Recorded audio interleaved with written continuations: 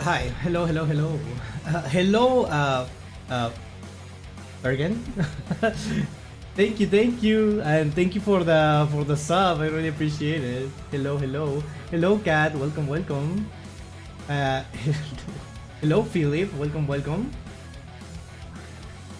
Yes, that's me. I am one of those Technicolor flag people. Yes, that's me. Hello, Void Knight Ace. Welcome. Hi. How's everyone doing? Today we have a lot of videos. Not like the last time that we just had one video, and the previous time where we had like what, like 7 videos from the same channel. This time we have like a little bit of variety. No, actually no, we have a lot of variety. Let me show you. Oh, there we are. Today we have one video from the duel logs. We have from Yu-Gi-Oh! Everything. We have for Mr. Top 10, MBT, TG's Anime, and Team Samurai, and Bukoya. Yeah. A lot of variety today. So yeah. That's what we are doing today. Wait, hold on. The chat is wrong. Is this better? Actually, I don't know if this is better. Is this better? Wait. It looks too small, but I guess it makes sense. Hello, Laser. Welcome. Hey, hello, Dragonlance. Thank you. Welcome, and thank you for the follow. Thank you. Have you seen the Red Muffler Man videos? Wait, who is Red Muffler Man? Is Red Muffler Man the one that makes like the dubs, basically? Red Muffler. Hello, is the Regenesis Metal Morph Duelist from your Discord? Hi, that's you. Yeah, no, I watch every Red Muffler Man video. It's already on my channel. Yes. The one who did the modern, yeah, the classic Yu-Gi-Oh versus modern Yu-Gi-Oh. Yeah, I watch all of those. They're already on my channel, so you can look them up there. Yeah. I reacted to all of them. Well, not all of them. There's like 3 of them, right? I think there's only 3 of them. I'm waiting for a new one that I'm sure is coming at some point. Definitely.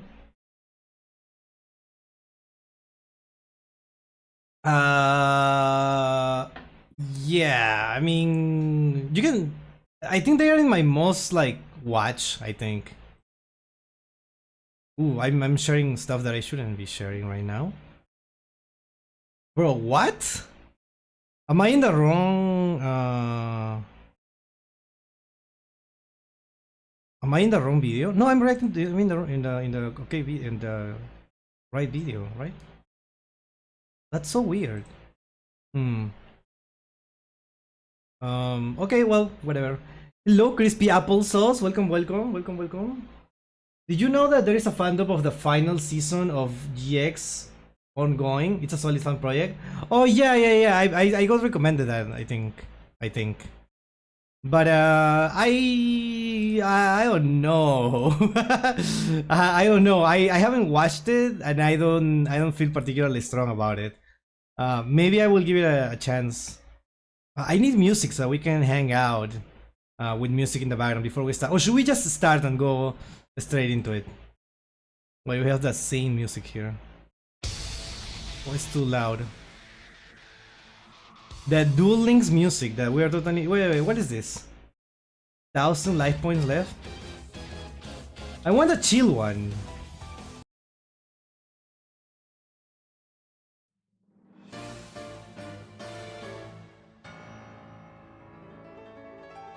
Yeah, it sounds correct.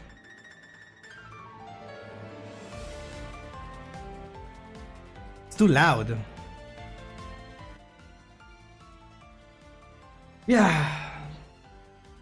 Carly Carmine music, that's the best. Okay. Carly Carmine.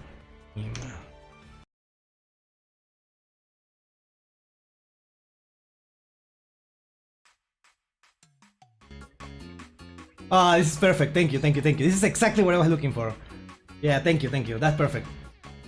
Okay.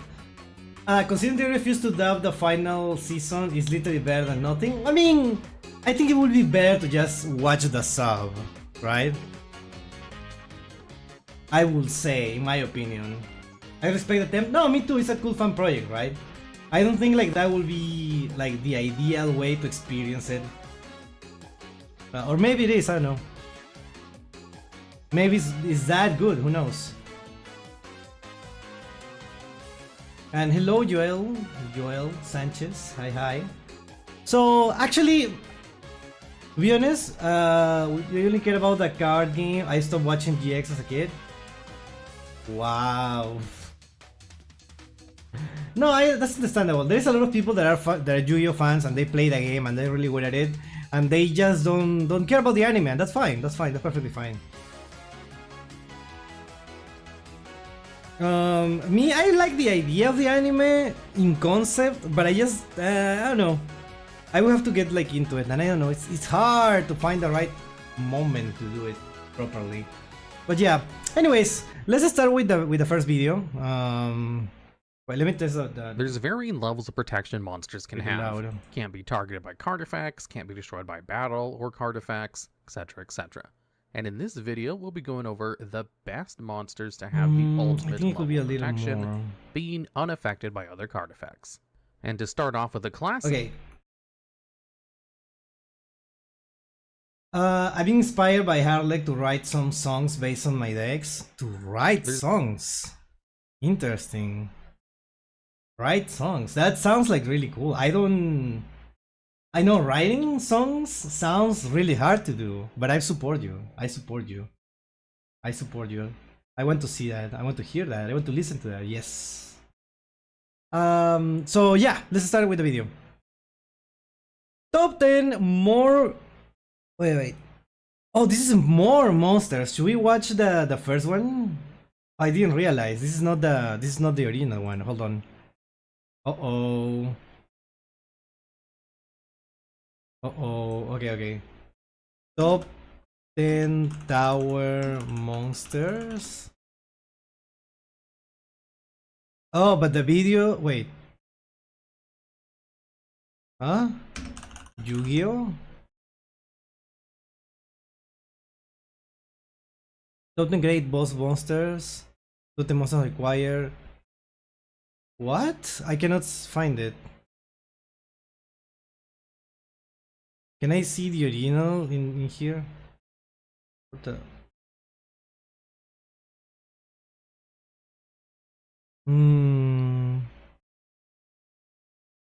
Okay. Top 10... Okay, it's not Tower. Tower is not in the title. Okay. Monsters that are immune to everything. Hold on. Top 10 monsters that are basically immune to everything. Top 10 cards which are immune to anything. Okay, let's watch this first. This is from 6 years ago. In this video, we'll go over cards which... Okay. I got this, chat. I got this. Don't worry, I got this. Let's watch the two of them together. In this video, we'll go over cards which have effects that make them unaffected by other card effects, which is basically the same as being immune to everything in Yu-Gi-Oh terms. Wow, I feel like I have too many tabs open now. Oh boy. Okay, hello Simon, welcome. We should watch a cat with the mustache video. Oh yeah, we can watch that later. Remind me that. I think like one came out like a few days ago. Let's also watch that one. Ray Raptor has 3, my goat.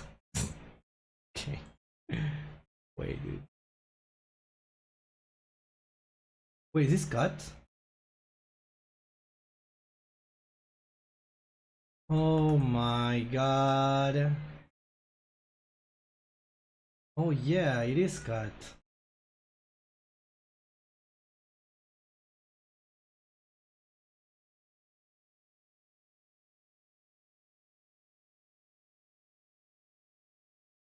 Okay.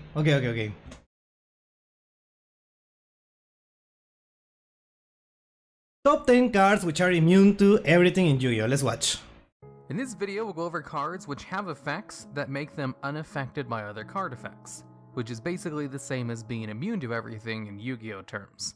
And at number 10, we have the Disdainful Bird of Paradise. Okay, I wasn't expecting that. This is unaffected by your card? Wait, what? This is a... you can touch material. You can detach 2 materials from this card this turn. This card cannot be destroyed by battle. Oh, wow. And it's only rank 1? Paradise. This is probably one of the weakest monsters that has an effect, which makes it immune to everything, as it's a rank 1 Exceeds monster that requires 2 generic level 1 monsters as its materials, and its effects are, it's unaffected by other card effects, i.e.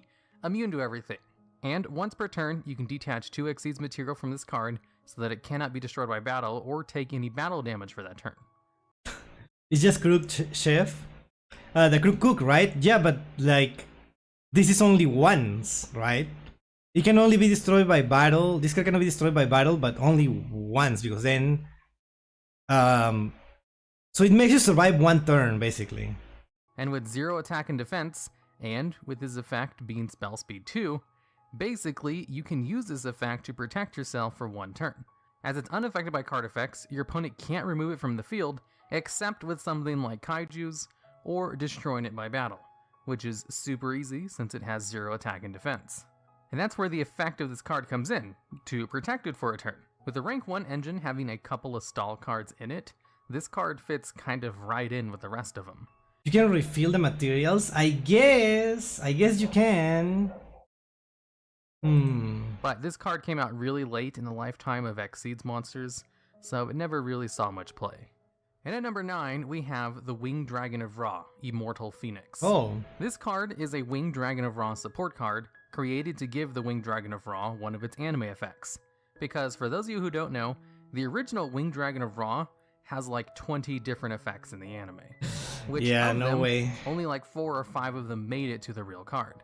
So this card can only be special summoned from the graveyard, if the Winged Dragon of Ra is sent from the field to the graveyard. With a body of 4,000 attack and defense, and having the distinction of being unaffected by other card effects, this card is much more in line with the unbeatable version from the anime. It also has the effect where you can pay 1,000 life points to send a monster on the field to the graveyard as many times per turn as you want. But during the end phase, this card is sent to the graveyard, and then you can special summon the Winged Dragon of Ra Sphere mode from your hand deck or graveyard. Hello, Brett. I find that funny. What video is it? And like it's not here in the corner. Yeah, we're watching a video about tower monsters. So this card can only exist on the field for 1 turn, which kind of balances out the fact that it's a 4,000 attack beat stick that is unaffected by everything, and has a non-destruction monster removal effect that can be used as many times per turn as you want. If all of these effects were given to the actual Winged Dragon of Ra, it would be a lot more comparable to the anime version. That's why this one has a whole bunch of restrictions for its summoning and how long it can stay out. And at number I don't know. Oh, Exodia Incarnate? Wait, what? Exodia Incarnate. Incarnate. This is an Exodia support card, which has the effects where you can special summon it from your hand by sending a Forbidden One card from your side of the field to the graveyard. And it gains 1,000 attack for each Forbidden One monster in your graveyard, and during the end phase, you can add 1 Forbidden One monster from your graveyard to your hand. And if this card is destroyed by battle, you can draw a card for every Forbidden One monster you have in your hand. I am surprised that no one uses this. This looks like a fake card that you will print and stuff. Like I mean, I know it's not good, right? But it's one of those cards that I feel like people will try to make work. Can you do where is trash dual cards? I don't know. I don't know anything about that. Oh, and it's also unaffected by other card effects.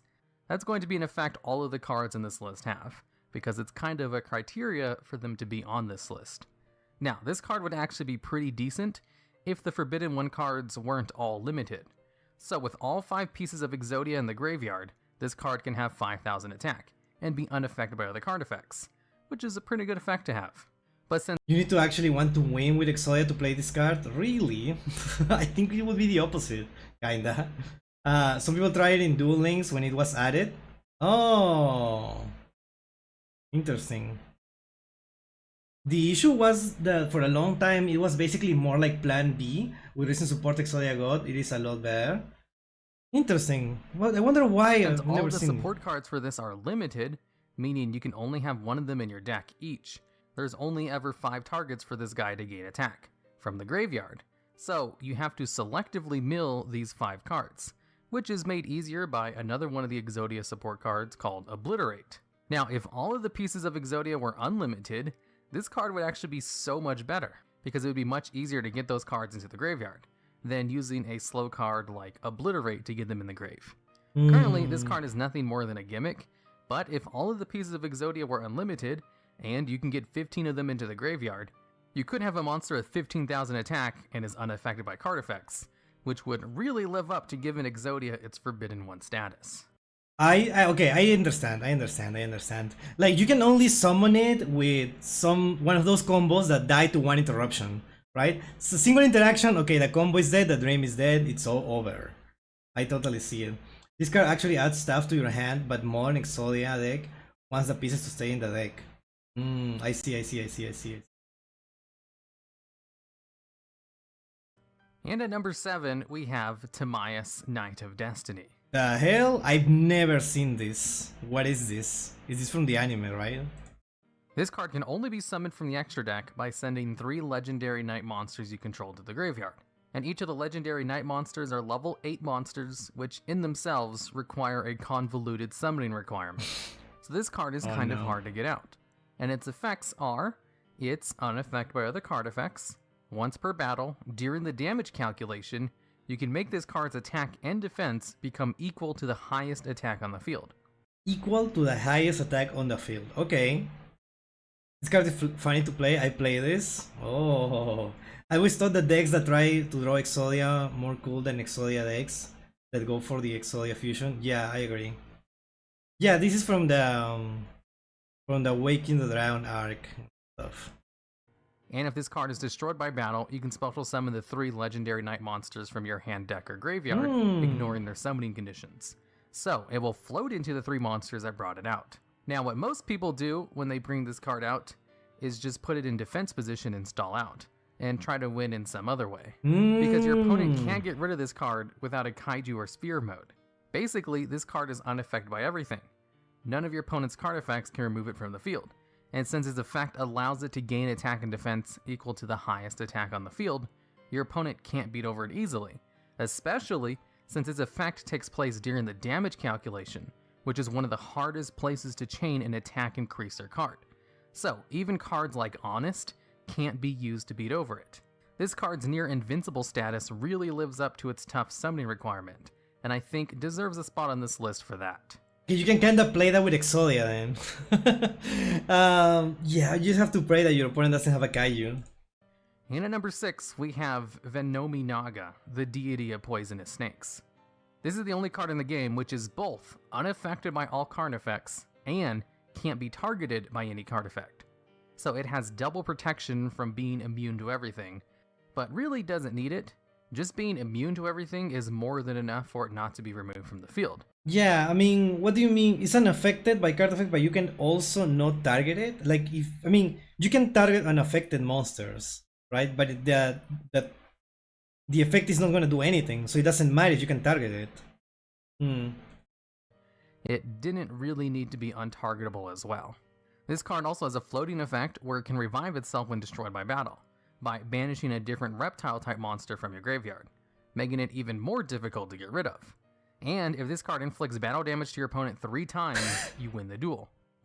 This is pre-logic based card text. Yeah, this is from before 2010, right? I think. Few cards that has an instant win effect.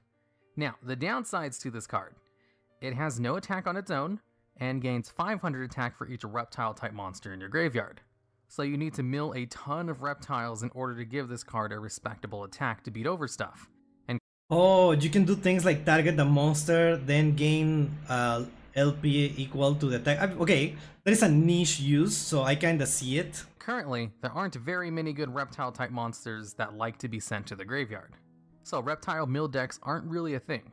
It can also only be special summoned by the trap card Rise of the Snake Deity, which in itself requires a specific card called Venominon, the King of Poisonous Snakes. This is so convoluted, like all of this, and then this is not even like a really that good of a card, honestly.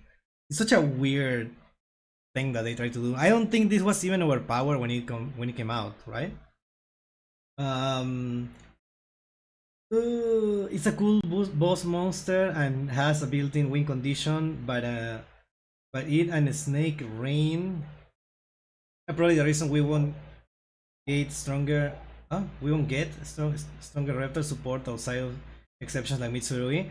Mitsurui is such a big exception there, such a big asterisk there. Venomina can't be protected by your own power of the Guardian. What? To be destroyed by a card effect in order to activate the card, which then allows you to special summon Venominaga from your hand or deck, which means this card falls squarely into the gimmick category, as it requires way too much setup in order to get out or do anything, or to even get on the field. Which means this card falls pretty squarely into the gimmick category, as it requires too much to set up in order to get going or do anything, or to even get out on the field, without offering too much of an impact other than being really hard to get rid of. But it is really hard to get rid of, and that's why I gave it a decent-ish spot on this list. Oh, you cannot like equip things to it because of that. Okay, I see. But you cannot be targeted, so you cannot like make it stronger with your own effects. Okay, I get what you mean. And at number 5, we have Blackwing Full Armor Master. This is a level 10 Blackwing Synchro monster. Okay, this is I think the first one in the list that I've actually lost to because I couldn't out it. Yeah, okay. This is the the first one in the list that I actually lost to. Yeah. I don't remember what I was playing. I think it's Sky Striker, and I just couldn't get the attack because everything else kept getting negated. That only requires you to have a Blackwing tuner plus generic materials. It has 3000 attack and defense and is unaffected by everything, which is pretty good on its own. So far, I think this is one of the easiest immune monsters that has a decent attack on this list so far. Okay. But on top of that, it also has an effect that can potentially allow you to steal your opponent's monsters or destroy them, as whenever your opponent activates a monster effect, you can place one wedge counter on that monster. And once per turn, you can take control of a monster with a wedge counter on it, and during your end phase, you can destroy all monsters on the field which have wedge counters. And since there are other Blackwing monsters that can help place wedge counters on the field, this is a pretty useful effect. The biggest problem with this card is the fact that it's kind of an awkward level for Blackwing monsters to go into. So That's it's a not problem? that easy to bring out in a Blackwing deck.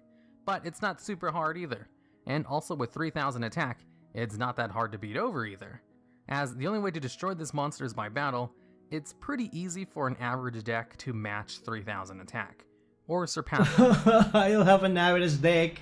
I couldn't get there, oh my god. By a bit. So it's not super amazing, but still pretty good anyway. And at number 4, we have Ancient Gear Houtzer. Okay. This is an Ancient Gear fusion monster, which only requires 2 Ancient Gear monsters as its materials, and has an effect where it's unaffected by other card effects. Once per turn, you can just inflict 1000 burn damage to your opponent, and if it's destroyed by battle, it floats into an Ancient Gear monster from your deck, ignoring its summoning conditions, which means it can float into Ancient Gear Golem. And since this card is immune to everything and has a lowish attack and defense, your opponent will most likely activate its floating effect by destroying it by battle, which will allow you to go into something bigger. This card is just a weird card in its archetype, that's what I was thinking. as it's the only Ancient Gear monster that's immune to card effects. But still pretty decent card anyway, because it's easy to bring out and floats into something bigger. And at number 3, we have Lyrilisk, Independent Nightingale. This is a level 1 fusion monster who gains attack equal to its level times 500. And once per turn, you can inflict damage to your opponent equal to this card's level times 500.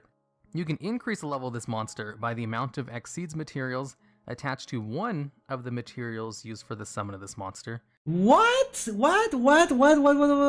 You can increase the level of this monster by the amount of Xyz materials attached to one of the materials used to summon this monster?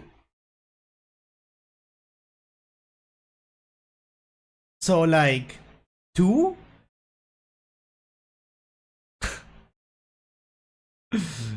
Okay, so it's 2 for if you summon like 2 Xyz Lyrilisk, you have 2 and 2, so like 4. So you get like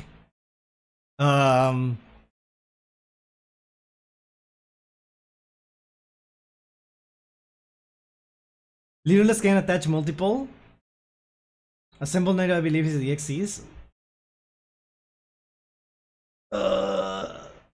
What? This card calls an ace, star ace to get banned?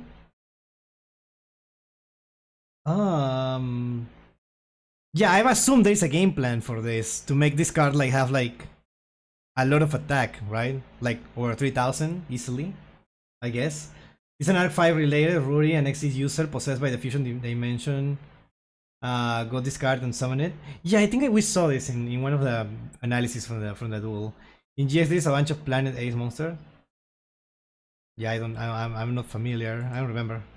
As one of its fusion monsters is an Xyz monster, that means it can go up in level by 5 usually, because that's the standard amount used to bring out Lyrilisk assembled Nightingale. And to top it all off, this card is unaffected by other card effects, just like everything else on this list. Now, what makes this card really good is monsters which can copy its effect in the graveyard. Oh! Currently, there are 2 cards on the ban list because this card exists. Oh, that's what you were talking about. The Tyrant Neptune and Supreme King Dragon Starving Venom. If the Tyrant Neptune copies this card's effect in the graveyard, it would gain 5,000 attack and be able to inflict 5,000 points of burn damage to your opponent every turn, while also being unaffected by card effects, which is an incredibly broken effect to have. And Dragon Starving Venom had a similar thing, where you could bring out 2 of them easily in one turn, and both of them could copy Nightingale's effect from the graveyard to inflict 8,000 points of damage to your opponent. Basically, because of this card's effect, any cards which have effects which allow you to copy card effects from the graveyard immediately have the potential to be super broken. But is this card not... This card is not banned, right? This card is legal. At least in masterduel, right? Or not? I don't remember. Because of this card's ability to give them the immune status, and gain a whole bunch of attack, and inflict burn damage. Or are you telling me that now this one is banned? This is probably banned now, I don't know. Easily. And that's why it's at number 3. But since this card is more of a support card to make other cards... Wait, what? Are you serious? Are they actually like drilling the wall? Are my neighbors doing that? Or was that a... What is that? What is that? Okay, I think it's over. Okay, that was quick. That's why it's at number 3. But since this card is more of a support card to make other cards broken, I don't think it should take the numbers 2 or 1 spots from what is actually there. And at number 2, we have Raid Raptor Ultimate Falcon. This is a guy. rank 10 monster with 3,500 attack, which is unaffected by card effects. It also has a couple of other effects that rarely get used outside of the Raid Raptor archetype. But basically, because Ultimate Falcon just has the unaffected by card effects effect baseline, on top of having a big body of 3,500, if you use a card that allows you to cheat extra deck monsters out of your extra deck, like with Waking the Dragon, this card is one of the best targets to pick. Dude, we've seen this, right? I think we've seen this on the replay stream where someone got like the other one, right? What is it called? Rising Rebellion or something with Waking the Dragon. That is such a stupid card. You can just cheat like something unaffected with a huge number. Yeah. As for some reason, Ultimate Falcon doesn't have an effect which restricts how it can be special summoned from the extra deck. So Ultimate Falcon is rarely brought out normally, and is usually brought out by cheating it out with other methods. That's because it's really hard to get rid of. 3,500 attack is kind of an awkward amount to beat over, as very few cards can go above 3,000 attack. Yeah, but you know what's even dumber? Daruma Karma Cannon. Well, that card has to exist because of dumb cards like this. Like we need the Daruma Karma Cannon because of this. I think that's the real problem here. I think I used the trap to summon the Time Lord Synchro in pure Time Lord deck. Interesting. Time Lord. Rising Rebellion is actually one of the latest support cards. One of the few rank 13 XCs. Only 3 rank 13s. Yeah, I mean, this video is from 6 years ago. So we will probably see it in the next one.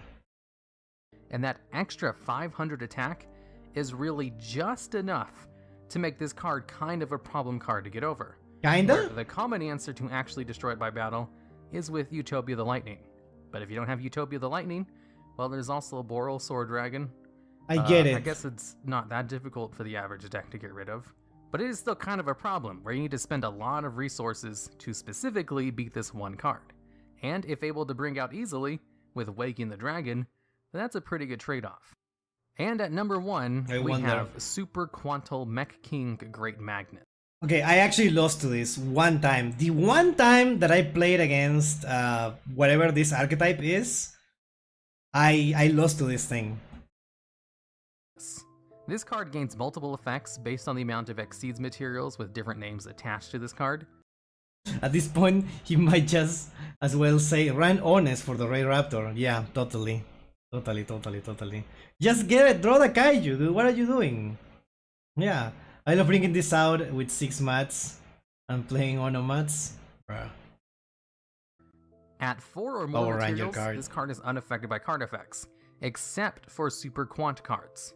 So technically, it's not immune to everything, since it can be affected by cards from its own archetype. Yeah. But that doesn't really mean anything unless you're playing against a mirror match. Yeah, exactly. What is the point of it? It's like the... It's when I complain about the Luna Light card, what is it called? Liger Dancer, and people say, oh, but it's not actually ineffective. You can affect it with Liger. I'm not playing Luna Light cards, dude. What are you talking about? I'm not gonna put that in my extra deck just because the chance that I could like play against a Luna Light. Yeah.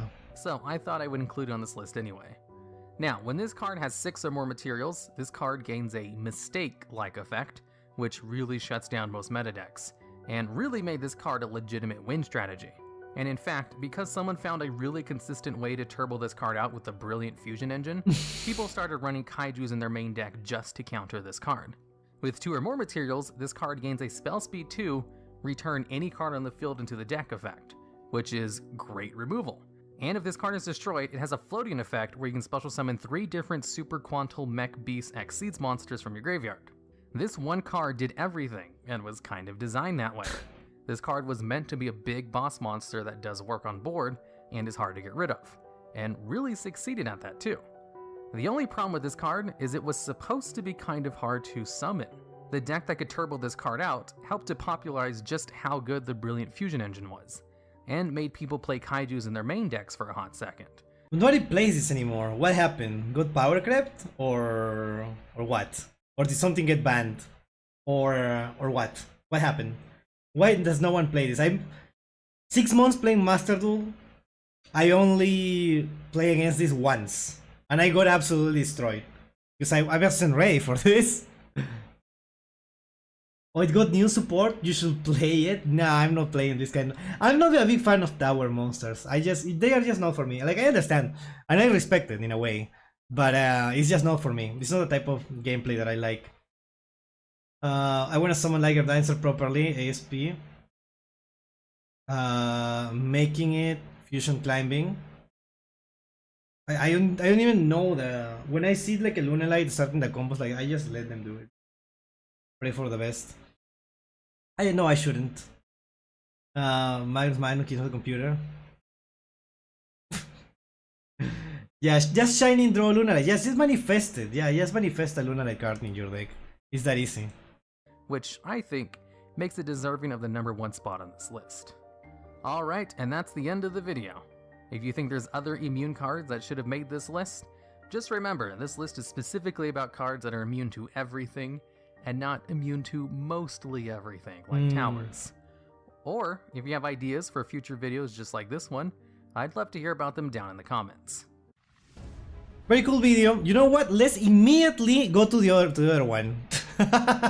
Let's immediately go to the other one. This video just came out, what, a few days ago, and this is the reason why I wanted to watch it. So I wanted to go back to the other ones, so now we can go to this one. Okay, so we have more tower monsters. Let's watch. There's varying levels of protection monsters can have. Can't be targeted by card effects, can't be destroyed by battle or card effects, etc, etc. And in this video, we'll be going over the best monsters to have the ultimate level of protection. Wait, you don't see because Tower Storm is boring and it doesn't have the waifu appeal of Lunalight? You are into something there, Being unaffected by other card effects. And to start off with a classic, at number 10, we have Apocryphal Towers. Wait, this didn't exist 6 years ago? This card is a 3000 attack level 10 earth machine that requires 3 Klee tributes to be normal summoned or set, and it has the following effect. If normal summoned or set, it's unaffected by spell and traps and activated effects from any monsters whose original level/rank is lower than this card's current level. Okay. All special summon monsters lose 500 attack and defense, and once per turn, you can make your opponent send one monster from their hand or their side of the field to the graveyard. We start out with a classic one, and the reason why we still call unaffected monsters towers to this very day. The Klee forts were a very simple iteration of the pendulum mechanic, and they were also the first competitive pendulum deck.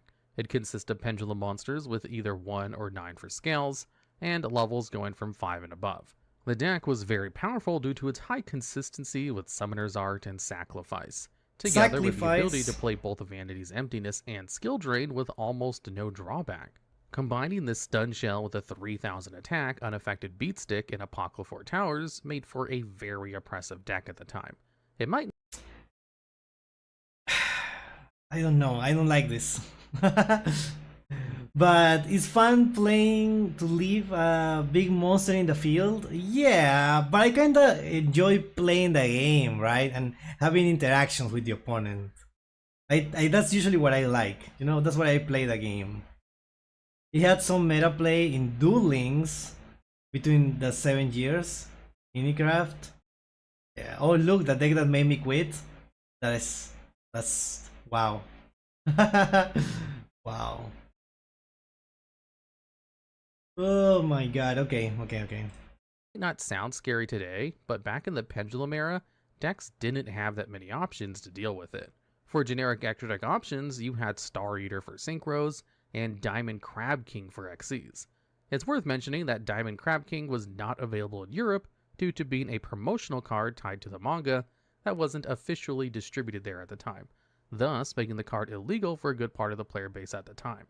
This all made Towers Turbo into one of the most oppressive decks at the time, focused entirely on just bringing out this one monster to the field and hoping it would carry the distance, which it often did. As a result, Apocryphal Towers even got put on the Forbidden list for a couple of years, and its best enabler, Apocryphal Scout, was also limited at the same time. Still, wow. Towers is a card that got worse as the years went on, with more and more ways to just beat over it being released with time. In the end, to nail the coffin shut on this deck, Link monsters were released. Links are not level or rank monsters, so now even a measly Nightmare Cerberus can do the job. Overnight, Towers went from an oppressive boss monster that once required hits on the ban list just to curb its power, to a disproportionate, hard to bring out beat stick that could get outed by any 2 monsters in the field most of the time. I didn't think about that. Yeah, that's too... to Links. And at number 9, we have Yugioh Mathmech Final Sigma. What? This Final Sigma? Cyberse with 3000 attack and the following effects. It is unaffected by card effects except Mathmech cards while it's in the extra monster zone. And if it battles a monster while it's there, any battle damage it inflicts to your opponent is double. Lastly, if this card is destroyed by battle, or if this card in its owner's possession is destroyed by an opponent's card effect, you add 1 Mathmech card from your deck to your hand. Why does no one play this? It's called Final Sigma. Yeah, exactly, Pablo, exactly. It's called Final Sigma. People should play this just because of the name. It's so funny. While Mathmech is now more known today as part of a bigger Cyberse deck, on release, the deck was meant to be an OTK strategy with Final Sigma as the main finisher. Going first, you could just make it in the EMZ and hope the towers rides you out to victory. This is a deck Bastion Misawa would have played. Totally, I can totally see that. You should play number 69. I have number 69 deck. Oh boy. But you'd probably be better served in trying to end on the other threat in the archetype, Mathmech Superfactorial, making a 3 material Prime Mathmech Laplacian with a Mathmech diameter. Is that a thing, chat? Should we just make a deck that has like all like meme names like Final Sigma and number 69? What else can we add to that? Wait, can we add like some brain rot? I guess we can add also the number 67, whatever it is. I don't know if there are more cards with they just have brain rot names. Like obviously they were Lil D, yeah, Lil D, yeah. We should also add Lil D, yeah. Some cards like that. Actually, let's cook that later. Let's cook that. I like the idea of it. Level 67 is banned? Wait, really? Oh my god. Well, we have to do level 69, I guess. No other choice. Which essentially gives you a Trishula with an Omni Negate stapled on top. Number 15 plus Angry Barrier. I love that. I love that. I love that. I love that. I love that. I love that. I love that. It is half a turn Mystic Mind. Oh my god. Yeah, no, I can see why. Going second was where this card truly shined as an OTK machine.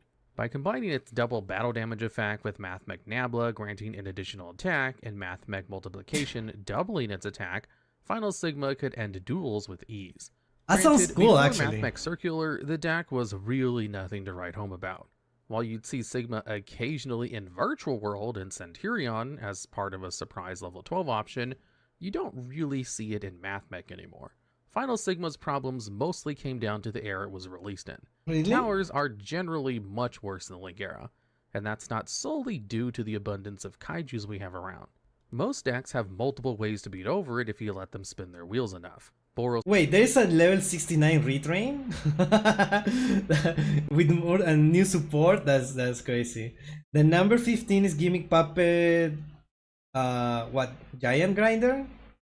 Giant Grinder? Okay, that sounds even more Mimi. Yeah. Level 67 was abused by K9. Wait! Was it the what's it called? Paradise Smasher? Is that the one? Was Paradise Smasher? Is Paradise Smasher? That's the name, right? It was something like that. It was Paradise something. Oh, well, okay, we're never gonna see that again then. Yeah, that's forever gone. It even had a funny name.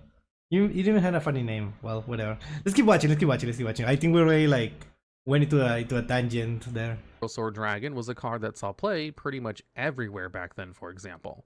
Still, the last nail in the coffin for this card and its playability was definitely the release of Access Code Talker. Oh. Because now, not only do most decks have a ridiculous easy way to get over it, even its own deck has no use for it, as it's much easier to make a double attacking Access Code than a double attacking Sigma in the deck. I guess. In a period when Mathmech was the most viable deck, when we had triple circular, the Synchro saw basically no play whatsoever with it.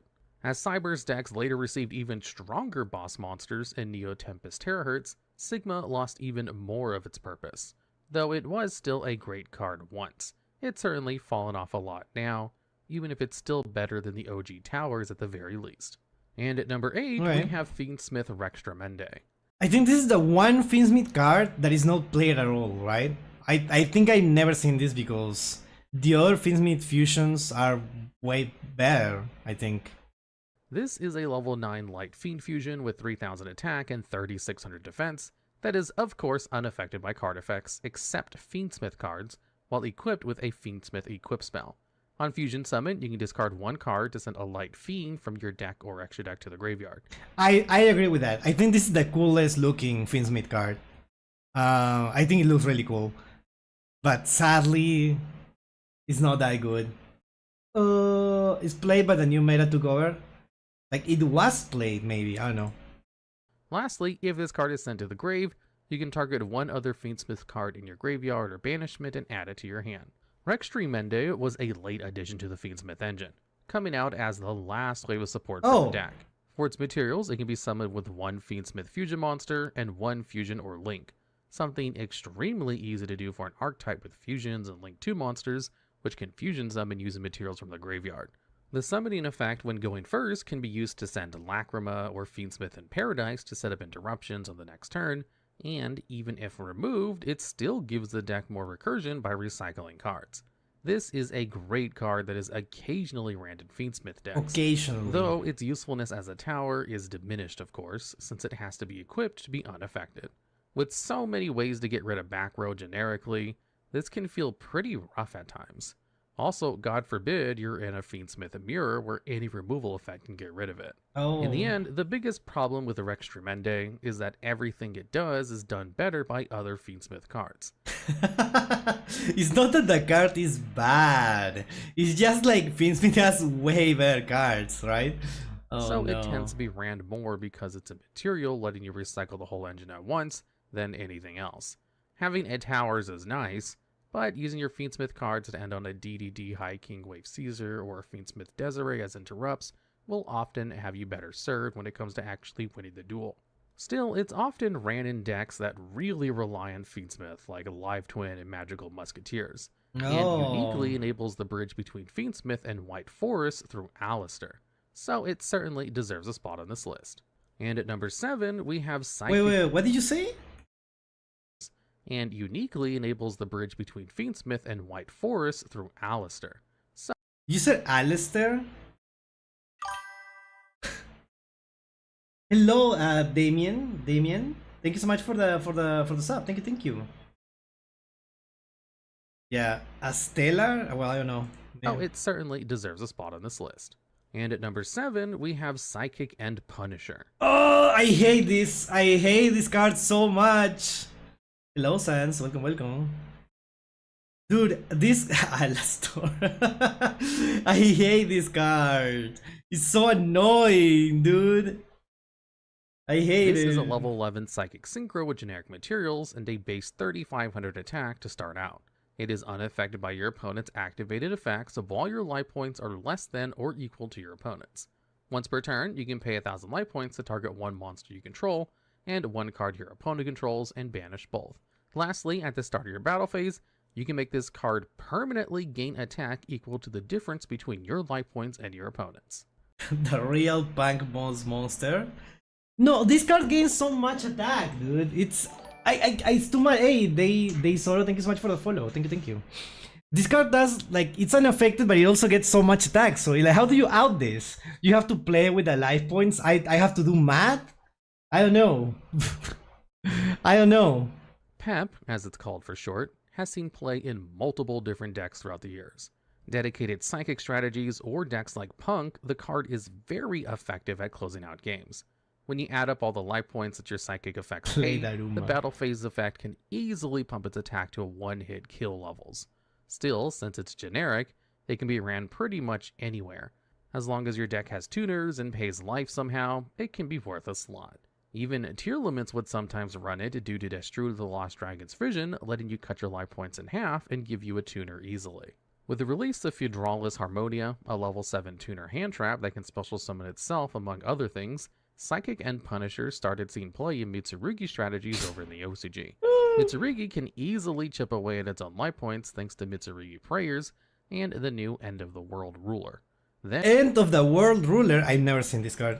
And any of your Mitsurugi level 4s plus Harmonia can make a very powerful PEP. With the condition of its protection being having less life points than your opponent, there are a number of ways you can deal with this card. Mentioning kaijus every time is boring, so let's skip those. The first method that comes to mind is simply lowering your life points. Yeah, exactly. If your deck doesn't have an easy way to do this, you can just use the battle phase to attack into your opponent's boost. It's called PEP. I didn't realize. This thing is called PEP. Ah, hello Jolteon, welcome. So if Dinomorphia have tuners, this would be perfect. You can play tuners in Dinomorphia, I don't know. Psychic and Punisher, and make it vulnerable to card effects again once your life points go down. Still, you gotta be careful as Pep's attack boost is permanent and happens every single battle phase. Exactly! So it can very quickly get so out of hand you can't crash into it without dying straight up. With a combination of generic requirements, an easy condition to become unaffected, a removal effect, a strong OTK potential, don't be shocked if you find yourself staring down this card in the near future. And at number 6, we have the dragon that devours the dogma. What the hell is this? What? Fallen of Albas? I never seen this. What? This card is a level 8 Dark Beast fusion with the classic 3000 attack, 2500 defense stat line. It requires Fallen of Albaz, any one light or dark monster, and any one effect monster. Wait, this is also new? Oh, okay. While Ecclesia monsters on the field or in either graveyard, this card gains 500 attack and is unaffected by other cards' effects. On special summon, it can shuffle up to 2 cards from any graveyard and or banishment into the deck. Lastly, during the end phase, if this card is in the grave because it was sent there this turn, you can add 1 Dogmatica or Tri-Brigade card from your deck to your hand. As is the case with most Albaz fusion monsters, the utility of this card is multi-layered. It is, of course, extremely useful to be able to make it with Fallen of Albaz super polymerization-like effects, letting you sweep away basically an entire board at once. Since we have the new Fallen of the White Dragon now, who easily makes Ecclesia and the Dark Dragon, who can special summon Fallen as a quick effect from your deck, it's suddenly extremely easy to be able to do this during the opponent's turn as an interruption too. And with how common both effect monsters and dark or light monsters are, Dogma is the one fusion with the most potential for breaking a board with Fallen of Albaz. I can already see this like in a lot of decks. Yeah, in a lot of decks that have no business running this. Its on-summon effect can occasionally work as disruption versus specific cards or to deny follow-up to the opponent. And to top it off, as well with all good branded fusion monsters, its graveyard effect can be used to add the Fallen and the Virtuous to your hand, which can be fired off instantly for either a pop or a reborn as needed. Still, when it comes to this card, being unaffected by everything is probably its least useful attribute, funnily enough. While it will often be so due to Fallen of the White Dragon tutoring incredible Ecclesia the Virtuous from your deck, removing a light monster in the graveyard can be done extremely easily through various different means. But this card currently sees success in dedicated branded, as well as any decks that run branded engines like Dracotel, as well as any decks that want to run the Fallen of the Virtuous like Radiant Typhoon, making it into probably the most commonly seen card on this whole list, at least for now. And that these cards are also gonna be in Sky Strikers. Can't wait, can't wait. Except they are not unaffected by everything. Well, you put it in quotation marks because you know Kaijus don't affect. Yeah, that's not an effect, it's a summoning condition. At number 5, we have Raid Raptor Rising Rebellion Falcon. Yeah, that's yours, Pablo. That's your card. This card is a rank 13 Xyz with 4000 attack that takes 5 level 13 Wing Beast monsters as its materials. It's unaffected by other cards' effects, and on summon, lets you destroy as many cards your opponent controls as possible.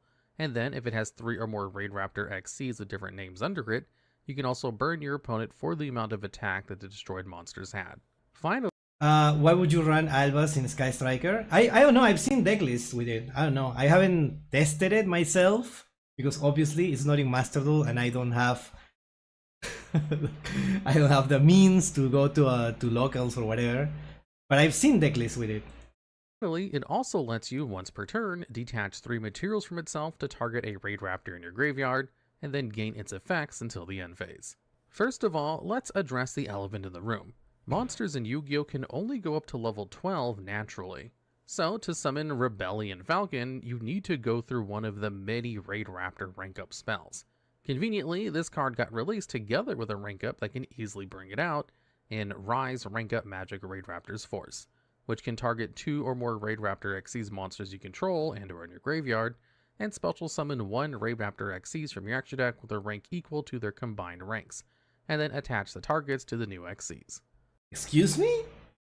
Doesn't this card make like super easy to summon this? Another option is just cheating it out through the graveyard effect of Raid Raptor Arsenal Falco. Yeah. This card can be considered an upgrade to Raid Raptor Ultimate Falcon in almost any situation. It can board wipe like him while burning for more burn damage with the right setup, and the effect of copying other effects from your Raid Raptors in the grave can make it attack directly with a Raid Raptor Blaze Falcon, or search a card by copying Raid Raptor Brave Strix. As with all other cards on this list, Rebellion Falcon can be dealt with by the usual means.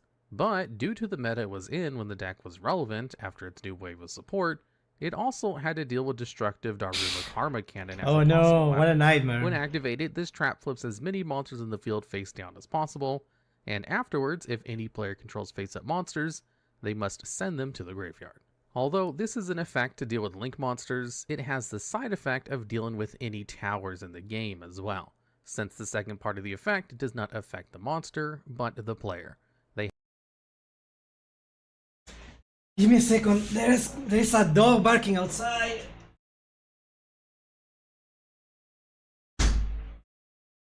Why do I have to live like this? Alright. They have to send their own unaffected cards to the grave due to game rules. Still, fortunately, this could be somewhat played around, as uniquely this towers was almost always brought out during the opponent's turn due to the rank up spells. And at number 4, we have the Arrival Cyber's Adagnister. This is a this is the final boss of Brains, right? If I remember correctly. 6 Dark Cybers monster of the Adagnister archetype, and has the condition where you can only control one copy of it. The original attack of this card becomes 1,000 times the number of materials used for its link summon. It is unaffected by other cards' effects, and on your turn, once per turn, you can target one other monster on the field, destroy it, and then special summon an Adagnister token to a zone this card points to.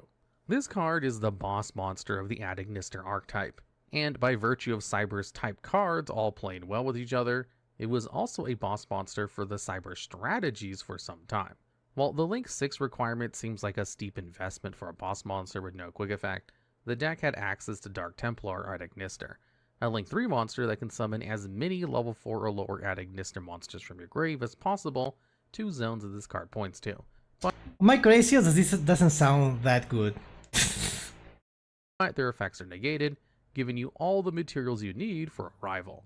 The thing with Cyber's decks is that the more archetypes you can fit, the scarier your end board becomes. I guess it's easier to summon. While pure versions of Adagnister would have a 1-card Arrival with 4,000 to 5,000 attack plus hand traps, and the archetype negate for face-up cards on the field in Danmari Adagnister as part of the end board, mixing in Math Mech into the equation can have the same Arrival backed up by Super Factorial into Laplacian and more extension thanks to Math Mech Circular. The downside of Arrival is the same as other cards on this list.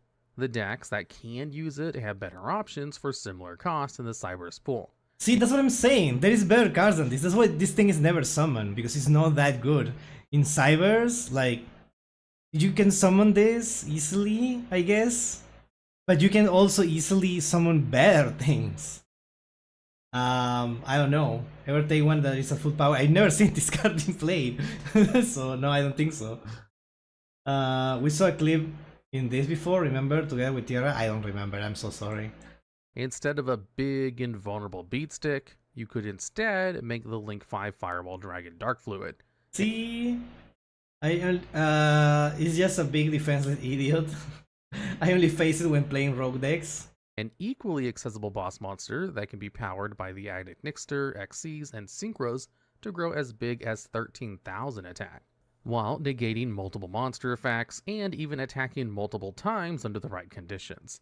For even less investment, you can also get into the Link 5 Fire Dragon Dark Fluid Neo Tempest Terahertz, whose effect gives you both a spell/trap card negate and a way to negate any of your opponent's face-up cards. Overall, the Arrival is good, but the Cyber's pool is too bloated for even a generic Towers to even be worth making again. And at number 3, we have X Purely Noir. Wait, hold on. Defenseless? Yeah, I mean, I don't know what anyone would consider defenseless. It's unaffected and it has a ton of attack, so I don't know what to tell you. Like, Liger Dancer has 3.8k, but Raigeki effect is the part that makes it better than Arrival. Yeah, of course, that's what I'm saying. Yeah, no, I wouldn't call it defenseless at all. But it doesn't do anything, it's just there. Towers to even be worth making again.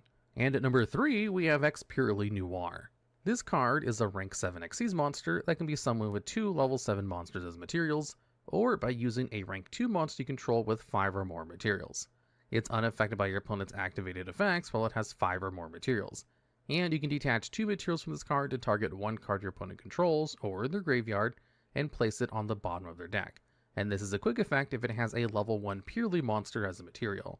Noir is the final and strongest form of the Xyz monsters in the purely deck. The I hate this card. power of this comes in the form of its many quick play spells. All of them act as starters and can also be attached to the Xyz monsters to give them effects. With 4 different quick plays that can act as starters and summon Purely or Purely, the 2 starters for the deck, this strategy had absurd amounts of consistency, plus a boss monster with a myriad of effects. To put it into perspective, the effects that the quick play spells give are soft once per turn, meaning you can stack them. So any purely Xyz with multiple quick plays can draw you multiple cards, get a big and fluffy stat line with delicious memory, and in the battle phase attack multiple times with a happy memory. Dude, I hate these cards. They're so annoying and they have so... I look at them and I'm like, happy memory, delicious memory, sleepy memory, and then these cards are the most toxic pieces of shit ever, dude. I hate them.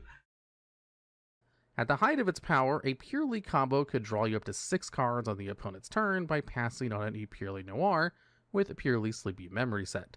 Wait to trigger the draws, then ranking it up to X Purely Noir on the standby phase with Pure Leap to do it all over again. With that all being said, Noir isn't necessarily harder to deal with than your average towers. The investment into quick plays meant that the board was often a singular, huge Noir, which was very vulnerable to cards like Herald of the Abyss. Additionally, since Noir was often made through the archetypal trap, it could be interrupted by the opponent interacting with you during the standby phase, by using something like Forbidden Lance on you purely, or using Crossout Designator on the trap, both of which were common ways to deal with Noir. The condition of only being affected by activated effects also made it vulnerable to cards like Mirror Jade the Ice Blade Dragon. When playing purely versus branded, you were incentivized to put Noir in defense mode to avoid the risk of your opponent making Mirror Jade, crashing into your Noir, and then due to Mirror Jade's delayed resolving of its effect, it doesn't technically count as an activated effect, and thus bypasses Noir's protection entirely. Purely is still a deck with tons of potential, though it sees very little play nowadays outside of being an option for Yummy. The deck could come back to the meta with a single wave of legacy support easily. And at number 2, I don't want to see it ever again. Oh, this number 2? We have Lunalight Liger Dancer. This is a level 12 Dark Fusion that needs Lunalight Leo Dancer plus 3 Lunalight monsters as its materials. It can only be fusion summoned with the materials named on this card. It's unaffected by card effects except Lunalight cards, and can attack twice during the battle phase.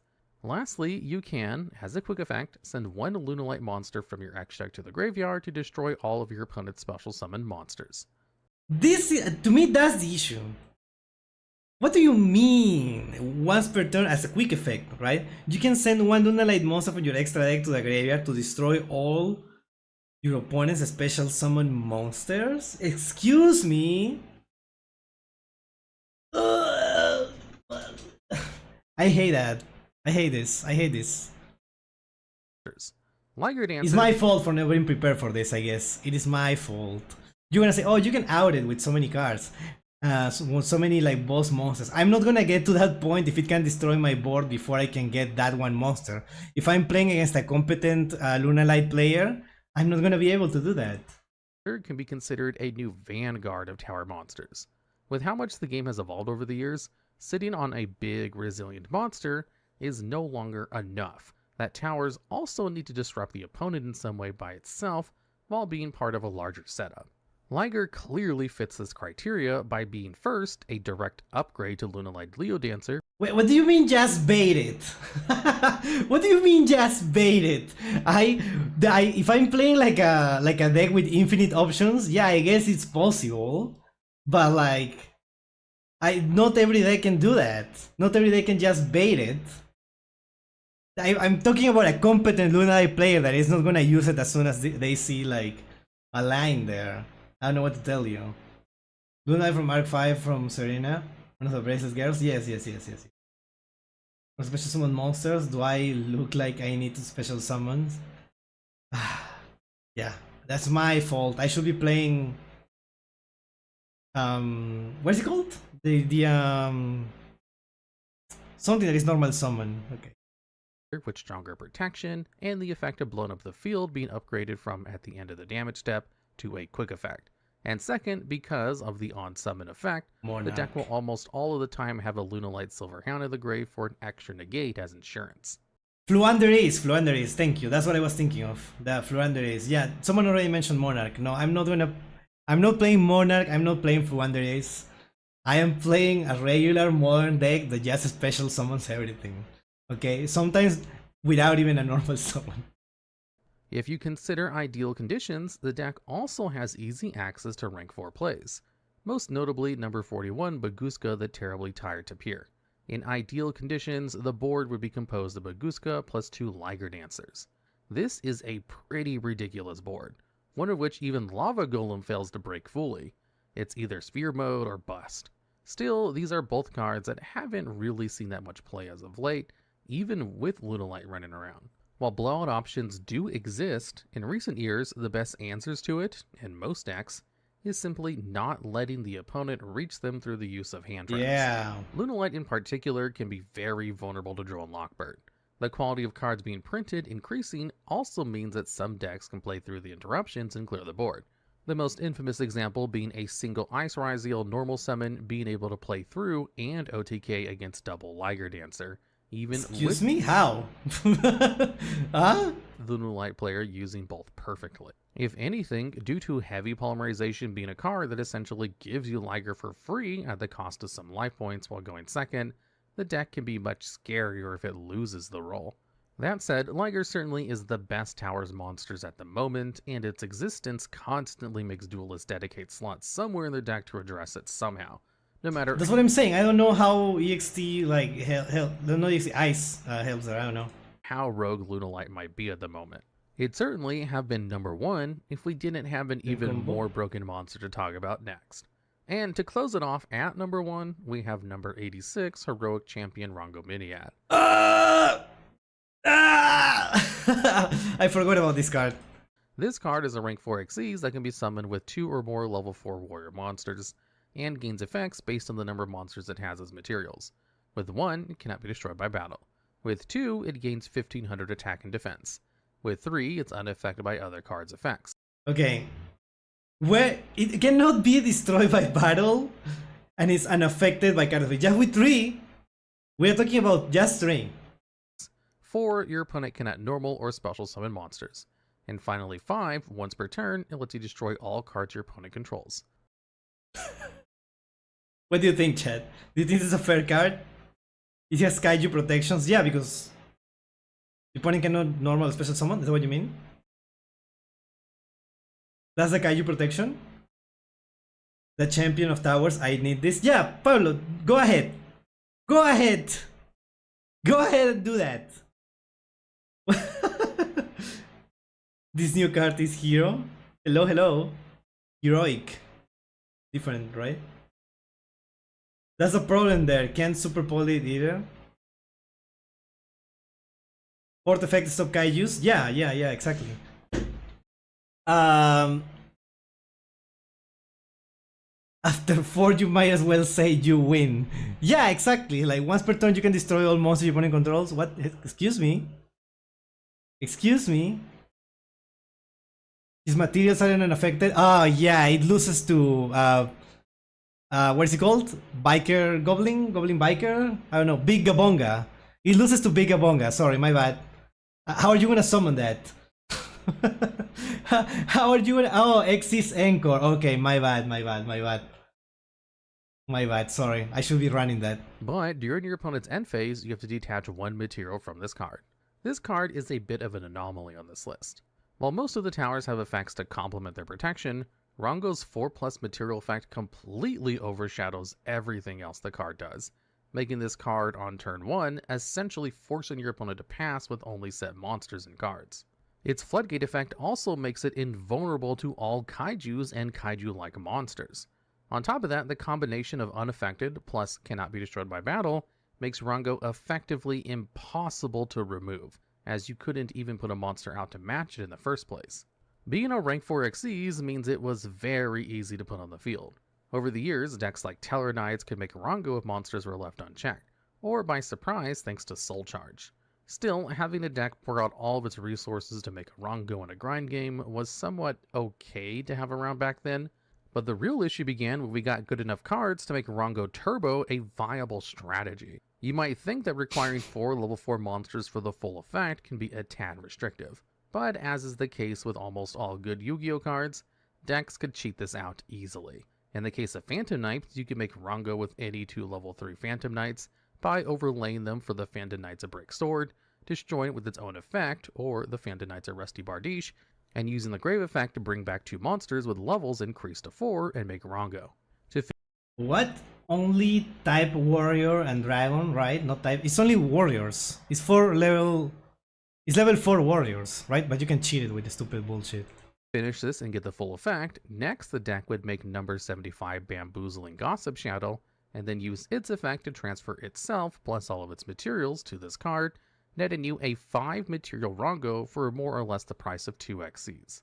And dealing with this card is a tad more limited compared to the previous entries, but it was still vulnerable to Herald of the Abyss, though not as effective if the opponent ended the turn with other warriors on the field. Or you could use a solution not mentioned before in this list, but one that proved to be an excellent answer in scenarios where I can't wait. Towers XCs were dominant, that being XYZ Encore. Oh, right, of course. This card can target one face-up XC's monster your opponent controls that has material, detach all materials from it, and if you do, return it to the extra deck. Then if there's it returns it to the extra deck? Wait, what? Monster cards in the graveyards amongst those detached materials, special summon as many of those monsters as possible from the grave to your opponent's field in face-up defense position. Their levels are reduced by 1 on the field. Also, neither player can activate cards or effects in response to this card's activation. Isn't it unaffected? Well, I guess if it had only 4 materials, then it becomes affected by this, because you can still target it. Yeah, you can target it with this. And then if you took like the 2 materials, then yes. Is that how it works? Am I misunderstanding? Yeah, because it detaches the material first, right? Now, you might be thinking, if this card is unaffected by card effects, how can the card effect work on it? Well, viewer, this is another case of rule nitpicking.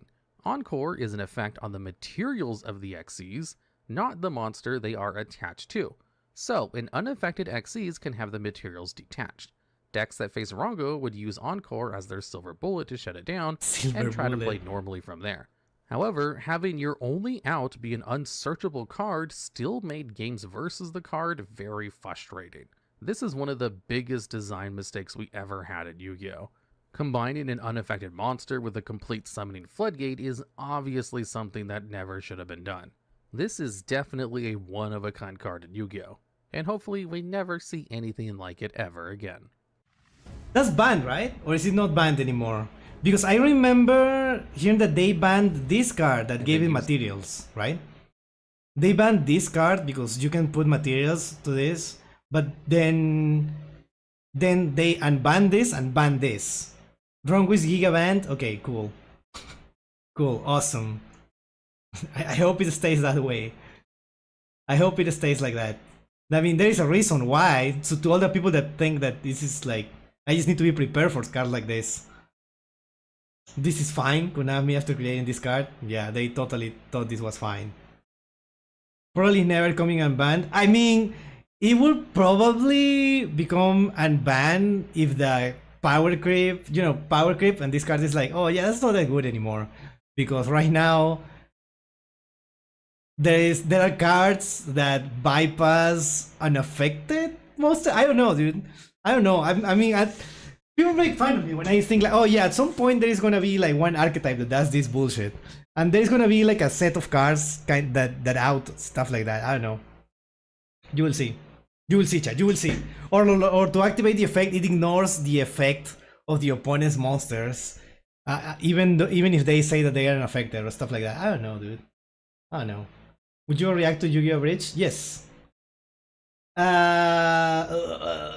has to carry its legacy. Ophion. The OCG philosophy is there is an out, it is if there is an out, it is not OP or it is not too OP. You didn't draw the out, you didn't have the heart of the cards. Okay, I see where they are coming from, but that's not how it works in real life, sadly. If the share the pain is another out searchable by TTT. Yes. Sure. Why not? The stream is kind of struggling right now, so yeah. Let me know, chat. Which are your favorite towers? Or no. Let me know in the comments. Let me know in the comments why I'm wrong and how I can out all of this easily. Yeah, let me know, chat. Let me know which is your favorite and how they are not that OP. All right. See you next time.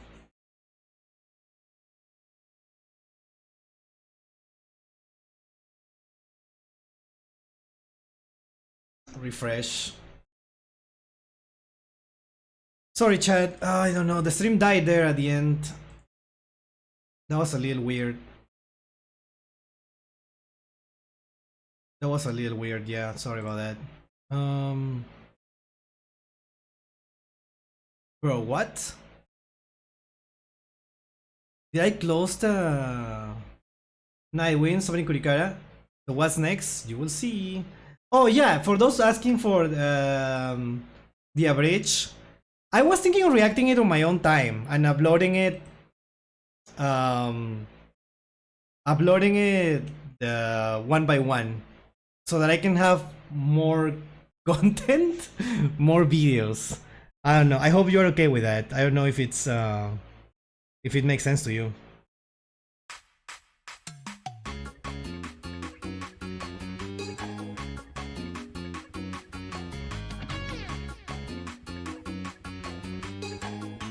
We can do cat with the mustache.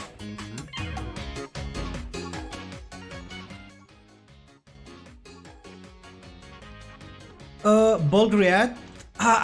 You know, okay, chat. I think this is the plan. I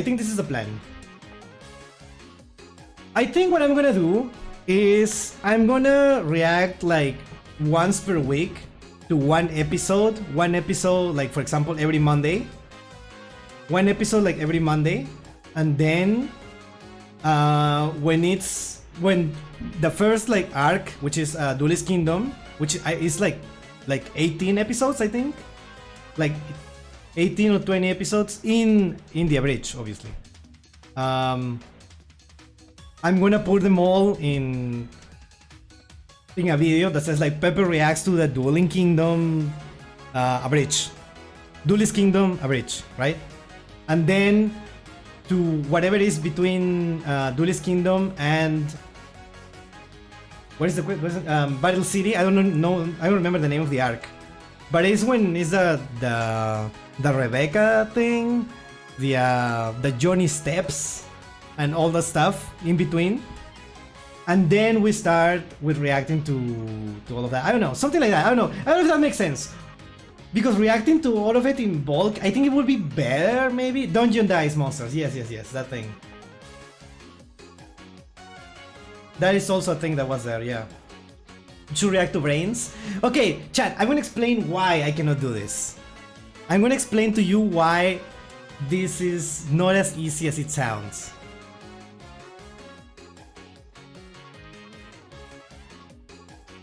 Wait, not this one.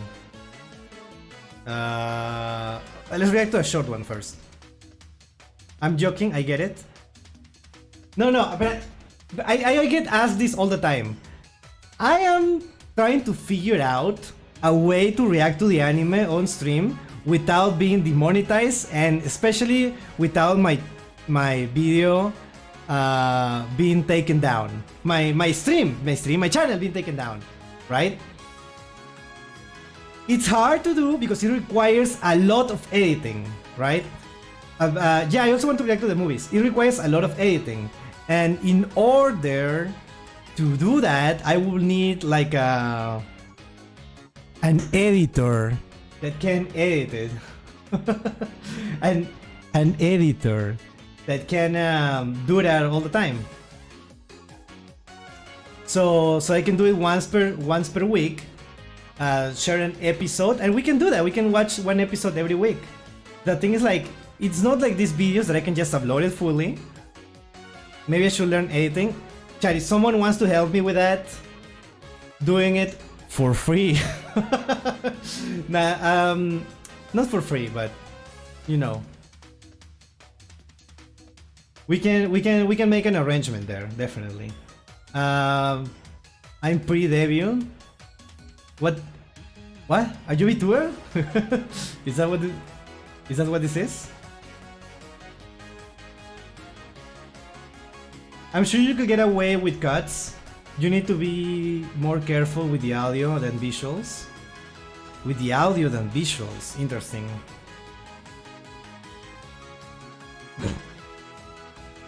I'm a K-tuber? Wait, what is a K-tuber? But plan on going V-tuber in the future? Interesting. Wait, what is a K-tuber? What does K mean? Konami tuber? I don't know.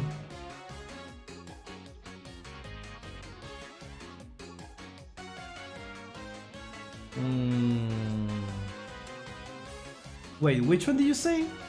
They are the closest thing to what Egyptian gods were in the anime? Which cards? I basically dress up as an anime character and appear in front of the camera. Oh! That seems like it takes a lot of effort, like cosplaying for every stream. That's crazy. Pepper, second teams, me and... Second teams, me and Frigon recommend from Duel Links for realization is Crow and Leo's team. Okay, maybe for next time. For now, for today, let's just focus on this one, the Caroline one, and then we go to the other ones. Okay, I did 2 suggestions in the Discord that might be curious. I already decided which videos I'm gonna watch today, so I'm gonna check the suggestions for next week. Because okay. Chat, I want to be transparent with you. I want to be transparent with you. Is that the term? Transparent? That sounds... that sounds like something else. But like...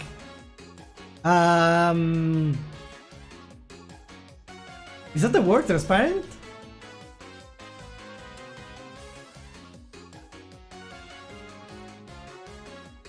That's right? Interesting. No, Pablo, give yourself back your points. That's right? Okay, transparent. Yes. Okay, amazing. Okay, I want to be transparent with you, chat. The way that I decide what videos I watch is what I think will do best as a video, right? As like a reaction video. So you can see in my YouTube channel that there is a lot of videos that are just like cut from the streams that are my reactions, right? So I need to choose what I think will do better. Because a lot of people can come to the stream and tell me, oh, this video is a masterpiece. It's like, you're gonna love it. And you know what? I probably would, because you already see what I like. And you already know that. You already see what I like. You see the stuff that I enjoy, whatever, and you think that Pepper is gonna enjoy this video, and I probably will. But I kinda need to upload what is gonna do better. So what I try to do every week is to react to mostly stuff that I can post and it's gonna do well, and I can react to a few videos that I react because I want to watch them. That are from your suggestions. So sadly, I cannot guarantee that I'm gonna watch all of your suggestions. I would love to. Maybe we can do that in the future, when I have like more time to record stuff like this. Now I know this sounds like, oh, Pepper only cares about content. Pepper doesn't really care, and I totally get why you will feel like that, right? I get it. I understand. It sounds bad, but the idea is that I try to get a balance between things that I enjoy and things that I think I'm gonna do well as content, sadly. I hope that doesn't turn you off. Like, that's what I'm trying to do, because I want to be a full-time content creator, right? That's the plan. What I want to do then, when this channel starts like doing well properly, is that in the future I can have a channel that is like more personality based, and it's just more about the things that I want to do. But obviously my main thing that I want to do is Yu-Gi-Oh! That's what I'm doing it, right?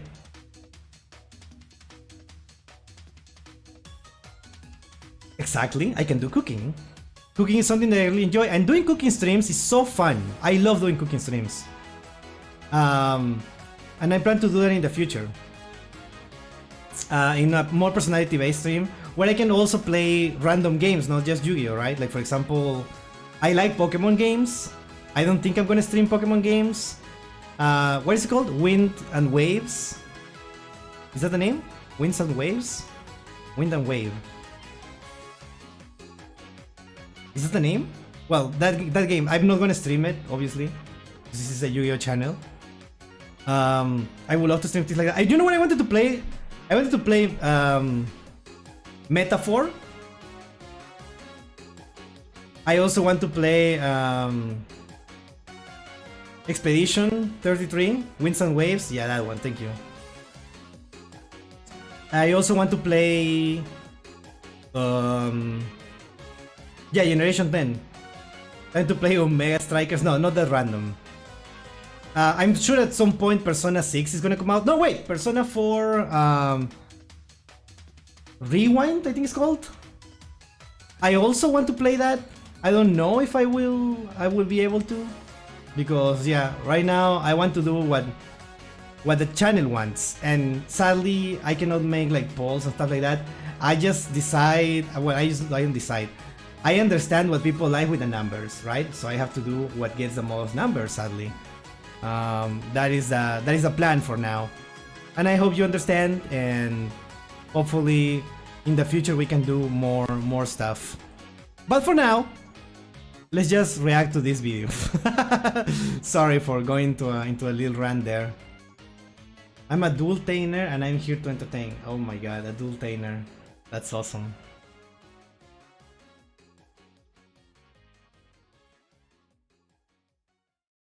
Would you be down on collabing on a Master Duel series in the future? I'm not gonna lie to you. I really like the idea of participating in a Master Duel series. I love that because I've seen a lot of YouTubers, Yugi-tubers that I enjoy doing that, and I really like it. But I feel like it requires a lot of commitment. Okay, so I will have to do it under the right circumstances. Like, the idea seems very cool to me, but I don't know if I will be able to. So I will have to evaluate if it's the right time, and with the right people, right? Because maybe you can do that and not vibe with the person doing it, and you end up yelling at each other. And I know that's kind of content, in a way. We do one episode every 2 months. Now that doesn't sound like a good idea there. Because you have to do it every week in order for it to work. You have to do it every week. If you do it every 2 months, that is just not gonna work, right? Yeah, it's commitment and scheduling. Yeah. I respect that I can just throw caution into the wind with uploads. Oh. Wait, chat, I'm dying right now. I need to get water. Give me a second.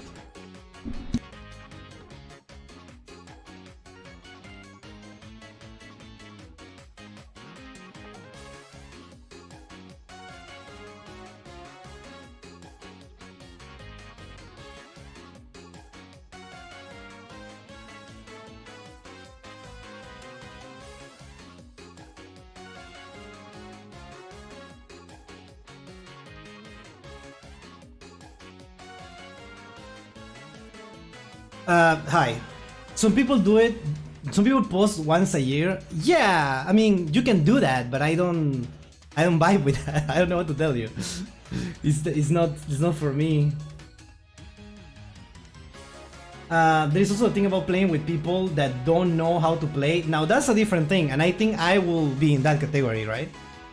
I also not the best.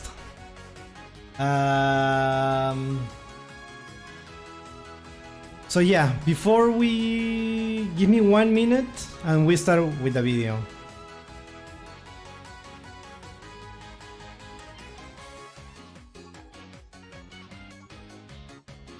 You know, I already have the thumbnail for this. Okay.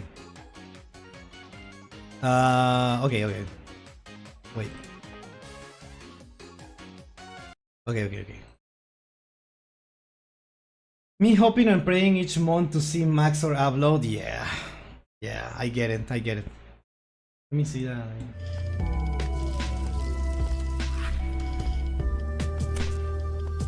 This week, Farfa uploaded a low-effort, unscripted... Okay, let's... This video starts already, like, so perfect. Why is it... What does it... I don't know, I feel like it's lagging. Like, something is lagging in my PC right now. I wonder why could it be. Okay. Oh my god, I always end up clicking on this thing by mistake. Hello? Okay, cool. In fairness, you have been doing good with your own current content too. No need to switch it up. It's not about switching it up. I don't think so.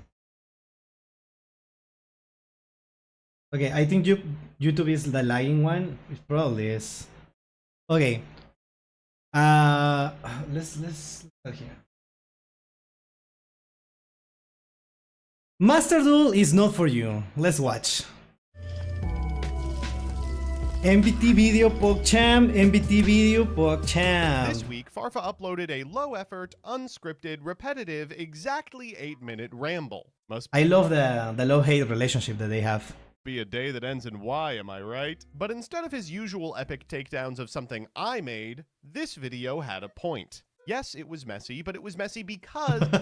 Okay, I feel like I should have watched this video first. Masterduel sucks?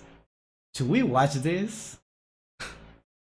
Wait, hold on. Let's see where it's going. By now, what can you manage about Konami's flagship product other than a vague frustration? Sitting down and writing out what's happened to Masterduel is almost an impossible task. You get about 3 sentences in before you start getting angry, then frustrated, then sad, then empty, then contemplative, then horny, then angry again. There are times... Does that happen to you, Chad? It happens all the time to me. Times when, as someone who has inexorably tied his finances to this product, you can't do much more than sigh and load into another game of ranked regardless. So rather than talk about Masterduel by talking about Masterduel, I want to draw an analog. As Magic the Gathering has begun its slow... Oh no. Oh no. Transition into Fortnite, the geniuses in charge of facilitating this transformation have come up with a useful phrase for bad sets. This product is not for you. Not everything can appeal to everyone. Oh, okay, I see where this is going. Everybody, after all, then there's no reason to yuck other people's yums. To translate from the Spider-Man CCG to Yu-Gi-Oh, maybe you don't like the Challenger Cups were shelved for Shadow Duelist, but maybe a lapsed Yugist who's a fan of One Direction loved it. Maybe you aren't a fan of the current card pool, but some guy with a bootleg Appaloosa figurine might be.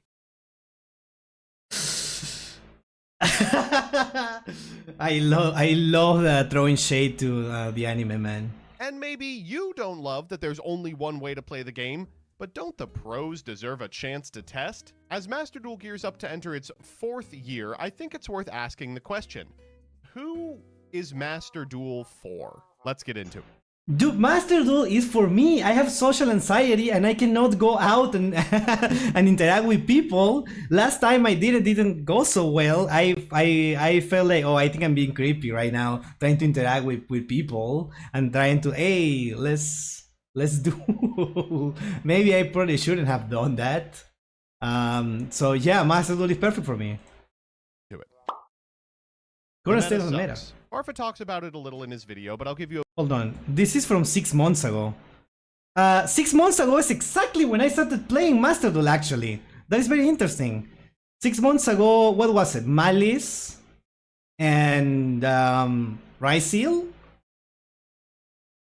A brief overview here as well. At present, there's really only one deck worth playing, Malice. If you stretch the definition of worth playing, you can get to a second one, Ryseal.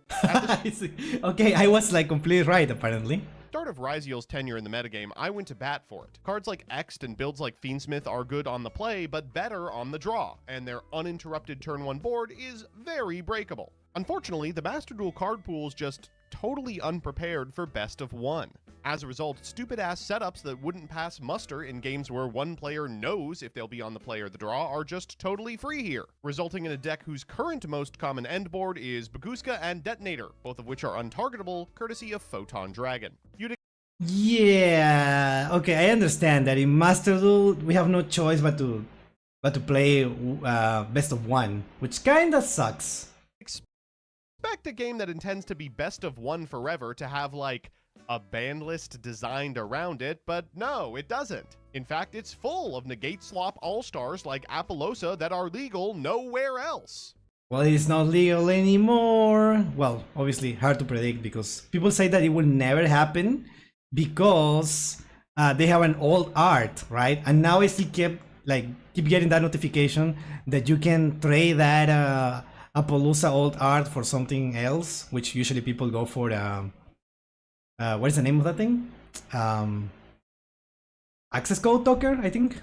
I'll give you an example of how ridiculous this is. At the World Tournament, the going first win rate was 70%. For Malice 70%? Specifically, it was 80%. This is, of course, impacted by the specific World's rule set that prevents players from maxing out on every hand trap, but they were playing a lot of them and it wasn't nearly enough. I remember when Hearthstone had to move heaven and earth when it was revealed in 2016 that their going first win rate was approaching 55. The horror! Unfortunately, every time you so much as mention Master Duel's current miserable metagame, you get a half dozen dedicated Master Duel grinders Posted it again award. Dracotail and Mitsurugi is worse than Malice. Like it's a more of a problem than Malice. I don't know. Is it? Chad, what do you think? Do you think Dracotail and Mitsurugi are like stronger than Malice? You know what the thing is? That right now, when Malice was like the best deck, it was just Malice. While right now there is a lot of decks that are like as overpowered at the same time. Before there was only one or two. Now there is a lot of decks that sound like they are like really strong. So that's maybe why you will consider it a better format. In my opinion, that makes sense, right? Because Vanquish Soul, K9, Dracotail, and Mitsurugi with a Yami, all three decks seem just as unfair, which makes them seem fair? Question mark? Malice was worse, but it's worse because of Apo and Link Decoder, and not for what Malice did on its own. Oh yeah, because Malice was mostly an engine to summon a lot of like bullshit, right? True, K9 is still there? Yeah. Going first, I felt I had the chance against both of them playing what I liked. Going second, both are misery. At one point, Blue Eyes was handled a ban list just to shine, just like in IRL. The Malice era was a lot worse. Yeah, I think the same. I think we can agree on that. Okay. Hopping into your mentions to let you know that yes, while the metagame isn't perfect, there's still a lot of fun to be had just competing. Isn't the thrill of competition its own reward? And the best players consistently place high in DC, so clearly there's skill involved. Yeah, that's true. Competitive nut punching also allows you to feel the thrill of competition. And the cream consistently rises to the top there, too. Iron Balls Wilson just won his 8th title, but I'm not playing that. This is the first example of Master Duel not being for me. I can't sustain myself just from the thrill of competition. I won't play a game unless I'm having fun doing it. What? You want to have fun playing Yu-Gi-Oh? Psst. Psst. I want to get punched in the nuts. Aren't you all Pokemon players, for instance? Min-maxing a format I hate is just work. There's skill in scrubbing toilets. Barfa beat this to death in his video, and it's not hard to see why. For a lot of players, Master Duel is the exclusive way they engage with Yu-Gi-Oh! For a lot of potential players, it's a first step on what could be a long and storied Yu-Gi-Oh! Adventure. But for all of them, it really pales in comparison to what's available in the TCG or the OCG. This is compounded by the issue that Lack of features. Okay, I agree a lot with this actually. Was that a serious question? What do you think? Nah, I find Mitsu and Dracotail fine, but K9 and VS players, I hope their pillow are warm and they don't have a nice Christmas. Really? Interesting. Yeah, I don't know what to tell you. Malice also got the use of impulse mostly for free. There's nothing to do in this game. I went over this a little bit on stream, but let me reiterate it here. It's really, really out of place that the only thing you can do in Master Duel is ranked. Not. Oh yeah, the events are fun, right? When there are events, it's like the most fun that it can get, and we get a lot of videos and stuff like that, and a lot of like a conversation. But that happens like every few weeks, maybe once a month even. I don't know. So yeah, I wish there was a different format. I honestly feel like if Genesis was part of this, it would be so much better. And dude, if you include like Gold format or Edison, that will also attract a lot of new players that don't give a shit about Yu-Gi-Oh! And they don't care about, you know, Yu-Gi-Oh! They just want that nostalgia factor. I think that will help a lot. I don't think we will lose like players, like, you know, real players who care about the meta if you include Edison and Goat. I feel like that will actually get new players that maybe they will evolve into real players. I know I'm rage baiting right now. You know what I mean. you know what I mean. People will say, what is this guy that this plays only Master Duel talking about real players? The real players are only the OCG ones or the TCG ones, the real cardboard, right? You don't play a real game. Master Duel is not the game, okay? That someone is gonna say that, and you know what? In a way, you're kinda maybe right. I don't think they will ever include a best of 3 format. It would be awesome if they did, but I don't think it's gonna happen. I think also solo mode that is more like the anime or duels, 2 versus 2 thing like that. Ooh, 2 versus 2 will be so funny. I don't think that would ever happen, but it would be so funny. If it still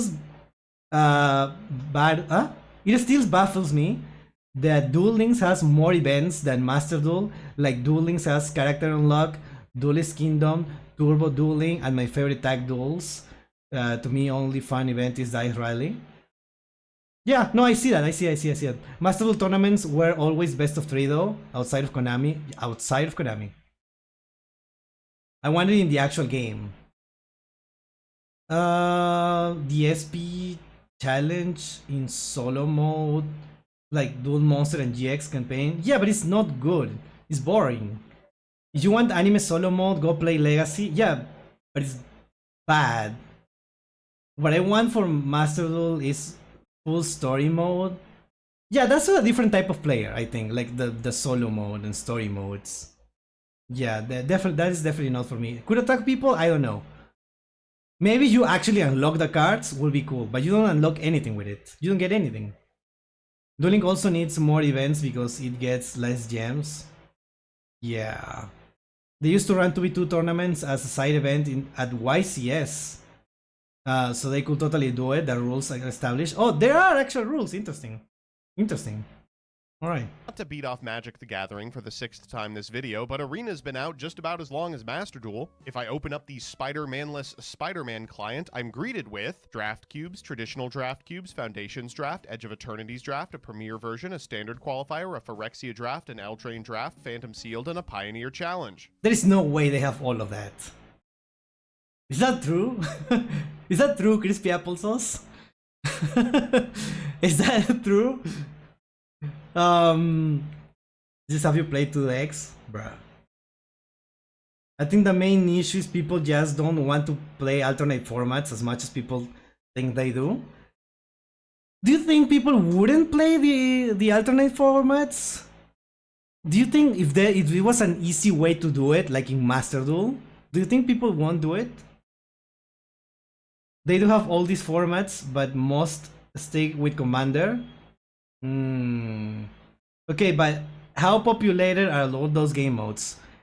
Yeah, I think that is also a problem. Like, you will only get like 3. Like, I think like with 3 different modes will be more than enough.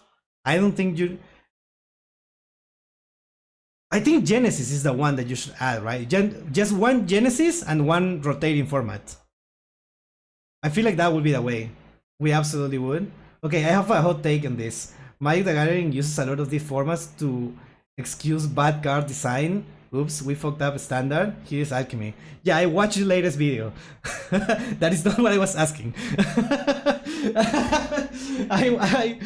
I was asking if the actual, like, what's it called? Magic the Gathering Arena has like all of this all at the same time. Rush Duel and Duel Links are technically alternative formats.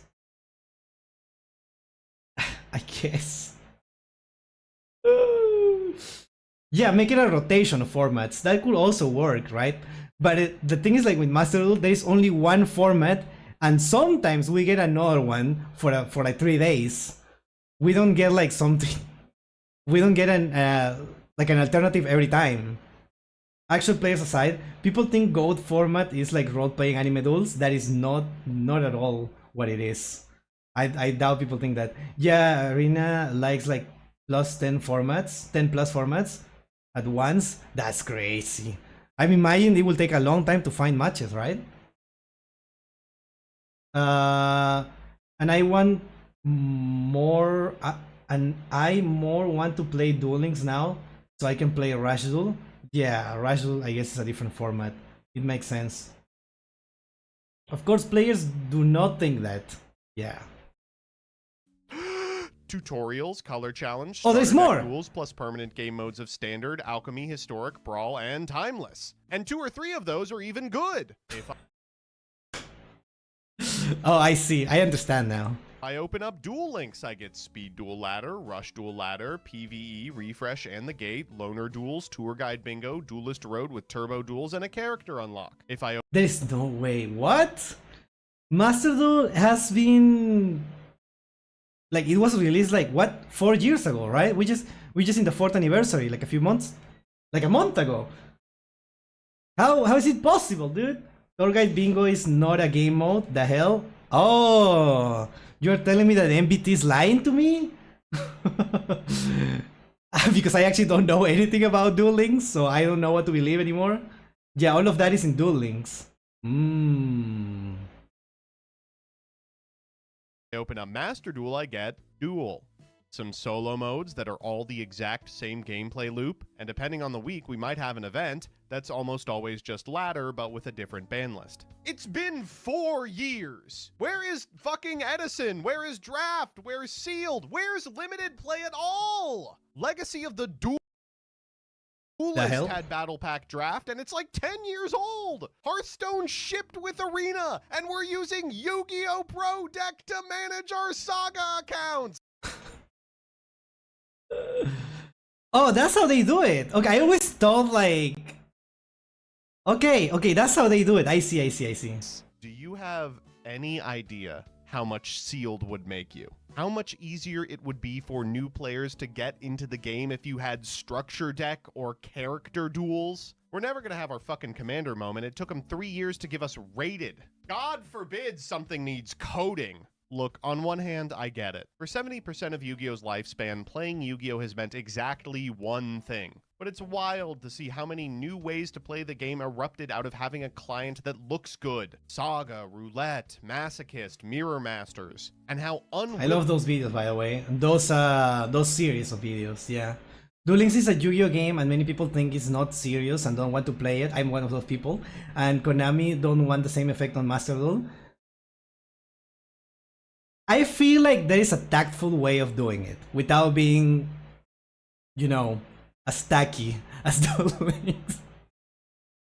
I think there must be a way, because I don't think anyone will say that Genesis is not a real format, right? Even if you don't like it, even if you think it's stupid, you have to admit that it is a format that makes sense, right? I will agree that Master Duel should work on some kind of extra way to play a client. Some events need to be permanent. Yes. There are structure decks though. Yeah, I don't know what he's saying exactly. I guess he means like duels between just structure decks? Even the structure deck format, more than having a structure decks. Specifically, something that teaches you how to use it. Oh, I see. Also, better structure decks in general. Imagine if the online ones hand trap. Oh, yeah. Like the modern decks that are released now, like the 5Ds or the Sky Striker. What are they called? The modern legendary decks and the 5Ds legendary decks that come in hand traps. Yeah, something like that. Or the what's it called? Tactical Tri decks. I don't know if they have hand traps, but they had staples. There's a video called Rash Duel is better than Master Duel. Okay, can you send it to the Discord server? We might react to it next time. You only get one Ash, Bell, and such from special bundle packs. Yeah, you only get one. The legendary delay decks. Yes, those. Killing Konami is to do anything but different ban list, same ladder. At YCS's, they've sanctioned cool shit like rivalry and speed duels. Why can't they just give an intern a weekend project to build the rivalry decks or something? An intern to develop a format. As a result, if you're not develop, I mean code it, I guess. Interested in climbing a ladder, facing ever more meta opponents, then Master Duel isn't for you. Wanna putz around in low rank with garbage? Enjoy every third game against an unskippable Malice cutscene. Wanna do stupid challenges with your friends? Well, load up a third-party app. Wanna play domain format? Hop on Dueling Book, I guess. It seems like an obvious move to integrate any of this into the client, which brings me to a discussion on...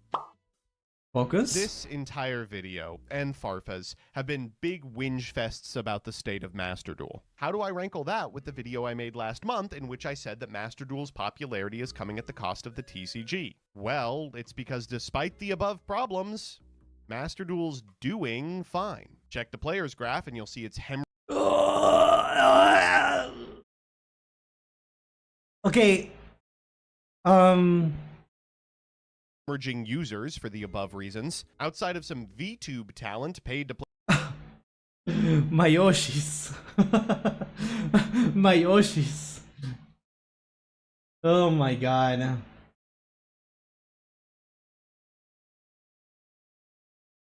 play the game, no one remotely large is checking it out, and yet, it's doing what it has to. It's making a lot of money. I've been detailing the people Master Duel isn't for. Weekend warriors, jank enthusiasts, alternate format enjoyers, anyone who doesn't like Malice. But there's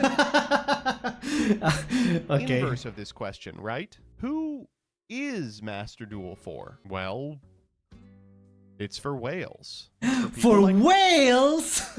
I almost said something stupid there. Me, who outspend hundreds of kind of invested people. It's why Konami's focus hasn't been on new game modes or balanced formats. It's been on cosmetic releases and battle passes and fucking favorite slots. They're making you pay to mark a card in the favorite tab. And make no mistake, the goal of Master Duel isn't to sequester the whales off in a corner to keep the game thrumming. It's to convert the people who aren't whales into whales. That's why there's so many URs in these must-play back-to-back Tier 0 strategies. That's why even basic functionality like deck slots are paywalled. They want you comfortable spending money. A little here, a little there, until you're invested. Then you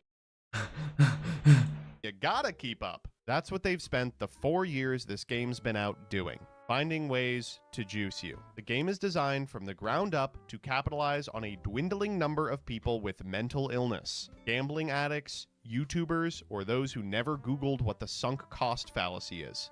Oh no, do you know what a sunk cost fallacy is, Chad? It's me. They don't care that their multiplayer game is putting up lower numbers than The Binding of Isaac. You can't spend $300 on a Malice core, followed by another $50 when Adignister extenders are released, in a secret room. If you're not spending money, and a lot of it, then Master Duel is not for you. As a I haven't spent more than, I think, $10. And I did it because, for a joke, basically. And I think I have... Nah, I'm just kidding. I'm not happy. I wish I could invest more money, but I don't have it, sadly. conclusion, I just want to say, if you find Master Duel fun and enjoyable, there's nothing wrong with that. I'm glad you're able to, genuinely. I just want more people to be able to enjoy the game that I love, not just a specific sliver of the community. If you I do agree with that. I do agree with that. do too, let Konami know. There's going to be a survey after the DC, I imagine. Otherwise, I'll see you next time. Wow.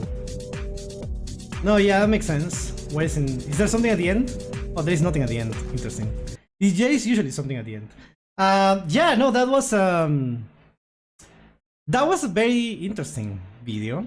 A lot to think about, a lot to talk about. I feel like we usually don't talk that much in between a reaction, so that was really fun. I've spent $60 on the bundles. What? $1 per digital pack, I think is a fair value. $70 per 49 packs is a scam. Wait, what are we talking about? I have never spent money on Master Duel. I didn't really spend all that much money on Master Duel. All that much money. I mean, that could mean anything. I have never spent anything money in my 3 years in Master Duel. Wow. See, I think that was a wrong conclusion, honestly. I feel like most people don't really spend money on it. I don't think that's a... Unless we're talking about gems as like a currency, I don't know. That is true, but I think the monetization is very aggressive in this. The gem bundles are too expensive. If they lower the rate instead of being 1,000 gems for $10 fees, but for $10 or less, a lot more people will buy it. A lot more people would buy it if it was cheaper. I don't know if that's how it works. Maybe, I don't know, who knows. If you ask me, I know people say Duel Links is pay to win, which I agree, but I haven't played a game for 6 years. I only okay, I feel like that already like kinda, yeah. I've only spent money on the game twice. Others are free to play, but Master Duel bombards you with binder and old art packs. You need old art cards to finish binders. That's worse. Well, all of that is optional. You don't need them. All of that is optional. You don't have to play to get the old arts. You just need the cards in order to play the game. Who gives a shit about the binders? You don't have to get them. Hello, Exa, welcome. I was top 100 global in April 2018. You can trust me. Okay. Without paying, that's what you're saying? In some cases, it's better than anniversary, if you ask me.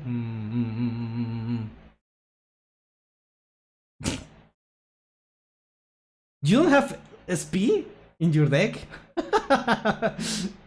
Yeah, you don't have the old art. You have been pulling for the old art and you're not getting it. You don't need it! Paulo, you don't need it. Stop spending your gems. You don't need it. Don't do it. You could save those gems and pull for actual like decks. You could build the whole thing. You don't need to spend in that pack that doesn't have anything. Okay, spend more money on cardboard IRL. At least it feels even more like a sunk cost fallacy. Maybe $100. I actually spent Master Duel in over 4 years. Wow. I have not spent any money, only a lot of time. That is so true. Isn't OCG, TCG, Yu-Gi-Oh technically similar? They can't charge you money for small functions, but it's a gacha. It's always cheaper to buy them individually. It's always cheaper. The booster packs IRL, I think.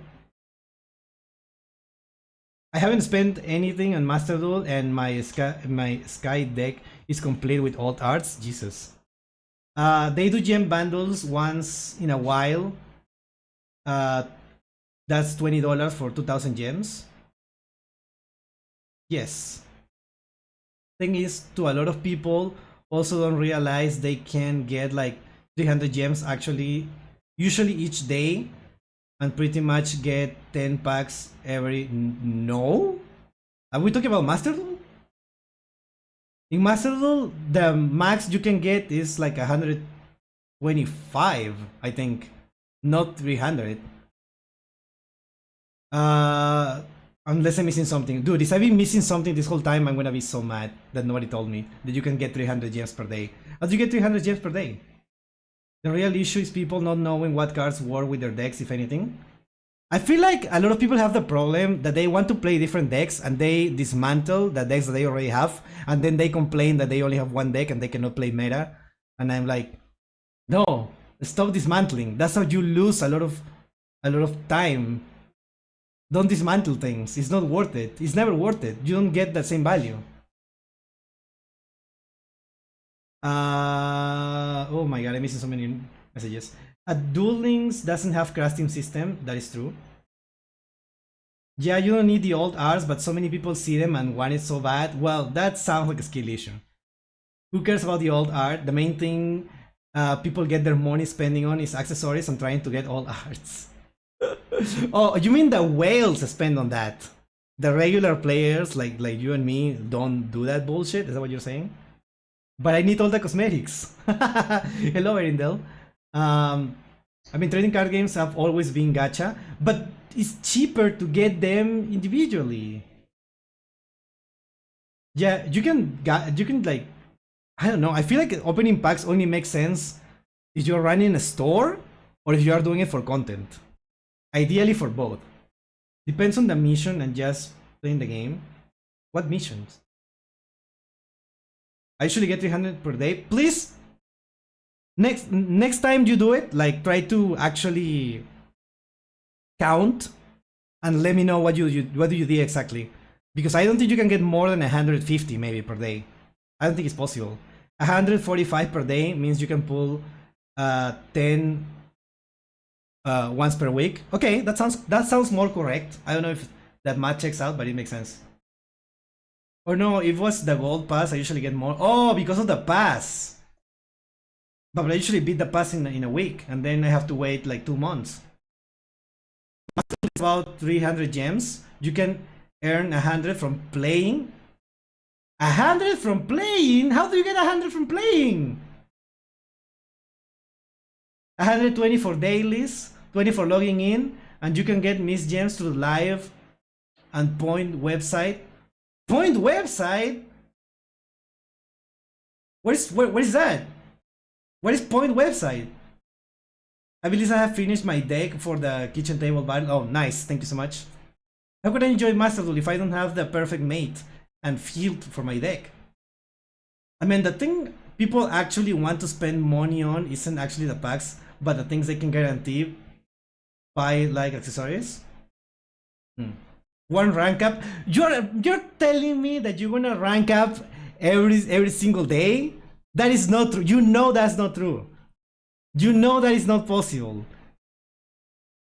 And even if it was, there's still a limit if you make it to rate it or whatever. Did you make it to Master 1?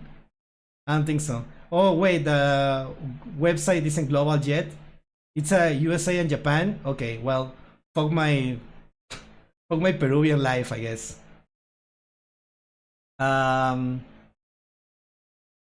Most usually get is like 25 gems a day just playing matches. Completing solo that you need to complete it the first week of playing. I'm already done with it. You cannot get more. It's only once per account. But I have Farfa brain. I just want to complain.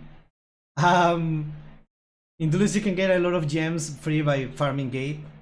So pros back then had bots set up to farm gates, bruh.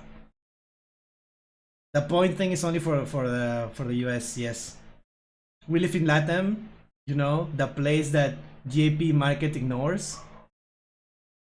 It is what it is. Well, chat, that was a very interesting conversation. Let me know, chat, how can we fix Master Duel? How can we get more players in Master Duel?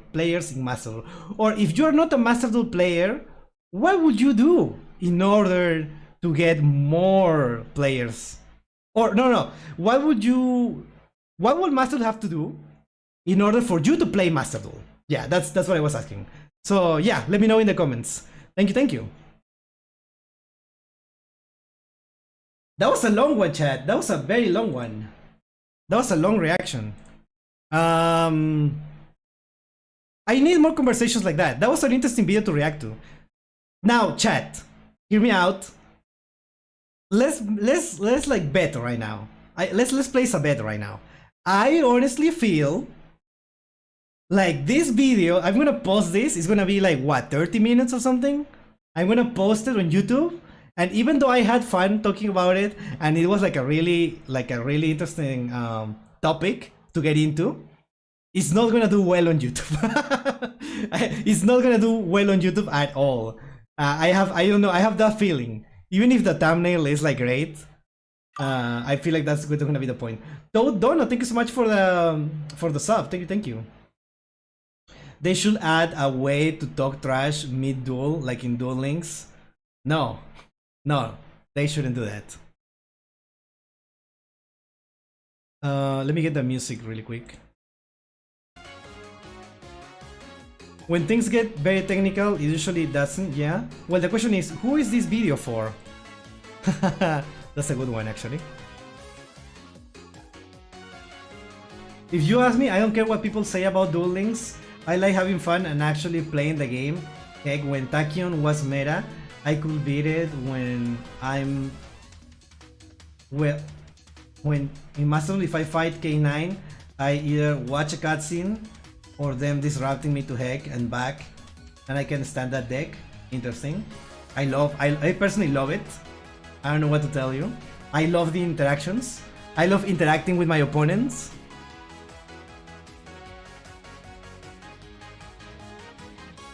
I just like the actual.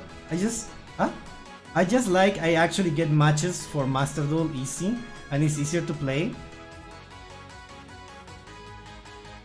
I guess I cannot talk about Duel Links since I haven't played it, but I don't know what to tell you. Okay, chat. Next video. You'll be surprised. I think all your React videos are slowly picking up traction. Are they? By the way, chat, we saw this. MBT tweeted this and I want to react to it on stream. Well, let me put out the music first. I'm begging you to stop what you're doing and watch this now. There is no way you will be able to guess how they decided to advertise the release of full art Yu-Gi-Oh cards.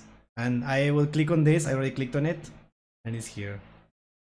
This video contains flashing effects that may direct photosensitive viewers, that may affect photosensitive viewers. Thank you. I don't know what happened there.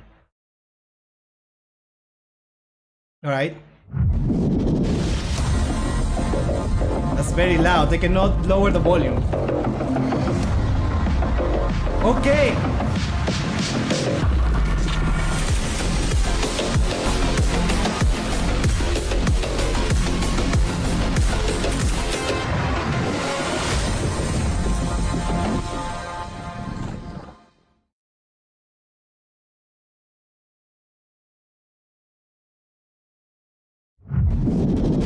Oh, not again. Wait, there is more or? Oh, it's the same one.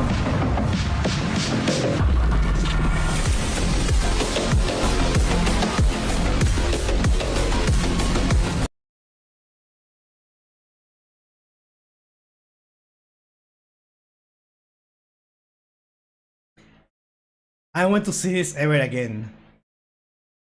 With this card you can kill a raccoon. Underrated reference there, but you know what? I'll take it. Makes me want to go buy full arts. Where did they find this guy? This is like a colon advertisement. Is this? I assume this guy is an influencer, right? Some kind of influencer. I don't know. I don't have an Instagram account.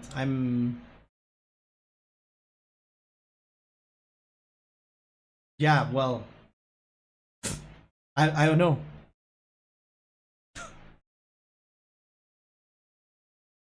They used this guy before. He actually liked Yu-Gi-Oh! Too, which is the funny thing.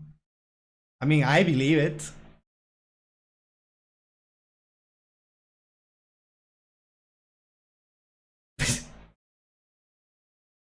I can't.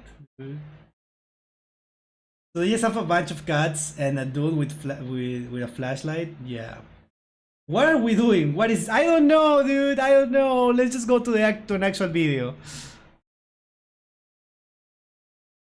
Okay, video about the anime, chat. Video about the anime. You know what? You know what? You know how funny it is that every time I like upload like a video, a reaction video to anything, there is always one guy in the comments who says you should react to Yu-Gi-Oh! Everything. He actually made a video about this. Yeah, Yu-Gi-Oh! Everything mentioned that. So it's here, it's finally happening. We're watching a Yu-Gi-Oh! Everything video. You know what? I'm subscribing before, I'm liking it before. So yeah, rejoice that one guy who's always requesting Yu-Gi-Oh! Everything. How Noah and Kaiba and the Big Five were censor changed. Let's watch. One of my favorite elements of Yu-Gi-Oh! Anime is comparing the original subbed version with the English dub, and in today's video, that's exactly what we're gonna do. Hello everyone, it's Dylan from Yu-Gi-Oh! Everything, and welcome back to another Yu-Gi-Oh! Video. We have done this censored/changed video for Marek's Rare Hunters. Okay, I didn't know this was a whole series, but I feel like this is a good start. How Noah, Kaiba, and the Big Five were censored. I mean, it's a weird, because I feel like most people maybe don't remember this as fondly as our arcs. But let's see. For Pegasus's player killers and for the Doma boys, and in this video we are going to be doing it for Noah, Kaiba, and the Big Five. And believe it or not, even though there is no original manga for this arc, there are still plenty of changes from the sub to the dub for some of the Big Five characters, and especially Noah Kaiba's backstory and his ultimate fate, which is massively different depending on which version of Yu-Gi-Oh! You are watching. I like that. Actually, that is a very interesting point. That there is no manga version for this, right? This is anime original, so we can see the differences between actually what the dub did. Only what the dub did. Interesting. Here's just a very quick example of the differences regarding Noah's tragic death in the real world before his mind was transferred into a supercomputer. All right. Oh, okay. Okay. This is definitely getting demonetized, but sure.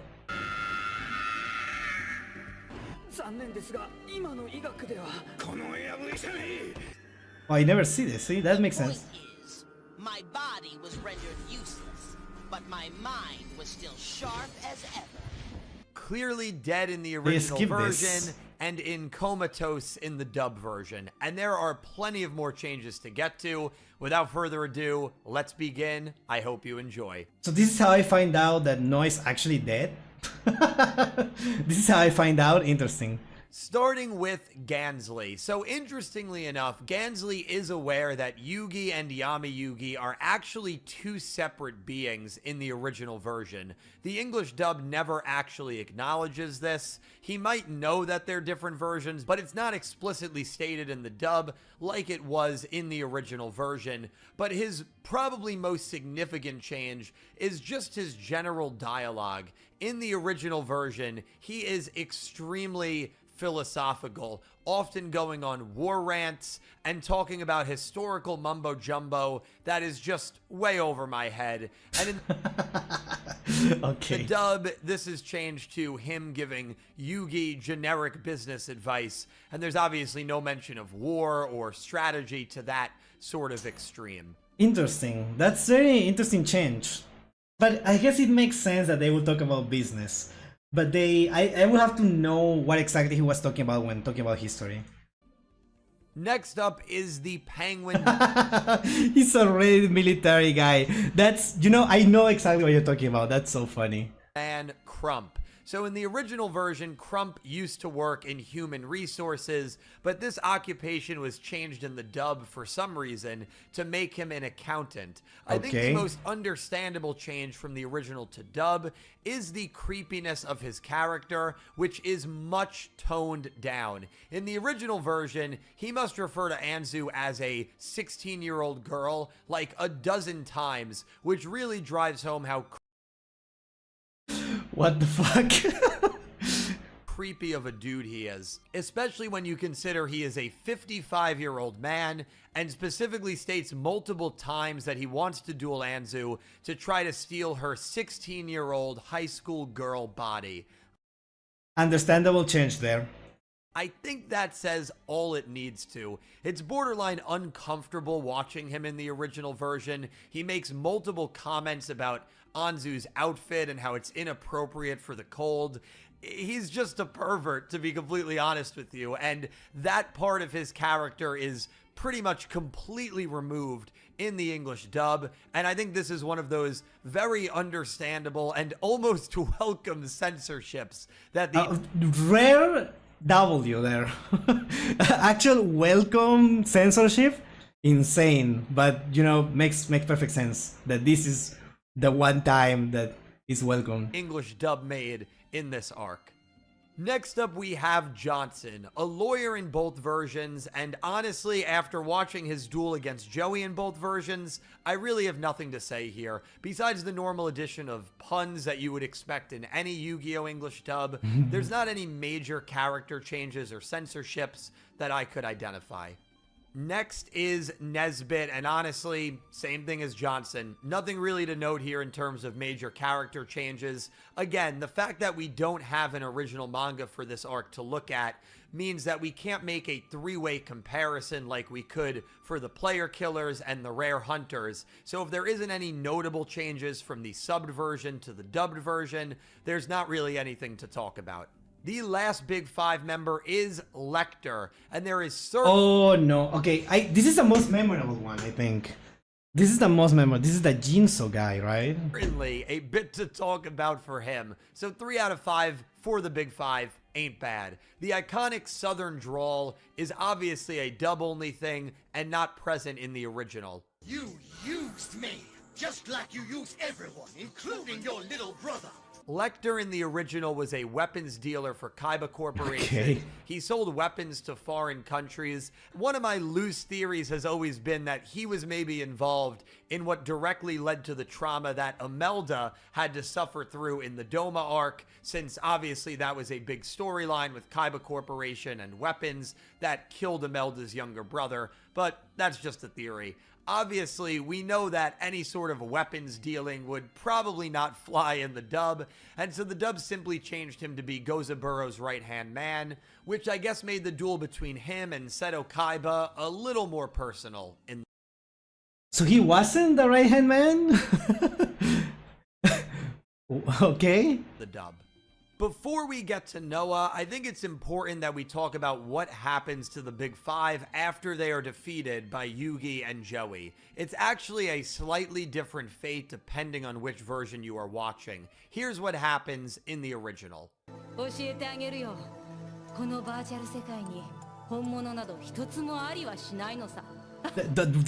of that was that? Like all of that was there is nothing real in this virtual world?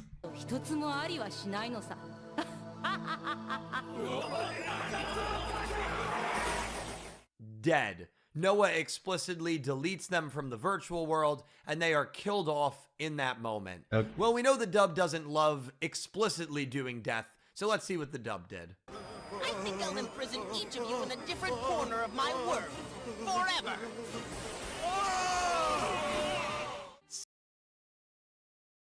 Love to see that. Sealed away. Now, when the virtual world explodes about 6 episodes after this, it's heavily assumed they are dead at this point, so same end result, but it is so typical of the English dub to make death more of a assumed matter rather than a definitive one like the original version often does. I guess here it doesn't matter, right? Sometimes in other anime, like One Piece, like it actually like makes Like when they censor like deaths and they are like, oh yeah, they they didn't die. I didn't shoot them in the face. I just pointed at them and then it just assumed that they are in prison or something now. Last character we are taking a look at is Noah Kaiba, and he has the most changes of any character in this video. As we talked about during the intro, his tragic past is changed. He was hit by a car and died in the original. We see a lot of shots of the doctor's office and the medical room and Gozaburo begging to try to save Noah. All of this is completely cut in the English dub, and in the English dub, it's very blatantly stated that his body was rendered useless, which basically just means he's in comatose. You might also remember all the religious mentions in the original version of the duel, Shinato's arc, him acting out the 7 days of the Bible. Well, all of this is removed in the dub, as religious symbolism usually is. To show his father how smart he is, Noah proposes that he can wipe out almost all of Earth's population using Kaiba Corp's current assets and missiles. What kind of plan is that? Yeah, like when they censor Kuina's death for Sora's backstory, where she legit just fell down the stairs one day instead of gave up the sword after being beat. I don't remember. Yeah, I actually don't remember. The One Piece censorship was a special level of bad. Yeah, no, definitely. I always thought Shinato's arc was a mix of Shinto's and biblical. Yeah, I have no idea. Noah went playing Metal Gear here. This doomsday proposal is removed in the dub, and instead he talks about how he can improve their software, which is much more generic and much less sinister.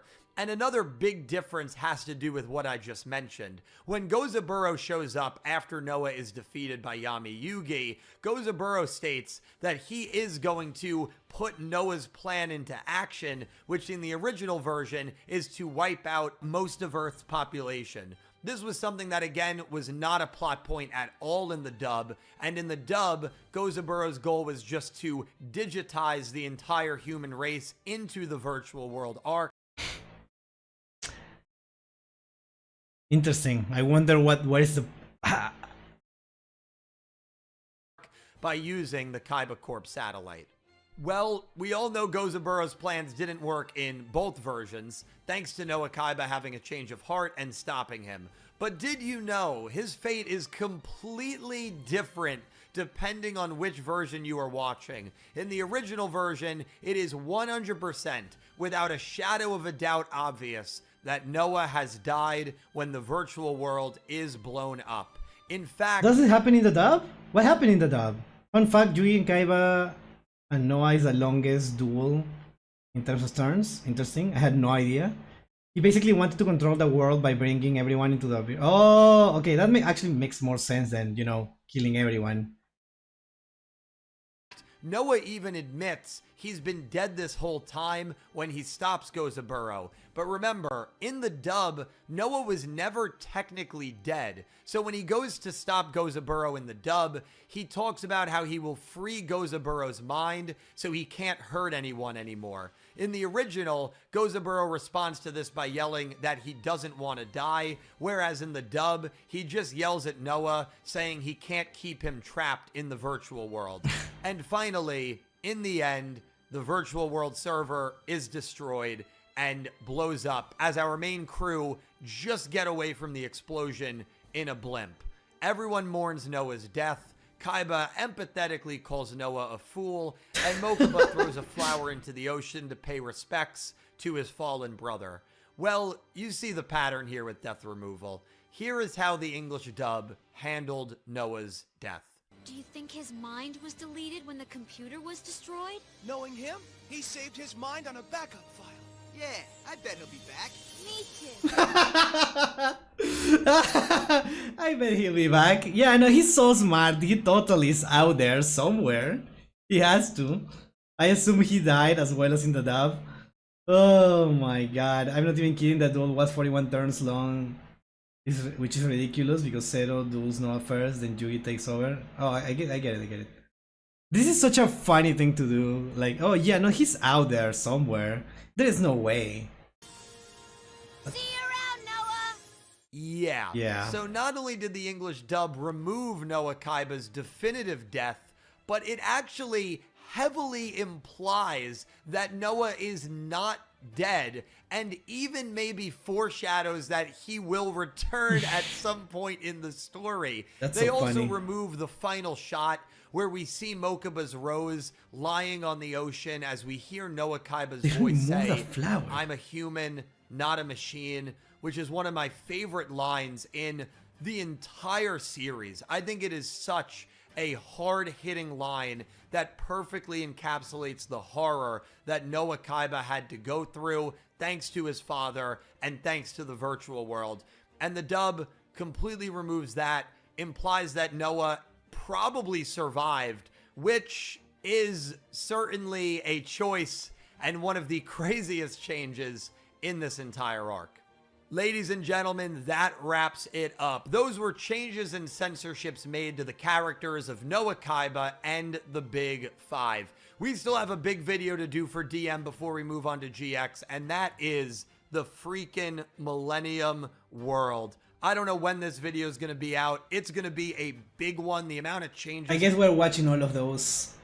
in this arc are insane, from the manga to the original to the dub. Honestly, just the manga to the original, you could do a whole 30-minute video on. But ladies and gentlemen, I really hope you enjoyed this video. If you feel like I missed anything notable, please let me know down below in the comments, and let me know any thoughts you have on all of the changes that were made down below in the comments. As always, thank you so much for watching. I'll talk to you down below, and I hope you have an amazing day. Take care, guys.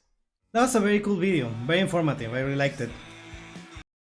I really liked it, and I didn't know it was that different. I didn't know, but at the same time, even though I didn't know for a fact, it's the kind of things that I assume that that makes sense, I guess.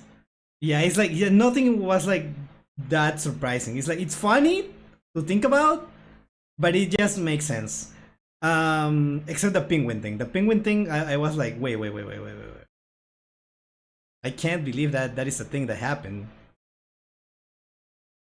Yeah. The Millennium World arc will be a lot more interesting since, like I said in the dub, they still talk about slaves, genocide, and such. Oh yeah, you're right. That will be probably one of the ones with more censorship, right? So yeah, that makes sense. If it's weird to say manga and the original anime when the manga is the source. Yes. Though in GX they did straight up said the vampires got genocide. Who knows at this point? Who knows? Anyways, cool video. Thank you for recommending it. Yeah. Have you watched Dark Side of Dimensions?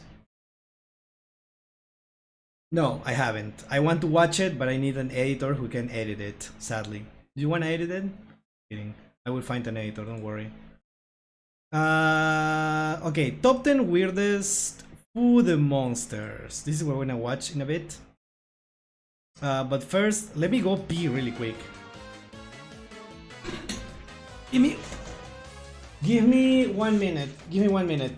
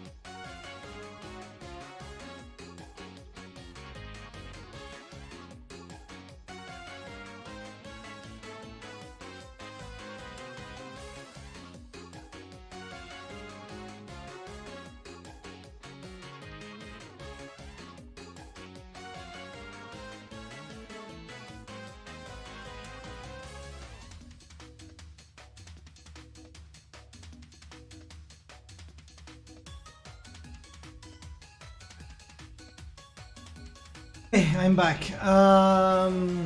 Honestly, a modern Joy deck, I can actually understand him using tuners, given he played a lot of weak monsters that were on theme, being warriors. What? I didn't know that was a thing. Don't spoil me! Alright, let's go for the next one. Top 10 weirdest Yu-Gi-Oh! Food monsters. Let's watch. Yu-Gi-Oh! Has always combined the serious and the silly, no matter which generation of the game you're from. For every giant dragon or space robot, there's a goofy little guy out there. That's a goofy little guy, just like me. I honestly, food monsters make perfect sense. Maybe we can find something that we can use to keep everything on a theme in this channel. One of the things Yu-Gi-Oh! Loves to... Oh, I honestly, sorry, I cannot, I'm gonna keep pausing, but I really like this duel. This is the guy, he was like the main teacher from the Red Yellow in GX, and he only had like a dialogue for like one duel. Every time he was just a background character, basically a nothing character. But this episode was really fun to me, and yeah, we see more of him.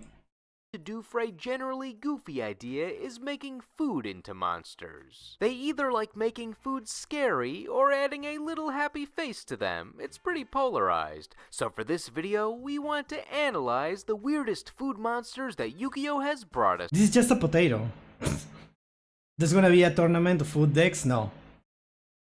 Over the years. I feel like calling these food monsters weird is an oxymoron. Wait, that's from this? I don't remember this. What the hell? I haven't watched this in a long time then, because I don't remember. But regardless, we'll find the designs that we both love and make us question what's going on with Yu-Gi-Oh! Hear me out. They can be any type of food. Meat, veggies, sugar, what the hell is...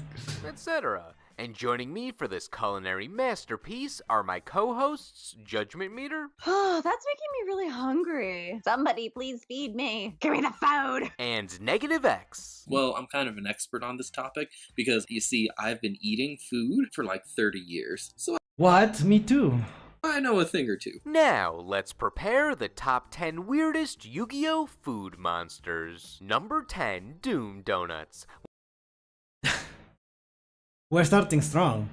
When flipped, Doom Donuts destroys all face-up monsters on the field whose original attack or defense is 0. But those monsters were weak enough. Why do you need help? And on a flip effect where it takes twice as long to finish them off instead of just using a card that destroys them on activation? Maybe you really needed help with the Shiranui matchup?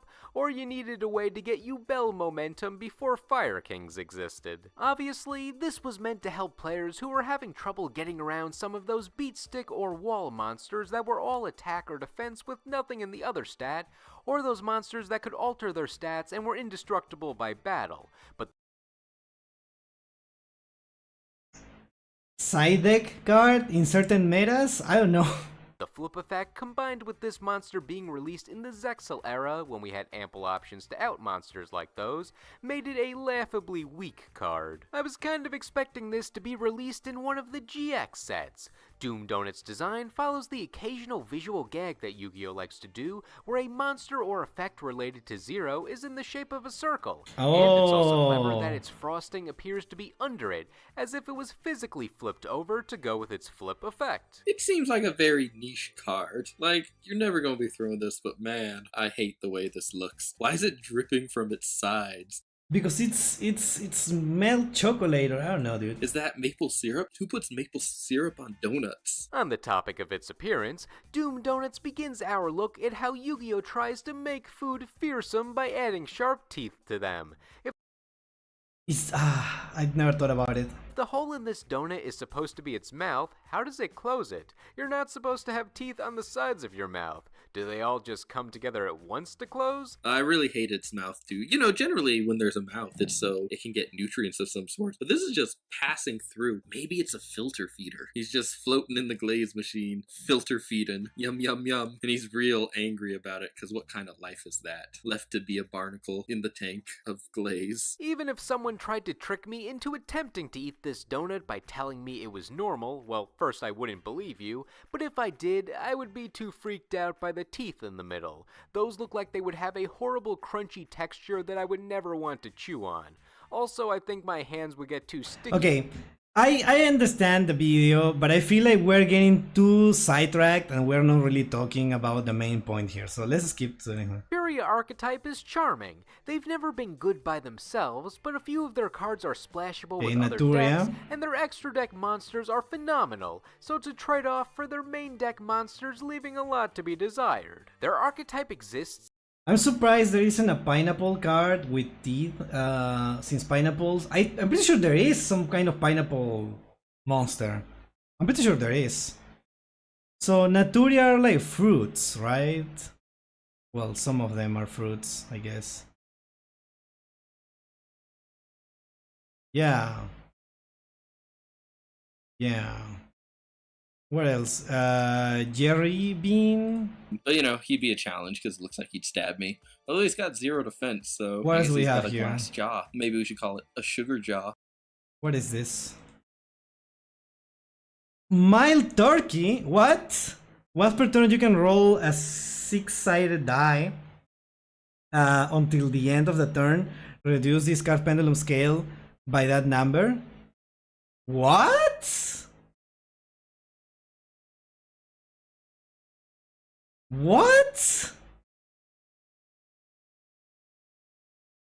Ghost beef. Halo Halo. Once per turn you can roll a 6-sided dice until the end of this turn. Increase the... Oh my god, dude. These cards are ass. These cards are ass. Dude, what? Scenario and effect. What is this? But I get what they were trying to do. But forget about the effect. We're all in on this design. He's a tomato who's a... In Mato? This looks like a Peak character, like a character from the game Peak. It has that face. When one other face up plant monster is targeted by effect of a spell card or trap card your opponent controls, you can trigger this card to draw 2 cards. Ah, this is so bad, dude. There is more. Angry Burger. Yeah. What is this? I like this. I like this. Papacorn. Papacorn? While a field spell card is face up on the field, this card gains 1000 attack. Okay. Okay.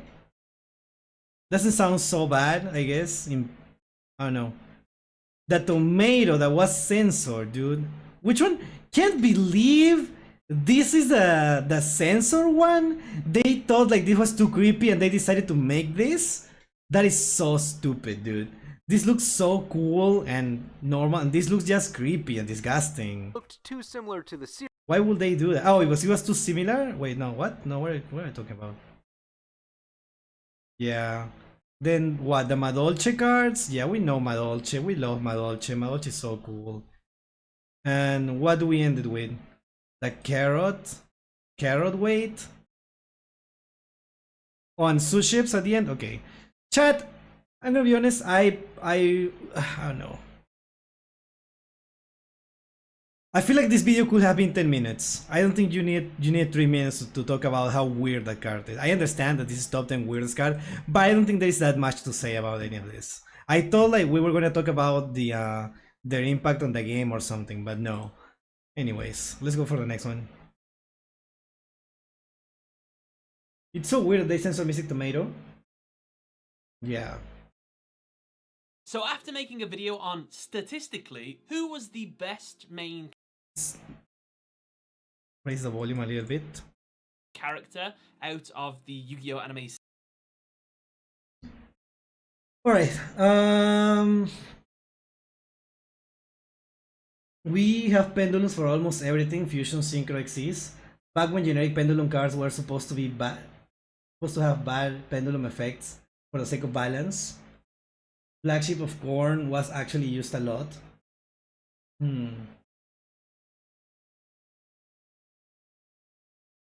I just want Yusei's jacket. That's so funny. Yeah, some characters have like really cool clothes. That would be awesome. Okay, let's watch. Ranking is that. Okay, I need to learn how to pronounce statistically. Ranking statistically the best Yu-Gi-Oh rival. So after making a video on statistically who was the best main character out of the Yu-Gi-Oh anime series, people were asking, can you make a sequel to this on the rivals? And I thought, yes, let's give it a go. From the comments of the last video, I feel like the rivals have like way less duels than the protagonists, right? So this should be very different.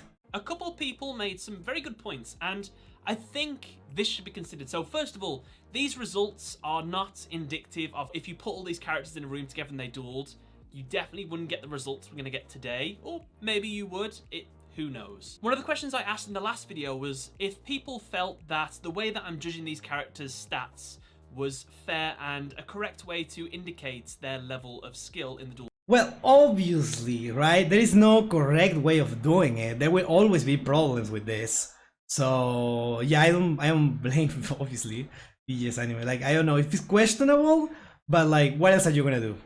Monster series, and for the most part people said that tallying up the wins, losses, the draws, it's interesting. It does show definitely a dimension of a duelist's strength, but I think one of the commenters made a really good point, and the fact is not all duels are created equal, and I do think that's fair to a degree. If you have a character like we're going to see in today's video that has 100 perhaps off-screen duels against just fodder enemies, no-name people. That's exactly what I was saying. It makes no sense to count duels against unnamed known characters. Does that carry the same weight as somebody that defeated Zark in a duel? Someone that defeated Pharaoh Atem? Should they be worth the same? Should one Pharaoh Atem be worth 100 duelists? Unfortunately, there's no way to really quantify that. Exactly. So unfortunately, the elo thing cannot be done, right? There is no way to make this a perfect ranking for this. Hello, Hector. We're watching some videos today. I won't be able to incorporate that into this video. So what I'm going to do today is I'm going to do what I did last time. I'm going to do it in terms of just how many times they dueled in the series, if they mentioned that they had 30 off-screen duels against no-names, if there was a picture of something with duels that they said they dueled this many times. We're going to include all that. Again, I'm getting all this information off of the Yu-Gi-Oh Wikia pages, so I might not be 100% accurate. And again, please don't be that one guy that just because I said your main character wasn't the best main character, you go off on a rant. Okay, I assumed there were gonna be comments like that, and yeah, obviously. My only problem with these videos was that he counts flashback duels when we don't know how many duels a character played when they were kids. Yeah, exactly. It's only like on screen statistically, on screen who got the best results, not necessarily who's the best, right? I know what this video really is about. It's just something interesting to think about during the stats during the anime that they are from, yeah. So first things first, who are our contenders on today's video? Well, first up we have Seto Kaiba for Duel Monsters, pretty standard. For Yu-Gi-Oh! GX, it immediately gets a little bit complicated because Yu-Gi-Oh! GX kind of had this new rival every season. We had Chaz Princeton, like the first season, then we had Zane, then we had Jesse. It's a little bit up in the air. Even Aster Phoenix to I feel like Aster is more of a rival than Jesse, but sure. Could be considered a rival. However, from the polling that I did on my community tab, I'm gonna go with Chaz Princeton as the main. I feel like Chaz makes more sense. I don't know why Konami is releasing. It's like considering Zane the main rival. He was only a rival during the first season. Like Bastion probably was more of a rival than Zane. I don't know how else to put it. But Chaz is the one that has consistently been a rival. Even if he was not the most threatening. I don't know how else to put it, right? We're gonna get to the more suggestions later. Don't worry. Main rival, he had quite a lot of duels against Jaden, and although I do think Zane is a fantastic rival, he didn't have too many duels against him. That is also true. Zane doesn't duel as much as Chaz. I've got a little bit extra for people at the end of the video for if you're a Zane fan, don't worry. Oh, for wow. Yu-Gi-Oh! 5Ds, of course, we have the king himself, Jack Atlas. For Yu-Gi-Oh! Zexal, this was another toss-up for me. I didn't know whether to do Reginald Castle or Kite Tenjo. However, after doing another poll online, people seem to think that it should go to Reginald Castle. What? As being the main rival to Yuma. Kite Tenjo, I agree, was a fantastic rival, but he never got a final duel against Yuma. If we do go by the last duel he had against Yuma, I don't think Yuma's ever beat Kite Tenjo. So I think Reginald Castle is a much better one to go as an antagonist. But Kite fans out there, don't worry, I've got a little bit of a bonus at you at the end. That's so... He was the first duel, also one of the final duels. Honestly, Shark and Kai should count. I always, I've never watched this anime, but I always assumed Kite was the main rival, right? Kite never lost to Yuma. Yeah, no, I know, but that doesn't make him more or less of a rival. I don't know. Shark never got a final duel with Yuma either. Nash got one. For Yu-Gi-Oh! Arc 5, we have Declan Akaba, and for Yu-Gi-Oh! Vrains, we have Ryoken Kogami, aka Revolver. Alright then. Wait, what? Okay. Let's start, shall we? So first up, we have Kaiba from Duel Monsters. This is it, Yugi. It's over. Kaiba only played 28 duels throughout the entire Yu-Gi-Oh! Duel Monsters series. That's a lot, honestly. I expected way less. 28? What? And a couple people actually did mention this. The Yu-Gi-Oh! Duel Monsters series, a typical duel, because they were much slower paced, would last like 5 to 6 episodes. So it makes sense as to why Yugi and Kaiba have so few duels within their respective series.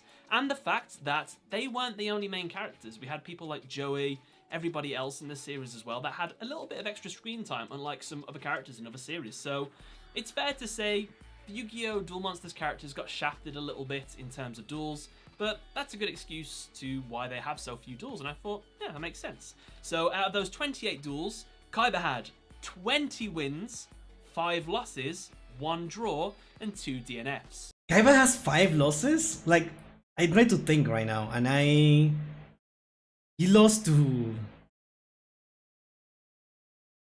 Yugi?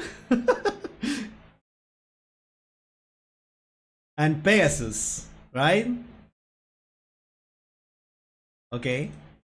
Imagine you guys want to know what those Kaiba losses were. Well, we'll quickly go through them. He lost against Yugimoto. He lost against Pegasus. He lost against Yugimoto again. He lost against Noah Kaiba. However, this was because Noah was using Mokuba as a meat shield. So that doesn't count.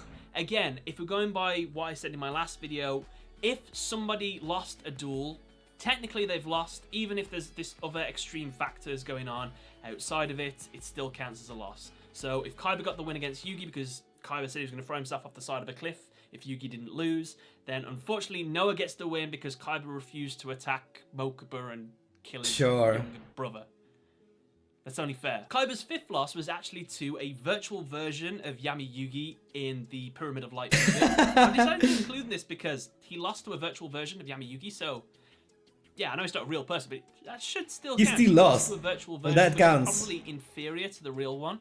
So, gutted, man, unfortunate. And one little stipulation about a win that Kaiba had. Kaiba tends to play quite a lot of tag duels throughout the Yu-Gi-Oh! Series, and Kaiba tends to lose within these duels. He tends to sacrifice himself sometimes to let Yugi go on to win the duel. There's more than once? Your attack switches to me. But Kaiba... No, I'm getting spoiled.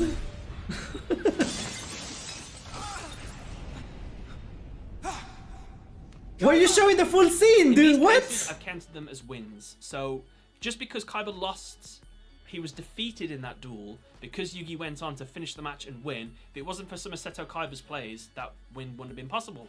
So they count as wins, and that will apply to everybody else on the list as well. So after all that, what was Kaiba's win to loss ratio? It was 75%. It's Alright, I guess. I mean, it's That better sounds than most of good. the characters in the series, but 75%? It's so-so.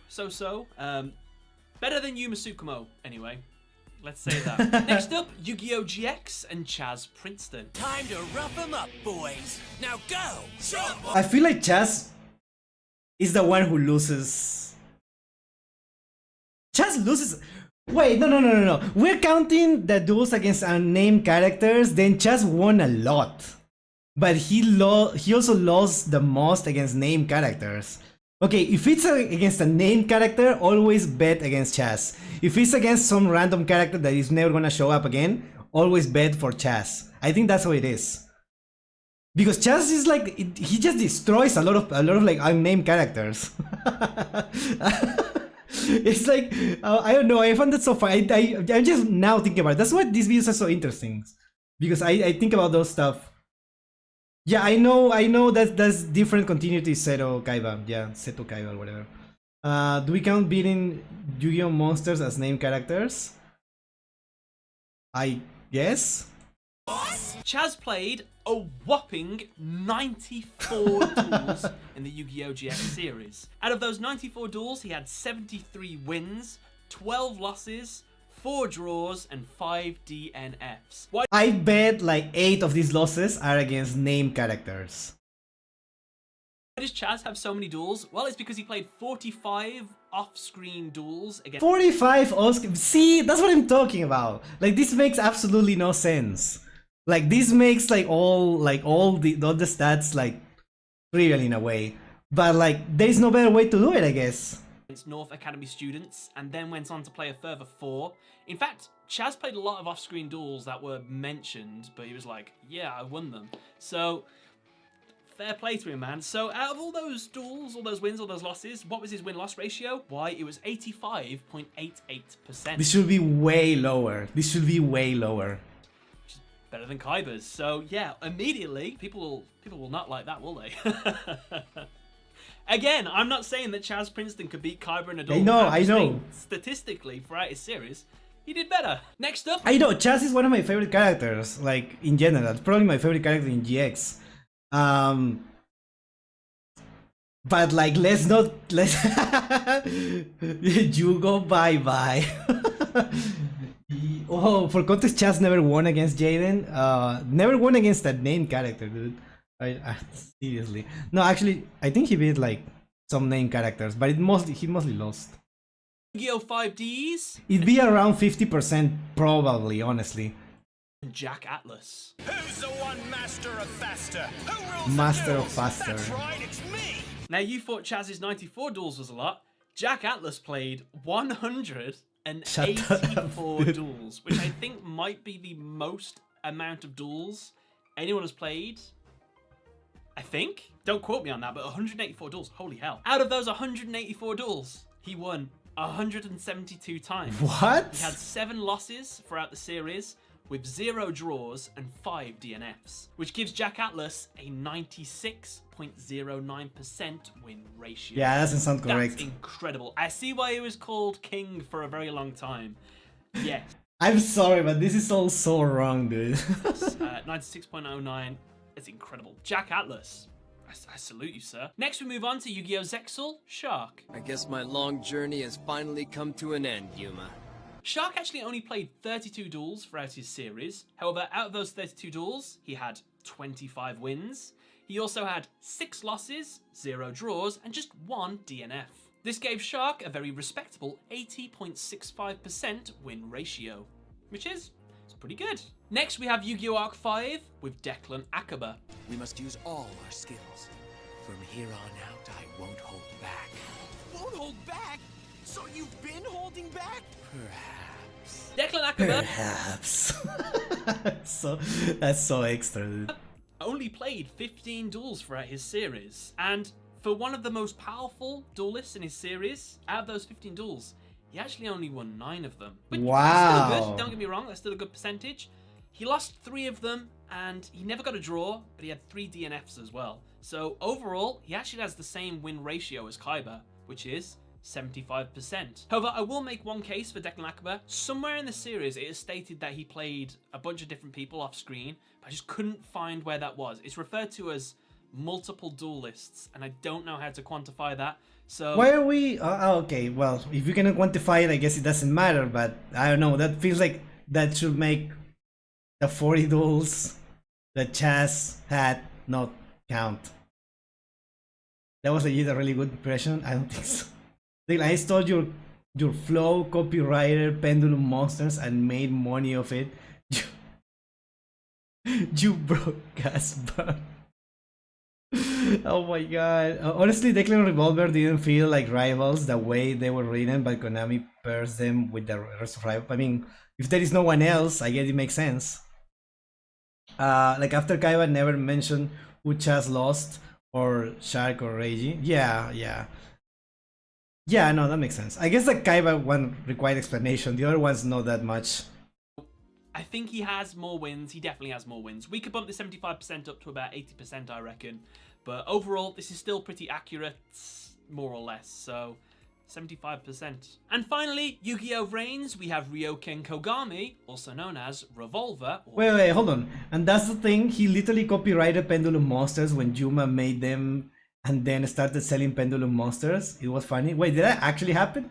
I thought you were talking about the mechanics of the of the game, of the DDD cards, not that he actually copyrighted the cards, or is that a joke? I don't know anymore. I don't know what's a joke anymore. What is Yu-Gi-Oh even? Yuji at least had Sawatari and Jack as options, but Konami always counts Declan. Okay. Or Varus. The Ignis will attempt to escape until Link frames. Capture it and bring it to me immediately. Revolver played 13 duels in his series. Out of those 13 duels, he only had 6 wins, which I was shocked to hear, by the way. I thought Revolver did a lot better than this. He had 3 losses, 3 draws, and 1 DNF. But I bet if he dueled 40 unnamed characters, he would have won all 40 duels. And the way this win-loss ratio is calculated is DNFs and draws, they don't affect the score. They effectively count as nothing. It's like the duels never even happened. So we basically just go off the wins and losses.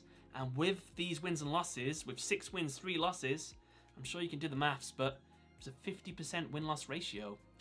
Yeah, it was never really stated that Revolver played many duels off screen or anything like that. He definitely did, and I definitely think that Revolver is one of the greatest duelists. But unfortunately, the stats from the series, they just didn't show, unfortunately, so 50% win-loss ratio. I'm sorry, man. So now that we've got the initial statistics out of the way, let's go into the final leaderboards to determine who is statistically the best main rival in the Yu-Gi-Oh! Series. Let's start with first the total amount of duels that a duelist played. I like to include this one because it shows that the characters are willing to risk their win-to-loss ratio, which I think is something to be respected. If someone just played one... No, Chaz didn't risk anything!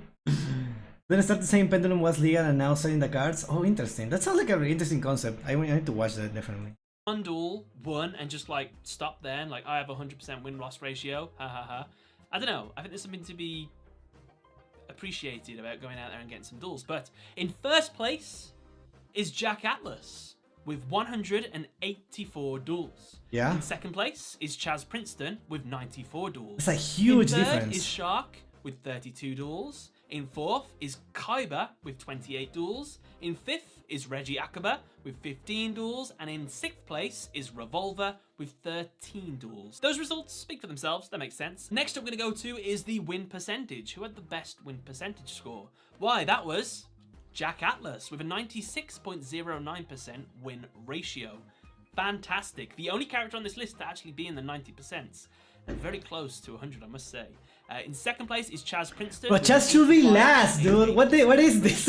In third is Shark with an 80.65% win ratio. In fourth is Kaiba with a 75% win ratio. In fifth is Reggie with a 75% win ratio. However, technically you could bump this up a little tiny bit if you wanted to, if you did a bit more research, but I think it's fair leaving him at 75 for now anyway. And in sixth place is Revolver with a 50% win ratio. What Revolver struggled with was not enough duels in his series, and he drew too many times. If he didn't draw against Yusaku 3 times, he might have had a better score. Oh well. So next up we have the duel score. The way this works is if a character got a win, they get 3 points. If a character got a draw, they get 1 point. If a character got a loss, they get nothing. The point of this is that it punishes people that had loads of duels but had loads of losses, and it rewards people that might have only had a few duels but most of them were wins. So who did the best in terms of duel score? Why, in first place it's Jack Atlas with an incredible 516 points. In second place was Chaz with 223. In third was Shark with 75 points. In fourth was Kaiba with 61 points. In fifth was Reggie Akaba with 27, and in sixth was Revolver with 21. Isn't it so with all these like stats out of the way, we've now the same thing, find out basically? statistically the best. It's not the same, but it's basically the same. I Here's think what the Kaiba scoring system was... looks like, and let's start in sixth Change a place, little shall bit. we? The final total and the sixth best main rival in Yu-Gi-Oh is Revolver with 6 points. Wow.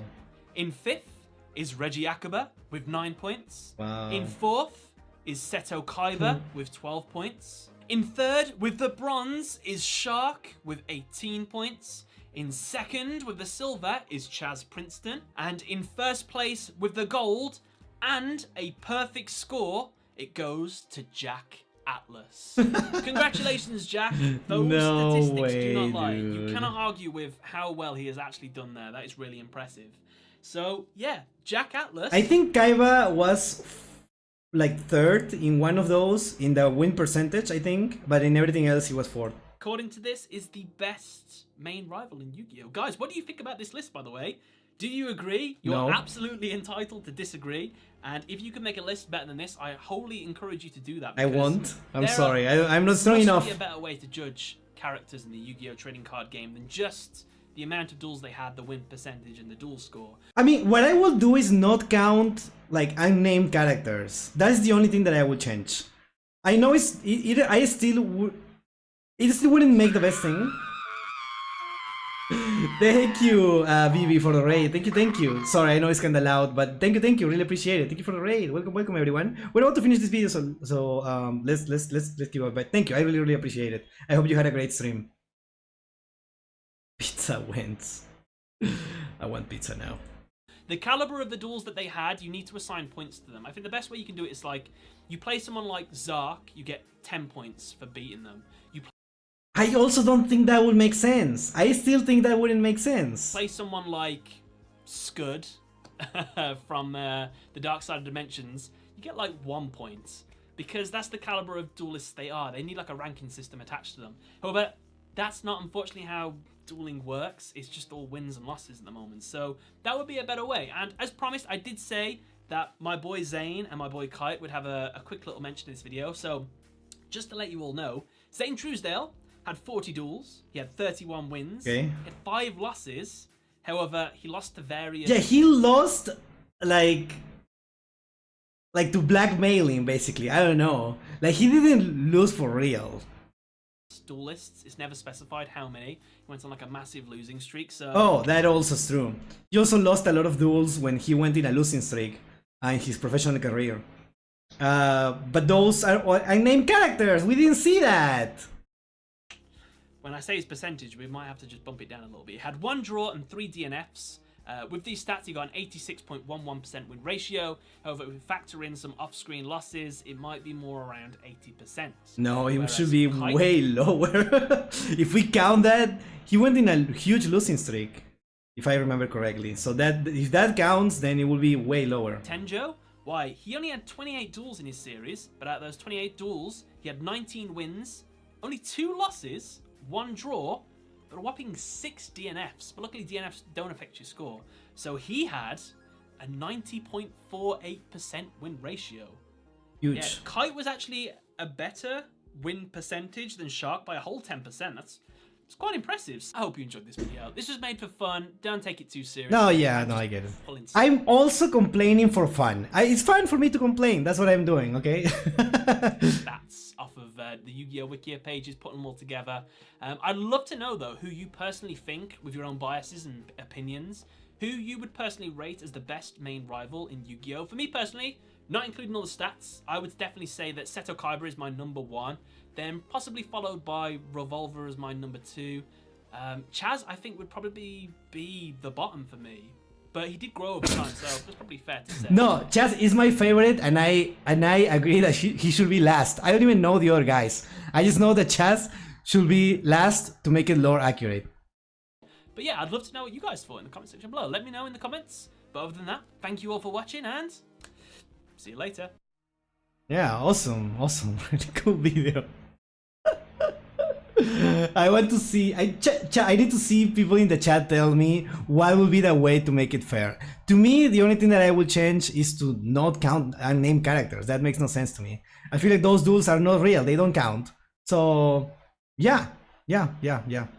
Thank you for recommending. As always, we're gonna react later to the best best Yu-Gi-Oh best friend, which is also weird, I guess. What is in this list? Joey, Cyrus, Crow. I don't know the name of the two guys. I know what they play, but and then what is the name of the guy? The fire guy. Yeah, the fire guy. That guy. Yeah. I don't know. I don't know. I don't know. We will see, I guess.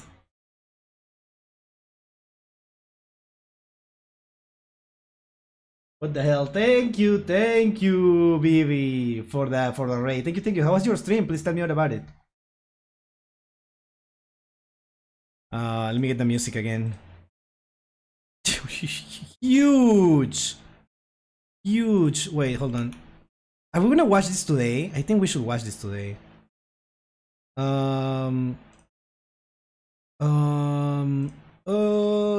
User on.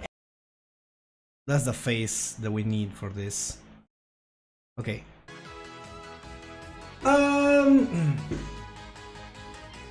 Fun stream. I forgot to put my little fire PNG tour. I'm a fake PNG tour. It's fine. Well, the important thing is that you had a fun stream. It doesn't matter if you had the PNG. I mean, it would be cool, but you know what I mean. I am also biased. I play FGO, Azure Lane, and such, and the gacha games referencing Jack Atlas by giving girls his dual runner and his cards to fight with. What? What is FGO? Azure Lane? And the gacha is like referencing. I don't understand. I'm so sorry. I have no idea what you mean. I'm so sorry. Unnamed characters that we only saw a small bit on at the inside duels. Yes. Yu-Gi-Oh! Fandom Wiki hasn't been updated on Yu-Gi-Oh! 7s and Go Rush at all. Well, yeah. Fate Grand Order. Yeah, but what about it? I don't understand. I know there's gacha games, but I don't know. They like referencing Jack Atlas? Is that a thing that they do in those games, in those gacha games? Take a sample of the same amount of duels for each character and see the stats.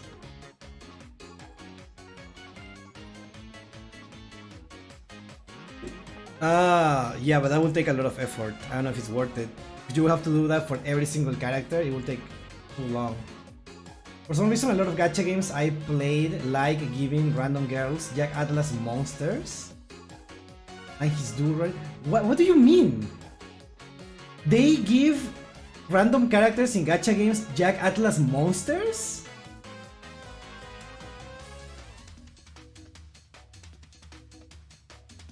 TGS came out with a new cool X defeat Y today. Yeah, I think I remember. I don't remember which one was it. Let me check. Yeah, that's so weird. Why would they do that? That's such a random thing to do.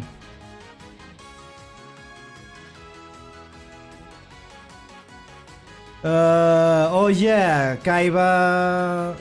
Yeah, the Pegasus duels. We can watch this another time. We can watch it another time. Jesus Christ.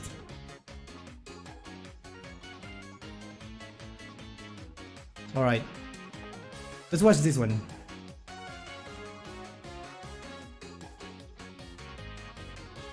Let's watch this one. Let's watch this one really quick. Okay. Okay, this has been requested also. Do you have a favorite archetype? Cyber Dragons. I like Cyber Dragons. I also like Nouvelle recently. I really like Nouvelle. I feel like in terms of like art and theme, I really like Nouvelle. I feel like it's really fun, a really fun archetype. In terms of just gameplay, I really like Sky Strikers. And I like Cyber Dragons because of the cool factor, basically. Oh, this is the one that I recommended. I already watched it. I already watched it, but I feel like it's we can talk a lot about this. I feel like we can talk about, we can have interesting conversations with this. So this is 20 minutes long, so well, 90 minutes. So I think what we can do, it's actually I need to pee first. Give me a second.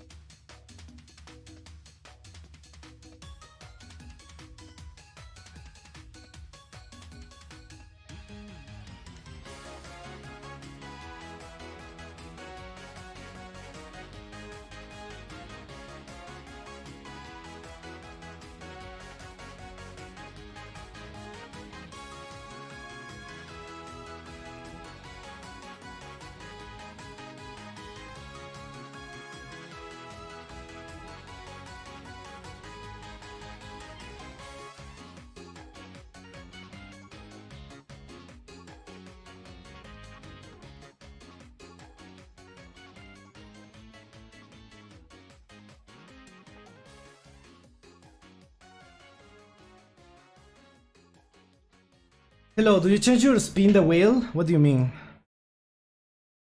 What do you mean I changed my spin the wheel? What does that mean? I haven't actually watched this video before. Nice. Can we duel with the viewers? Yes, on Saturdays, on Saturdays. If you go to my channel right now, you can see that I have a stream schedule for Saturday where I duel viewers. For the one that I sent you. Oh, on Saturday, on Saturday. On Saturday. Put it out a day ago, so I was hoping it was fresh enough that Pepper hasn't seen it. I wasn't expecting, because I'm gonna be 100% with you. I enjoy the Team Samurai videos, but I feel like those are not the best to react to. But when I was watching this one, when I was cooking, I was watching and I got into like a third of it, and I was like, oh, actually, I think this is an interesting video to react to. This could be an interesting video to react to because it like gives a lot to talk about. Not because of what he's saying, but because of the tweets he's showing. You know what I mean? I mean, obviously, his input is also like respectable. But what I mean is like the tweets like put questions that are interesting to talk about. You know what I mean? You will see. Let's watch the video and you will see what I mean.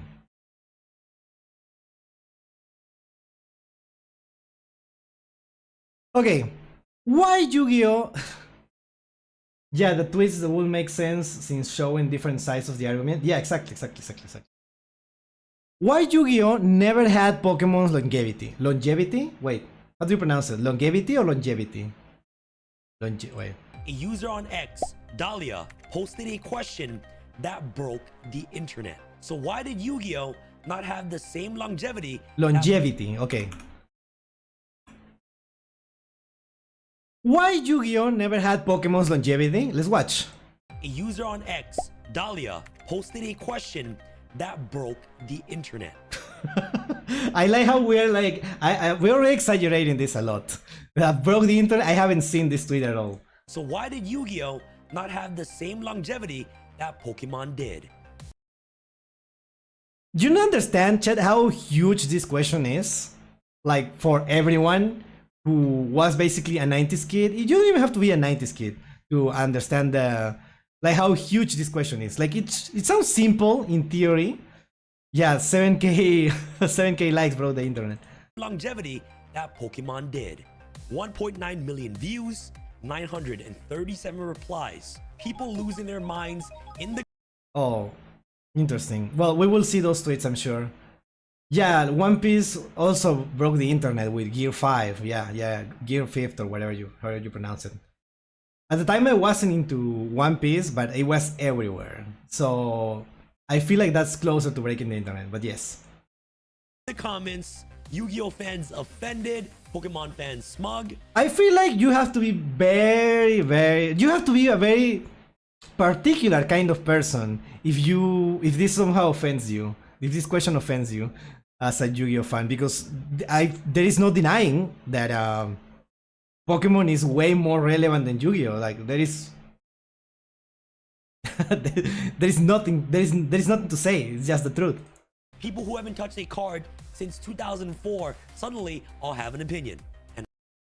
And that's also a thing.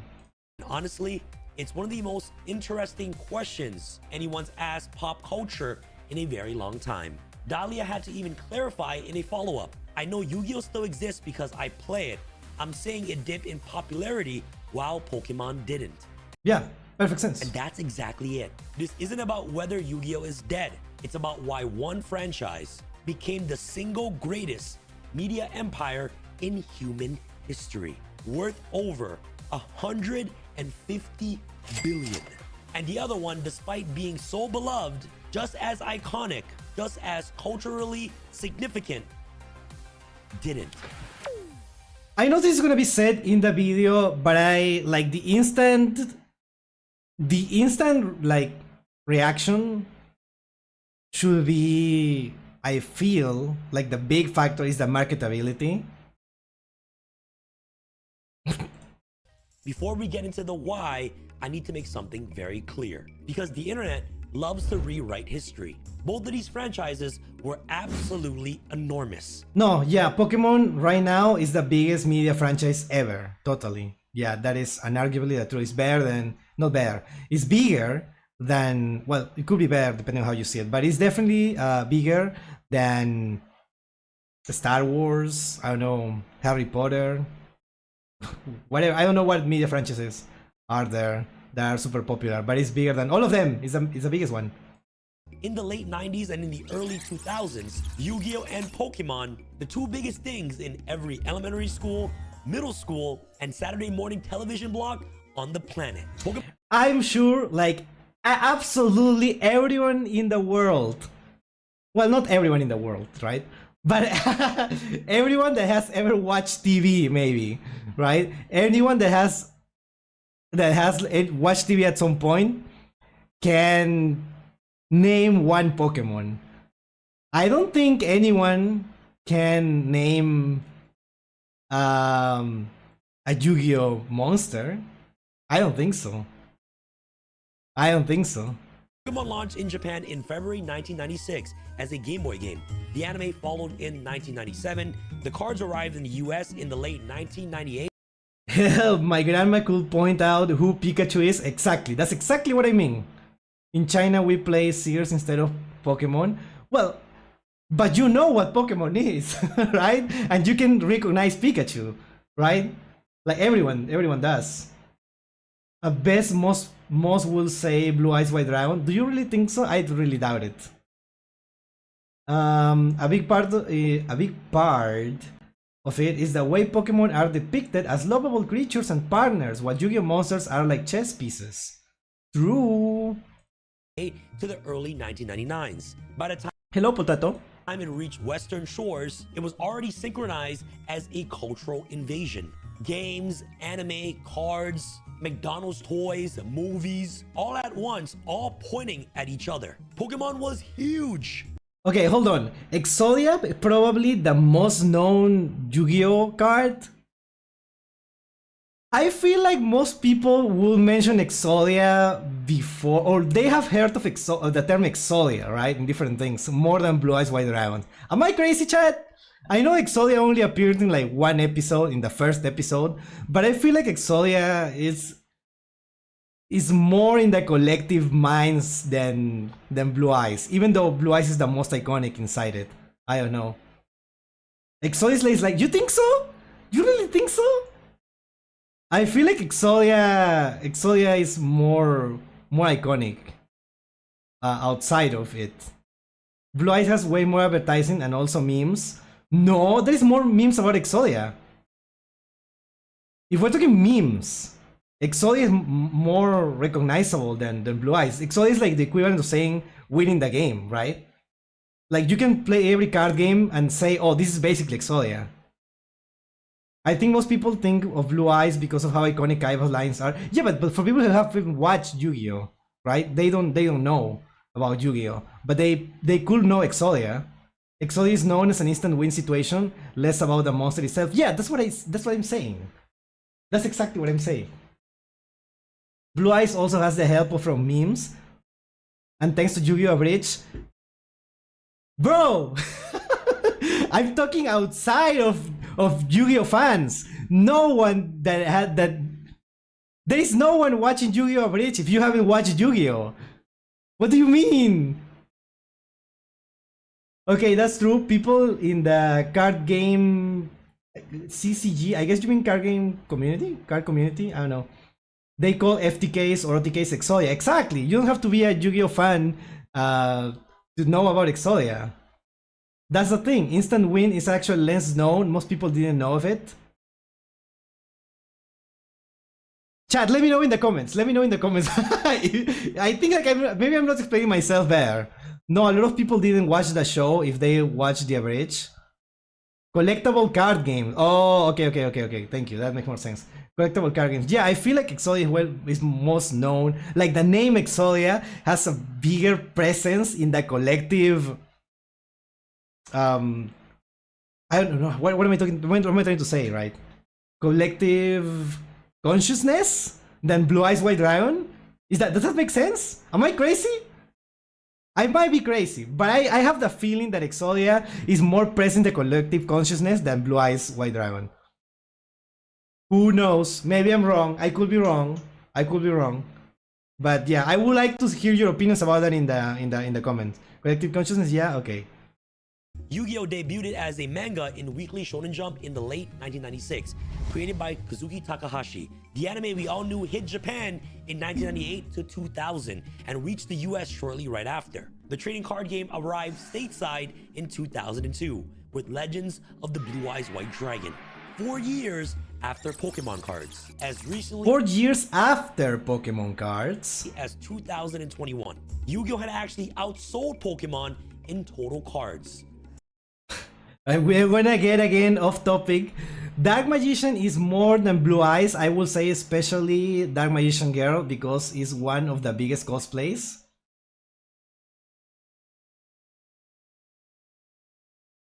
That is an interesting opinion there. I feel like maybe Dark Magician Girl is more known against a certain type of people. Or not against, like around certain type of people. In the Gunner community, yeah. Sure. I don't know if you can say that everyone knows more about that Magician Girl than Blue Eyes White Dragon. I don't know about that one. 35 billion to 34 billion. Crazy. For one brief moment, the King of Games was literally winning. But then the Pokemon card collecting boom hit. In just the following year alone. What the hell is this? What is this product? I never seen this. Boom hit. In just the following year alone. What's that? Wait, what? Then the Pokemon card collecting boom hit. In just easy to learn, fun to play, Battle Academy. Are these Pokemon cards? In this box? Interesting. Yes, I did say Gunner community. Where are we? One year alone, in 2022, Pokemon sold 9.1 billion cards. By 2023, they'd sold over 52 billion cards total worldwide. Yu-Gi-Oh's lead lasted about 2 years, and then Pokemon just ran away with it permanently. So no, Yu-Gi-Oh was not a flop. It was not a knockoff. It was a genuine phenomenon that millions of people loved. The question Battle Academy was like that shitty 2-player set a learning starter deck. It sounds like a Christmas gift, right? Like you have 2 children, like 2 sons or 2 daughters, 2 son and daughter, you know what I mean? Like 2 children, and then you give them so they can play against each other and learn when you're I don't know, dude. I don't know what I'm going to. But yeah, something like that makes sense. Like sounds like a Christmas gift for like siblings. Yeah, that's what I was trying to say, siblings. Okay. Is why Pokemon kept winning while Yu-Gi-Oh plateaued. And the answer is layered. But the people in Dahlia's replies actually cracked a lot of it open for us. So let's use them as our roadmap. Alright, I want to see the replies in answers, I'm really thread curious. Came from someone named CLP. They got rid of Yugi. Pokemon stuck with Ash for 26 years. Grown men will still watch Yugi and Kaiba run the fade till this day on some Goku and Vegeta and he's... Chad, what do you think of this answer? They got rid of Yugi, Pokemon stuck with Ash for 26 years. I don't give a freak about some kids at school playing cards. Shut up! You don't get it! Grown men will still watch Yugi and Kaiba run the fate to this day on some Goku and Vegeta shit. Honestly, I think like that's a very interesting point about the Goku and Vegeta thing. But are Goku and Vegeta still rivals in the anime? Are they? I think they are rivals. But are they always trying to best each other? I don't think so. Right? At some point, like they just became like friends. I don't think this person has also watched Dragon Ball.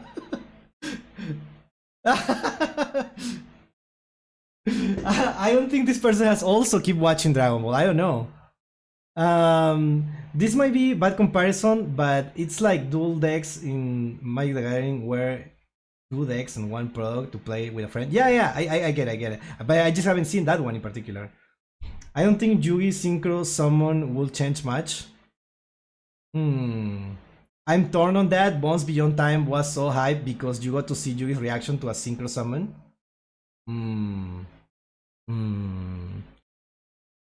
I personally believe that we don't need to. I mean, JoJo's work, right? Right now, Steelball Run is really cool. You know what? We can do that. We should have a Yu-Gi-Oh! Steelball Run. You know what I mean? We should have a Yu-Gi-Oh! Steelball Run and just reset the universe. We should just reset the universe. I know some JoJo fan is gonna say that is not what happened. I don't care. You know what I mean? We should just have a new universe with the same, like a reboot, basically, like a reboot, and then include everything and have reference to the other animes. And I feel like that would be popular. I think we already did it. We did. with Yugi and Kaiba and Joey and the guys and the girls. It's called Rush Duel. That is not real. You know what I'm talking about. I'm talking about that they have to be the same character for nostalgia purposes. Otherwise, nobody will care. That exists. It's called. That is not what I'm talking about. They need to bring back like Yugi and Kaiba and Joey and Pegasus and the same arcs. Well, not necessarily the same arcs, but the same idea of it, the same vibes. Pep, that sevens? No!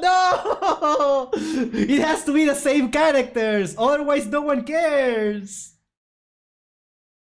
Oh my god, dude, I'm talking to a wall. I'm talking to a wall. I'm gonna crash out, dude. We did that for a movie, maybe, kinda. It's called Sexal. You're not listening. It has to be the same characters. I know that the vibes were there. And yeah, I agree. It was like the same idea, but it needs to be the same characters with the same names going through similar arcs. I'm gonna go to the next tweet. Till this day, on some Goku and Vegeta and he's right. This is maybe the single biggest structural mistake Yu-Gi-Oh has made. One that played out slowly over the years, and by the time anybody has noticed, the damage was already done. After the original series ended, Yu-Gi-Oh moved on. GX, new protagonists. 5Ds, new protagonists on motorcycles. You say Jack Atlas Pro card games on motorcycle? That was pretty cool. But personally, for me, Zexal, Arc V, Vrains, now Go Rush? What is that? Each new show brought a completely new cast, a new setting, a new art style. And with each reset, a portion of the original audience didn't follow. I know that's not for everyone, because people will always want more of the same, right? And maybe that didn't work because of that. Like myself. Meanwhile, Ash Ketchum was catching Pokemon since 1997 all the way till 2023. 26 years. The same kid. Ash Ketchum. The same Pikachu. You could literally drop Pokemon in 2005 and come back in 2019 and Ash Ketchum will still be there. The emotional continuity was unbroken. But after Duel Monsters, the iconic characters that we love, Yugi, Kaiba, Joey, they're gone. King Beast put it... It will be cool, like, if they can come back, like, every now and then. Like, how they did it in Arc 5, right? I know Arc 5 is your favorite. If they come back like that, like Arc 5, I think they tried to do, but it was too late. They should have done that type of thing in GX. I know Pegasus was there, and that was really cool. But... and then the Paradox Brothers, but like... and I only Yugi in the little last episode, and everyone knows about that. But that didn't happen. Yeah, I know. Yugi also happened there for like less than a minute in the first episode, and then it was the main duel that didn't end in the last 2 episodes, I think. And that's exactly what Pablo is saying. Those are crumbs of things that could have been great. Those are just little small things. Maybe if they were like they have the same amount of screen time that, for example, Joseph Joestar had in part 3, right? Joseph was the protagonist in part 2, and in part 3 he was a main character. He was part of the main gang. He wasn't the protagonist anymore, but he was part of the main gang, right? And in part 4, the protagonist was also main character. The protagonist of part 3 was also main character. So if they did something like this, it will also maybe help, so you don't feel like you're like watching completely random people. Maybe. I don't know. It's easier to say this in hindsight, right? But at the time, I'm sure they tried like, oh no, this is a reset. These new cool characters. Yes. And I feel like they didn't realize that until Arc 5, which was really cool, by the way. What they did, bringing characters from, well, different versions of different characters. You know what I mean, dude. You know what I mean. If you don't know what I mean, no, I'm just kidding. Yeah, I think nobody here outside of Yugioh, that nobody cared after 5 days. Yeah, in Argentina, sure.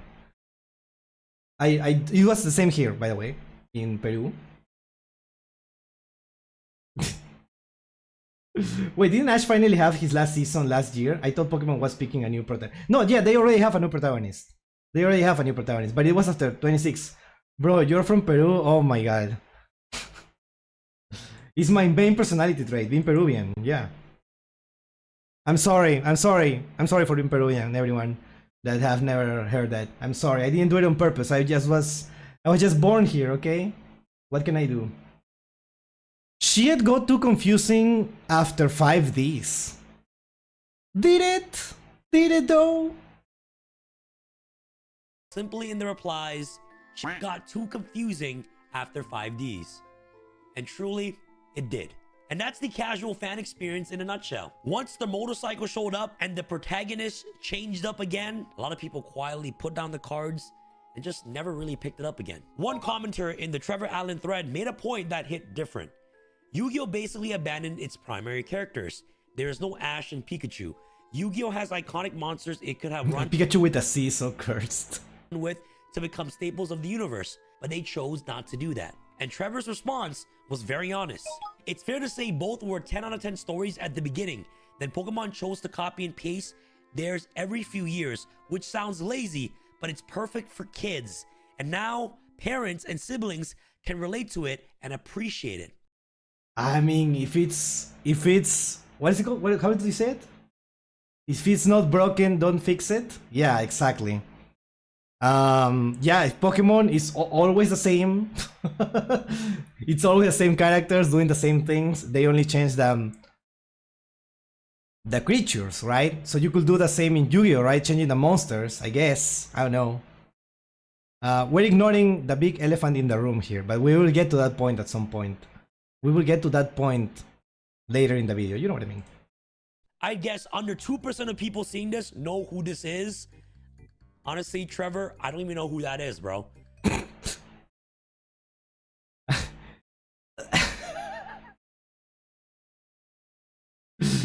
Change the region and the friends traveling with. Sometimes changing the friends too. Tomato Head is the best. Yeah. Is that Yuma? No. Yuma is. See, you see this? It even gets confusing for me. Okay. That guy right You are a Yu-Gi-Oh content creator, you should know. there in that picture, Yuma is from Zexo. I know he's rage baiting. Who? No, Yuya. That is Yuya from RG. There you go, Yuya. I almost got it wrong.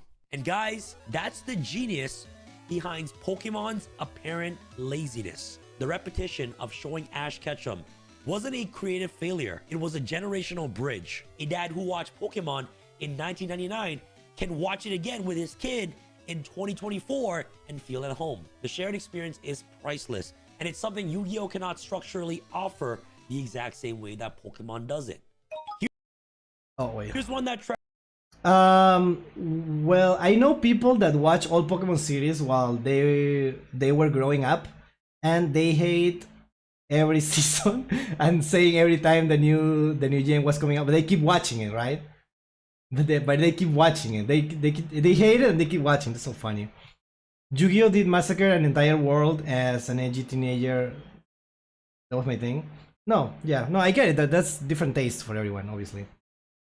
Actually, it will be confusing for people since Yuma, Yuya, Yuri, and a lot of names will confuse people legit as well. If you're really into the anime, like you're really, doesn't matter. Especially with normal anime names as well. Meanwhile, Yugi's name is unique.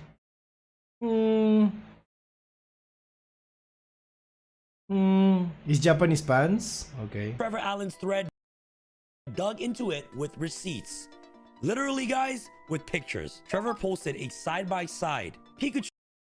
I enjoyed last week's discussion. Why didn't Yu-Gi-Oh stay relevant like Pokemon, but we may have overlooked a relatively straightforward answer? Yes, because even the ugliest Pokemon... What is the ugliest Pokemon? What is the ugliest Pokemon? Like, I don't even know the name. It's that fish that has like big lips. Like, even that's marketable. Marketable plushies, yes. You also have marketable plushies and sexy ladies and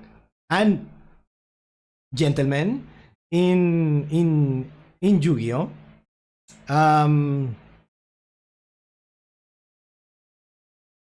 Which is a plus, I guess.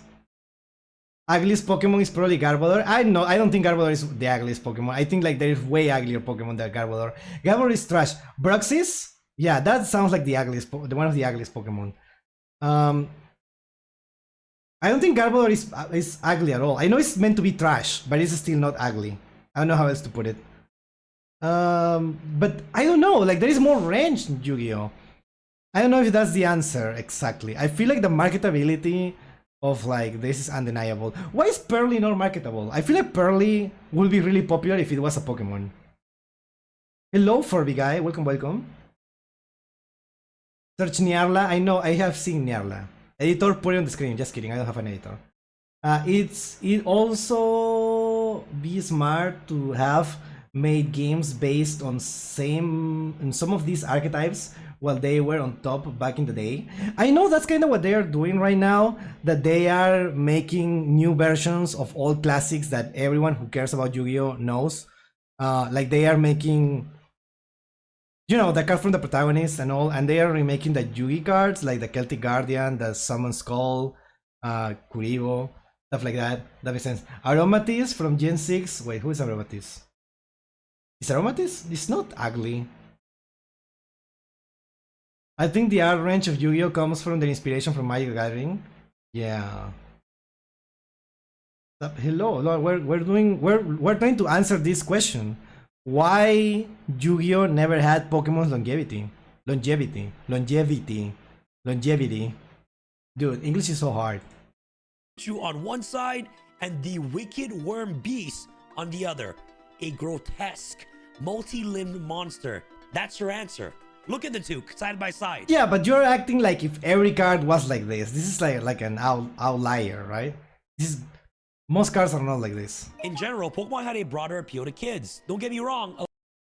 Don't get me wrong. Wait. A lot of Yu-Gi-Oh cards are iconic and had appeal, but to a more selective group of kids. Plus, kids media in general has kind of shifted away from this monstrous, edgy look. Just look. Yeah, see, this is what got inspired maybe by Magic the Gathering, right? There is like more edgy stuff. Well, maybe this too, more than this silly guy here. And the tune is meant to be a tune. Hey, thank you Furby guy for the sub. Thank you. One of the new fairy types from the Kalos region. That's a weird sentence, but I get what you mean. Like, look at the Charmers. Those were introduced in the GX era when Harry Potter was popular. Imagine if they capitalized on that back in the day during the Harry Potter boom. I agree, that makes sense. But they didn't get it too much into it, right? That is the thing, that there is a lot of like different things. So it's hard to find an audience, but that is also the cool part, that anyone can play whatever. Do you think that the current archetypes are marketable?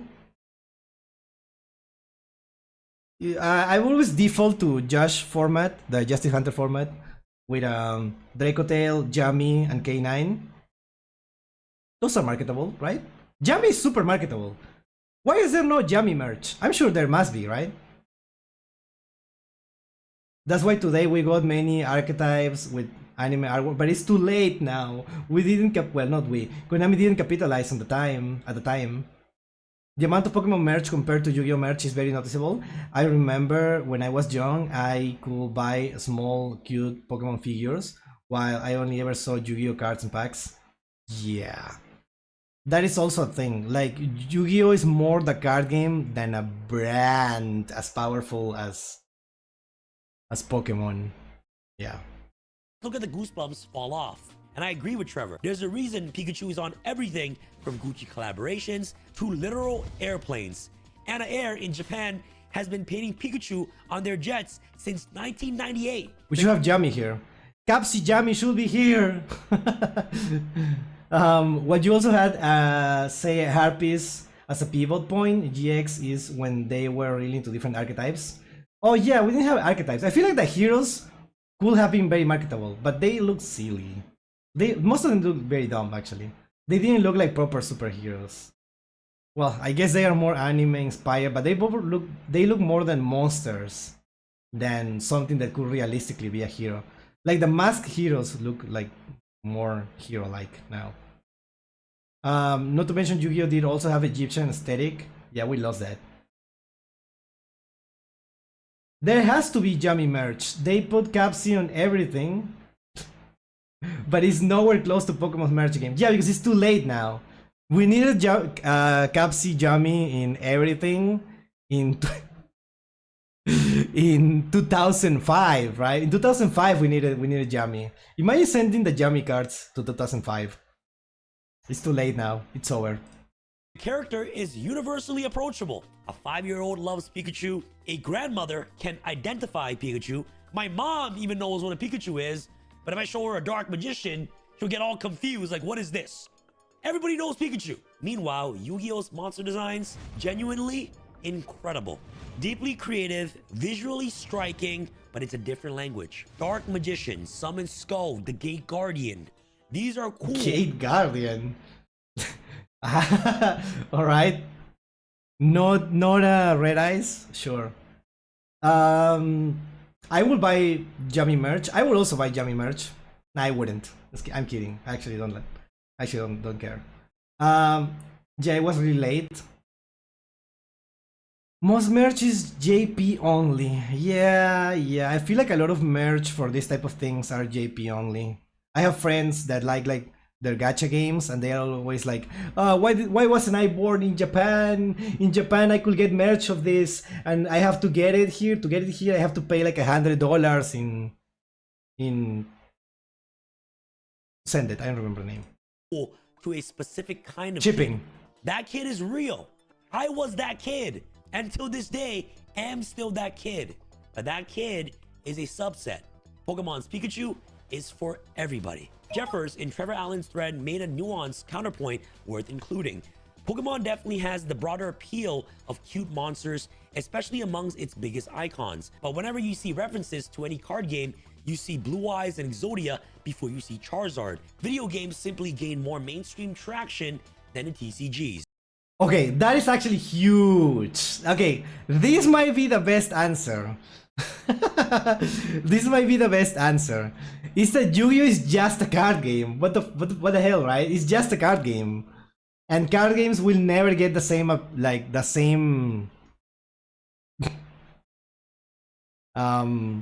wider recognition as a video game, obviously. I feel like that's the main difference. Yeah, it's just a card game. I know there is an anime, but the anime is about Colda-based police. Actually, it's just that easy. Oh my god. Yeah, you don't need to watch the rest of the video. That's the answer. They made a cute Dragon Maid laundry plushies, but you could only get them at one YCS over in Japan. Oh my god. When we got Solid Vision, Pokemon is nothing. Huh? When we get Solid Vision, I don't know what you're talking about. Like, ironically, Yu-Gi-Oh! Anime was the most. It was based on card games the most. What? With Solid Vision, I don't know. Oh, Solid Vision, like in. Yeah, well, yeah.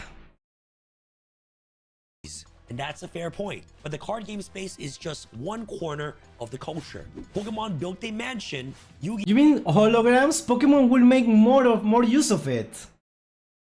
Like, Yu-Gi-Oh will die. Like every other game will stop existing. Pokemon will be everything. Yu-Gi-Oh built a really impressive room inside it. JC3 in the replies kept it super simple. Too much complexity added over the years, in my opinion. Nah, this is. Nah. That makes it harder to get new players. Or rather to get a certain type of... It's hard to get casual players. Yeah. Ian, Bleak also mentioned they really overcomplicated... Gacha Crew 10. Thank you for the sub. Thank you. Solid Vision makes you feel pain. And why would anyone want that? Why would anyone want that? And why wouldn't, if anyone wants it, why wouldn't do that in Pokemon, dude? That's a Yugi Boomer take. Complexity isn't bad thing. No, okay. Hold on. Complexity makes it harder to get new players, though. And that happens with every game that has been going on for a long time. Like, it's hard for... I don't know if you have heard about my favorite game ever, Dota 2. Dota 2 is like... It's like a fantastic game. It's like amazing. It's like the best game ever. And it's just impossible to learn it if you haven't played it since 2005.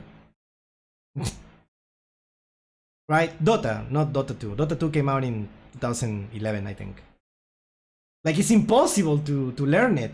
That's why League of Legends is more popular, because League of Legends can get new players because it's like a way easier version of Dota 2. Yeah, I don't know. I feel like I understand complexity doesn't mean that it's bad, right? If anything, complexity makes it a better game, but it makes it harder to get new players, and that's what the game is gonna die because it's not getting new players. That's the issue. Pokemon. Stop talking about Solid Vision, please. I mean, what am I reading, dude? I mean, Pokemon had Mega Evolutions, Seed moves, Dynamax. Yeah, but that doesn't make the game more complex. This is just like a simple thing. And if anything, Pokemon has gotten better at oh my god, I'm running out of the terms for this. Like it's easier to use, easier to manage, like it's easier to play, but like with the UI. The UI has gotten better, it's more sleek. It's like, it feels better to play it. What is the word for that? What is the word for that? That's why Konami paid the whole life girls to play Master Duel, get those whales in the games. I don't think that got any player into it.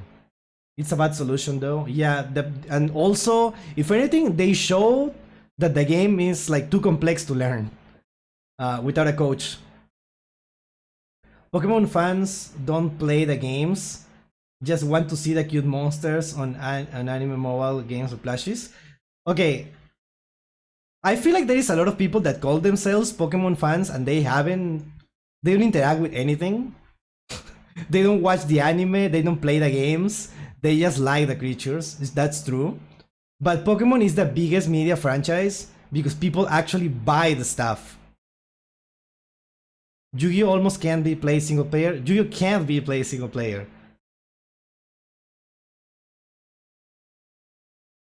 The Hololive girls struggle a lot. Yeah, like if I wasn't already into Yu-Gi-Oh, I would watch that and it will make me want to not try it because I think it did a disservice. Because it was so hard to learn and they were clueless most of the time. It would have been better if they got like coaches and the coaches explain, actually this is very simple. Actually, Pendulum Summon is really simple. You see, and explain like that and yeah, you get it, right? But without a coach, it's impossible to learn the game. Not impossible, but it's really hard. From zero. Anyways, what am I talking about? Yu-Gi-Oh as the show went on. Pokemon maintain a certain familiarity that's easy to tap back into. And this is the death by 1,000 cuts that nobody talks about. Yu-Gi-Oh in 2002 was pretty easy and accessible. You had monster cards, spell cards, you summon a monster, attack, and the okay, explain Pendulum Summons then. Okay. I'm gonna explain Pendulum Summon to show that I know the game. There's pendulum scales, right? Every pendulum monster is hard to explain without a graphic, but I'm gonna try it, right? They all have a number, a pendulum scale that is the number, right? So you put one of those monsters in your spell or trap zones, that is to the far right, to the far left, and you put one in the other side, and you put on the other side as if they were like continuous spell cards. And then once per turn, from your hand, you can summon every monster that has levels in between those numbers from your hand. That's it.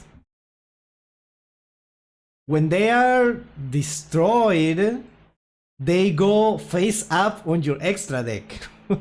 Now that's why when they get sent to the graveyard, not destroyed. When they are sent to the graveyard, they go into the top of your extra deck instead.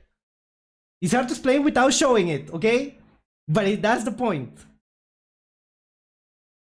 Yeah, if you put like a scale 1 and a scale 8, you can summon everything from your hand that is between 2 and 7. And there is the error. Yeah. The irony as well is a tutorial in Master Duel legit explains it and then people forget. People skip the tutorial because it's too much. See, simple. The main goal is just to bring your opponent's life points to 0. Kids could play it in the schoolyard without a rule book.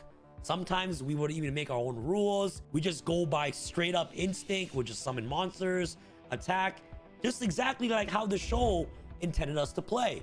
It was the tutorials are not mandatory. You can literally click skip. There's a skip button. They are not mandatory. Easy. It was simple. But modern Yu-Gi-Oh! Link summoning, synchro summoning, Xyz summon, pendulum summoning. Half of you guys watching this video probably don't even know what pendulum summoning is. What are we, the alphabet? X, Y, Z? Bro, I know. Trust me. Hand traps. What? Ash blossom. You cannot. Oh, yeah, whatever. Max C. 10-20 negates. Call by the grave. DDDs. 15 to 30 minute turns. In Yu-Gi-Oh! If you walked away from the game for 5 years and come back, I promise you, you're not going to be playing the same game. Dylan in the replies captured the vibe perfectly with some dark humor. Everyone who loses ended up in the Shadow Realm. That's the player base divided by 2 every year. Pokemon, you can just go to Pokemon Center and be on your way. Yu-Gi-Oh! You literally go to hell if you lose. Clip him! It's a joke, but it's kind of a harsh truth. Pokemon is warm, forgiving, and it's really easy to get into. What you mean. But Yu-Gi-Oh! It is intense. High stakes, and it's very demanding. Yu-Gi-Oh! Is really great for a competitive, dedicated community. And in my opinion, it is not the biggest or the greatest when it comes to mass cultural longevity. Yu-Gi-Oh! Is big, don't get me wrong, but in comparison to Pokemon, that's a whole nother ball game, bro. Okay, hold on. Yeah, Pokemon is an actual game made for kids. It's not. It's a game made for everyone. Okay? While Yu-Gi-Oh! Is made for a very specific type of people. You know who you are. You know who you are, okay? Roberto Blake said it best in the replies, and it might be the most accurate take in the entire thread. It has just not the scale. Yu-Gi-Oh! Has a thriving community, but they didn't make the game itself too complicated for new players and OG players. The people who grew up playing this game, who watched Yu-Gi Duel Kaiba, who pulled their very first Blue Eyes, who knew every card in the original sets. Even they got fallacy. Left behind as the game evolved. Link monsters, pendulum monsters, 15 to 30 minute turns, and at some point, the game stopped feeling like the one they fell in love with. And if you're a brand new player trying to get into Yu-Gi-Oh!, let me be honest, it can get overwhelming. You're not just learning a card game that we all once knew. You're learning years of accumulative mechanics, ban lists, and metagame shifts that changes every few months. Pokemon, on the other hand, is just really easy to get into. The rules are simple, the concept is very straightforward, and whether you're 6 years old picking up the cards for the very first time, or someone returning after a 10-year break, Pokemon welcomes you easier than Yu-Gi-Oh! Unfortunately. Don't get I came in when Arc 5 was new and I loved it, and I still do. That's huge. You are so based. And and no, actually, I'm not kidding. Like, actually, I think this is really cool that you join in Arc 5. Because that's what I'm saying. This is for a very specific type of people. And that's you, Joseph. I mean, the card game. Yeah, no, I get it. That's you, Joseph, in the chat. You are the very specific type of people. People who love card games and love the challenge of learning something complicated and figuring it out, right? That's what I'm trying to say. I came back with Brains and Duel Links in 2017. It hit at a good point in my life. I'm glad. Thanks, man. I also learned Vanguard and yeah, exactly. You're a card game person. This game was made for you, and that's why you like it, and that's why you're here watching some random dude on the internet talking about card games. I'm working on a Yu-Gi-Oh! Fan game, and the hate for the new cards is intense there. But I personally think Yu-Gi-Oh! Did change a lot. Just like people will change, and everyone has to decide if they want to stay in touch. If they want to stay in touch with that person game. Yes, it has changed, but it's, I mean, it's evolved with the people that were there from the start, and it is getting more complicated in theory, and only people that are interested in complicated stuff will get into it. Also, I did also stream Master Duel and the old Yu-Gi-Oh! Pro on my channel. My channel actually started with Yu-Gi-Oh! Stuff. Based. Nice. Don't get me wrong, Yu-Gi-Oh! Built something incredible, but over time the doors just got harder and harder to walk through. Meme Bastard in the reply said it just wasn't as good at hooking people. Gotta catch them all was one hell of a gimmick. And look, I hear that. But let's be fair here, because Yu-Gi-Oh! Has had one of the most iconic catchphrases of all time. Is it? It's time to duel. It's time to duel. Do you think that's really iconic? When I think about the iconic Yu-Gi-Oh line, I think you activated my trap card. But I don't know, I feel like that makes more sense. It's time to duel. Yeah, I don't know. Is it the Yu-Gi-Oh online? Oh, people quote both actually? Yeah, I guess so. Come on, you felt that. It's time to duel. God damn! Everyone who grew up in that era felt that. Yeah, nobody catch them all. I mean, no one catches them all, but it's always time to duel. That's so good. That's so good, Pablo. You should tweet that. That's a hit tweet right there. Music kicks in. Wait, you don't want to advertise? You can share it on the Discord server for later. We can talk about it later. His hair goes all crazy. The Millennium Puzzle all shines up. Oh my god. Yami comes out. You feel what I'm saying? The Tem comes out. The duel disc snaps wide open. And it's time to duel, baby.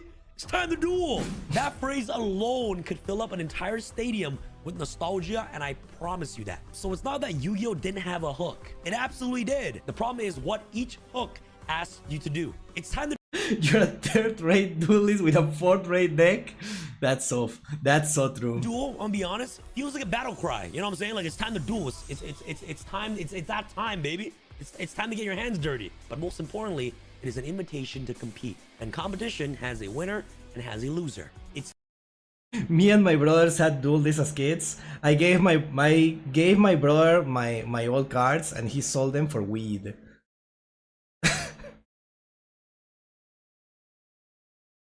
My favorite duelist will always be a joy. Huh?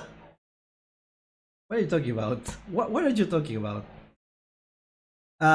There were also that feeling flow halfway to forever. They were also fun actually using them as a so I imagine it would be so hard to play with those actually in real life. speaks to a different kind of person. It speaks to the kid who wants to truly test themselves. Like me, you know what I'm saying? It's time to duel. But Gotta Catch Them All, I'm gonna be honest, is completely different. Everybody also knows, you know, Gotta Catch Them All, you know what I'm saying? It's Pokemon. And I'll be honest, Gotta Catch Them All feels like a potion loop. You know, this catchphrase doesn't feel like it's asking you to compete. It asks you to collect. Collection has no losers. There's just no wrong way to do it. Collecting is... You know what's a funny thing about that? How collection doesn't have a wrong way to do it. But when you talk about to someone who is really into a hobby, they will tell you, "Oh, you're doing it wrong. Actually, it's like that. I don't know if you know ProCD.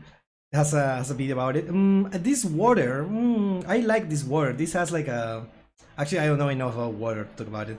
But there is a right and wrong way to drink water, and I do it the right way, and you do it the wrong way, actually. So yeah, you actually do enjoy this hobby in the wrong way, and I do it in the right way. You should perish. You know, you're never done, and there's always more. And the franchise makes sure of that by adding new Pokemon in constantly every few years. Both phrases are iconic, but unfortunately, one of them had a ceiling, while the other didn't. And now it's time to This is silly? Gatekeeping exists in every hobby? Yeah. actually take a look on where both franchises actually sit at. Pokemon's total all-time revenue is over $150 billion. In 2024 alone, 150. nearly 12 billion Pokemon cards were distributed worldwide, and merchandise sales hit 10.8 billion. The franchise brings That's still huge. over 12 billion per year. 12 Bs per year, bro. Mostly for merchandise. The anime has been watched by more than 1 billion people across 138 countries. It is the highest grossing media franchise in human history, fam. That's crazy. Pokemon is ahead of Star Wars, ahead of Marvel, ahead of... Okay. What is the yellow in this? What exactly is the yellow here? That's crazy. Because if I understand that different colors probably mean I actually don't know. What could it mean? It probably means like a different like type of media, I guess. I don't know. Film, manga, book. Pokemon is ahead of Star. Video game. Being ahead of Hello Kitty by that much is surprisingly wide. Yeah, but if because like it's more diverse in whatever these colors is, different colors represent a specific thing. Yeah, exactly. Because for example, what's that? Mickey Mouse, Disney. What am I talking? Winnie the Pooh, Hello Kitty have more yellow than Pokemon, right? Oh, is yellow just merch? Is yellow just merch? And what? I assume red is like video games. So, like Hello Kitty, Winnie the Pooh, and Mickey Mouse have more merch than Pokemon, but Pokemon has more diverse stuff, right? With no, wait. Yeah, I guess in Star Wars, film is probably one of these, right? The yellow, dude. What is happening? The green, the both of the greens or something. I don't know. Red is video games. Yeah, red is definitely video games. Makes sense. So Star Wars have video games, but that's not the main thing. The main thing in Star Wars is film. Mickey Mouse is just merch, dude. There is nothing there. Yeah, okay. Yeah, it's Pokemon wins in diversity, I guess. That sounds like a weird thing to say, but you know what I mean. Star Wars, ahead of Marvel, ahead of Mickey Oh, but it was there. Hold on, it was there. What is ahead of Star Wars, ahead of Marvel, ahead... What is this? Video game, merch, trading cards, I guess, comics, entertainment, book. Okay. Ahead of Mickey Mouse. Yu-Gi-Oh, on the other hand, has an estimated total revenue of $20 billion. Dude, what the hell is orange? I assume the cards, right? Because no one else has orange. That's so funny. Oh yeah, and this brown thing should be manga, right? That's what One Piece or anime. I don't know. Should be manga probably. I don't know. It's huge. It's a lot. Still a massive number, an incredible achievement. Sad to say it, but Yu-Gi-Oh is just a fraction when it comes to comparing itself to Pokemon. And that gap, the greatest manga itself isn't makes closing. sense. It's widening because Pokemon is a licensing machine. It's a video game pipeline. It's a card collecting boom. And Pokemon cards are now considered as an alternative asset class. Like, what? And its multi-generational nostalgia engine all firing simultaneously in a way Yu-Gi-Oh structure simply doesn't allow for. First, let's be clear about something. Yu-Gi-Oh is not a failure. Not even close. 35 billion cards sold, that's an accomplishment. Yu-Gi-Oh is one of the most iconic animes in history. A trading card game that still runs massive tournaments worldwide to this day. A catchphrase that an entire generation... What you're saying is kids' first stock market. They don't care about it. The kids don't care about that. They just see pretty cards and they like didn't even play with it. Can recite without even thinking. Characters that people genuinely love decades later. That is not a franchise that lost. That is a franchise that won. But just not at the same scale as the greatest media empire ever built. And that's the most honest answer to that question. It was never really about Yu-Gi-Oh doing something wrong. It was just about two franchises being built for fundamentally different purposes. And one of those purposes happened to have no ceiling. Pokemon was built to be everything for everyone. Deliberately or accidentally, it became a video game, a TV show, a card game, a toy line, a mobile app, a fashion statement, a collector's market, and a child.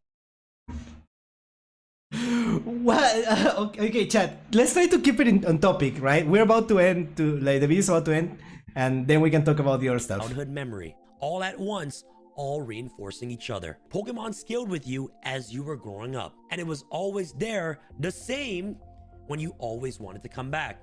Ash Ketchum for over 2 decades? That is insane. Yu-Gi-Oh was built for a specific kind of person, the kid who wanted a real challenge, who loved strategy, who loved competition, who loved winning, who felt something when Yugi drew the card he needed at the last possible second. Okay, but to be fair, there is still a lot that you can have in terms of like competition in Pokemon 2, right? In the video games, there is a competitive aspect of Pokemon, obviously, and you can min-max everything, so I don't think it's exclusive to Yu-Gi-Oh! That kid is real, and that kid is me. And millions of us exist. And Yu-Gi-Oh! Gave us something that Pokemon could never do. A game with actual depth and complexity. Pokemon cast the wildest that is net in different. entertainment history and caught everybody. Yu-Gi-Oh! On the other hand, cast a more deliberate net and caught the people who were looking for exactly what it offered. And those people like myself and all of you guys who are watching who are Yu-Gi-Oh! Fans, we never forgot it. Yes, you chat, smiley face. Yu-Gi-Oh! Is in our roots. So it's not that Yu-Gi-Oh! Didn't have longevity. It's just that Pokemon's longevity became something that genuinely never been seen before in human history. Comparing anything to that isn't a knock. It's just the reality of what Pokemon became. So why didn't Yu-Gi-Oh! Have the same longevity as Pokemon? The real answer is almost nothing did. Almost nothing ever will. At the end of the day, both of these franchises shaped the generation.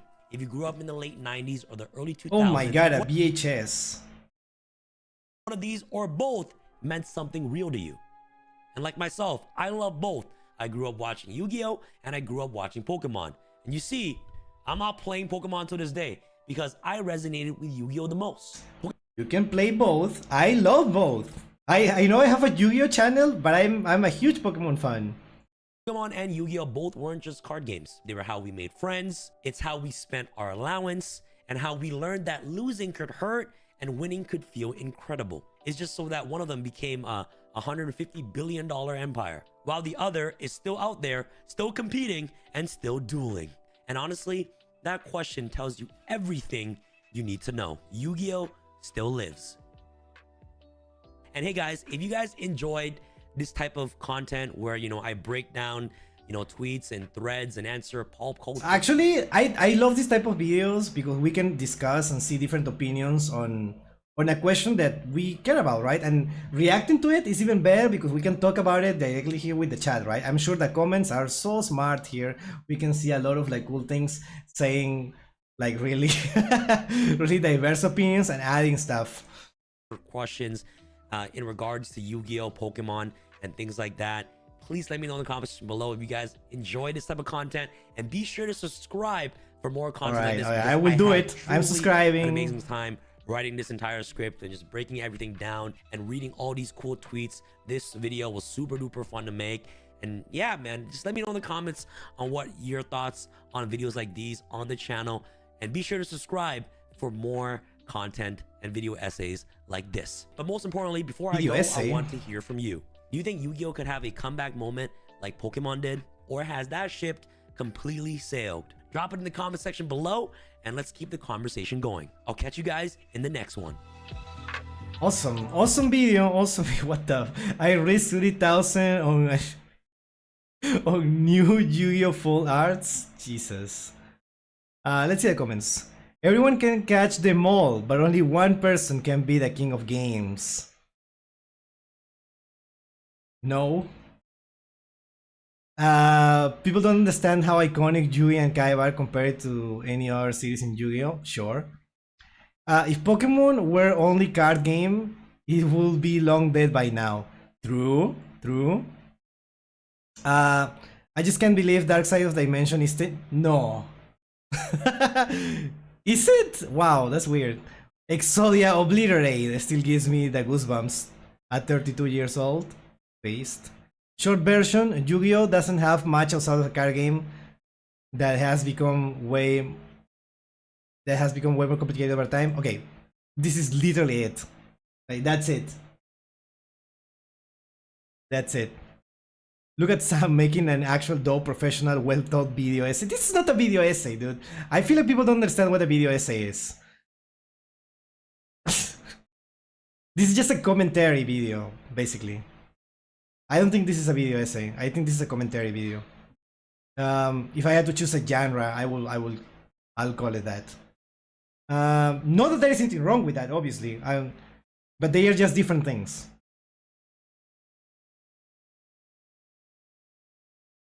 By the way, it's on the graphic that shown. Okay.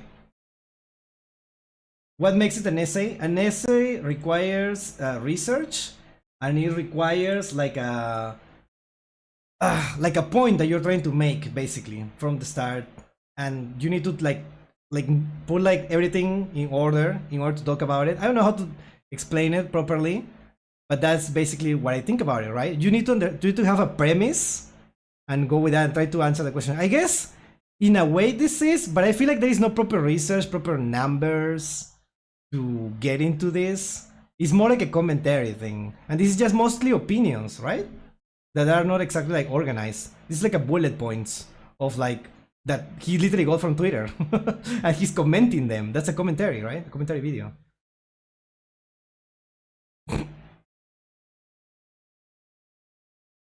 Seven levels of Yu-Gi-Oh players.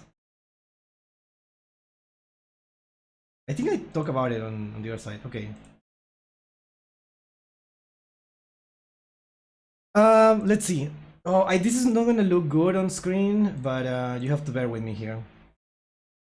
Yeah, it's not complete. How do I do this? I guess this is the best that we can get. Video games. Yeah, okay, we were right in this. Merchandise, video games, trading cards. Wow, Pokemon has that much in trading cards? Box office, home entertainment, book sales, TV revenue. TV revenue is nowhere here. Oh, wait, what is this? Spider-Man. Interesting. Spider-Man and Harry Potter? Wait. Harry Potter has TV revenue? What is this? Comics and manga. Yeah, no, this makes perfect sense. That Star Wars is mostly home entertainment and box office. Totally makes sense. Pokemon also has home entertainment and box office and also manga. Trading cards, video games, merchandise. Yeah. None of this is music, right? Yeah, there is no music in this. What is purple? TV revenue, yeah. Video essays are trying to convince you on a singular conclusion. Discussion videos leave an answer open-ended. That's a very good point. Crispy applesauce. Yu-Gi-Oh! And Magic the Gathering video essayist. That makes perfect sense. Yeah, this is more like a discussion video than an essay. Yeah. Shonen Jump in general? Wait, Shonen Jump in general? And One Piece is here? Interesting. Yu-Gi-Oh! Transformers. Peanuts? Interesting. Barbie and Toy Story. Toy Story is just one, well, 4, soon to be 5 movies. Interesting. Batman.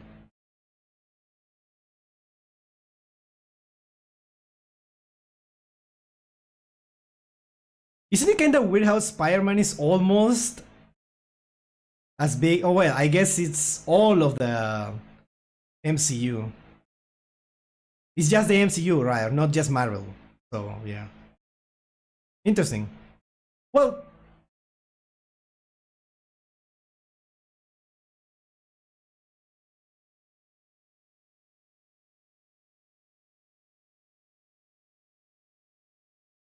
Chad, do you think I'm always surprised like about Gundam being that popular? Is Gundam really that popular? I assume Gundam was like a Japanese thing. Like a Japanese thing. Like I can't believe that it's popular like outside. Yeah, bro? What, really? I just realized what's Anpanman. Anpanman. Merchandise for Anpanman? What even is Anpanman? I've never heard of it. I'm sure I've seen it. Anpanman.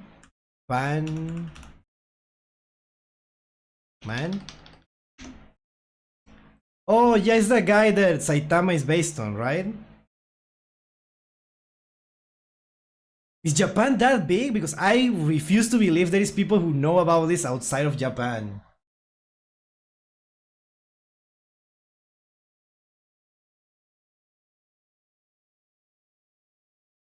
And just merch. And you're telling me Ant-Man is more popular than Disney Princess? Like it has more, it makes more money on just merch than Harry Potter does in everything? Than the MCU?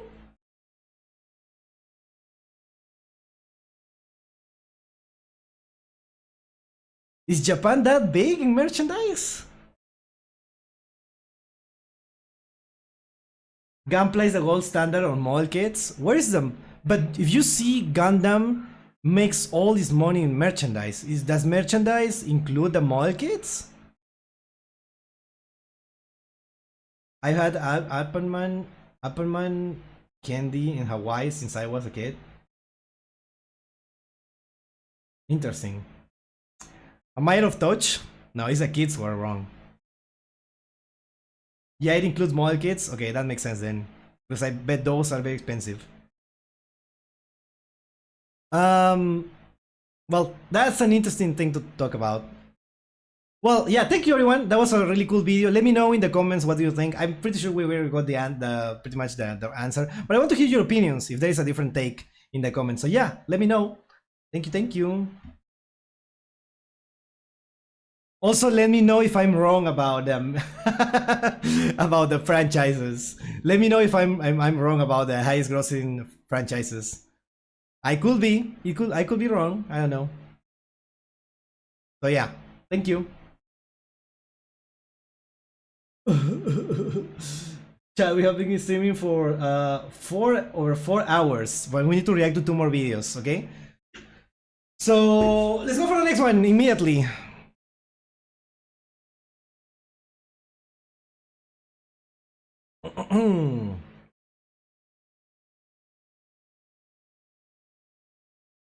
So there are cheap mall kits, cheap mall kits with more expensive ones called high grade and master grade. I watched this guy's video. I would recommend this, so yeah, let's watch it. Unfair archetypes. Let's watch. Let me show you a few snippets of starting. Wait, hold on down. From certain archetypes and take note how you felt when you see it as you go.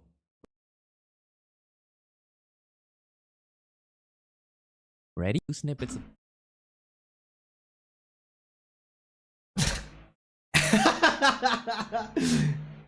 Unfair archetypes, let's watch. Let me show you a few snippets of starting hand from certain archetypes and take note how you felt when you see it as you go. Ready? Okay.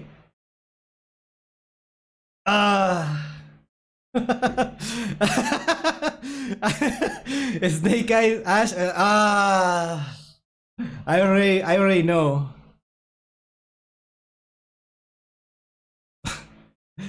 Mad Mix Circular, replay ended, okay.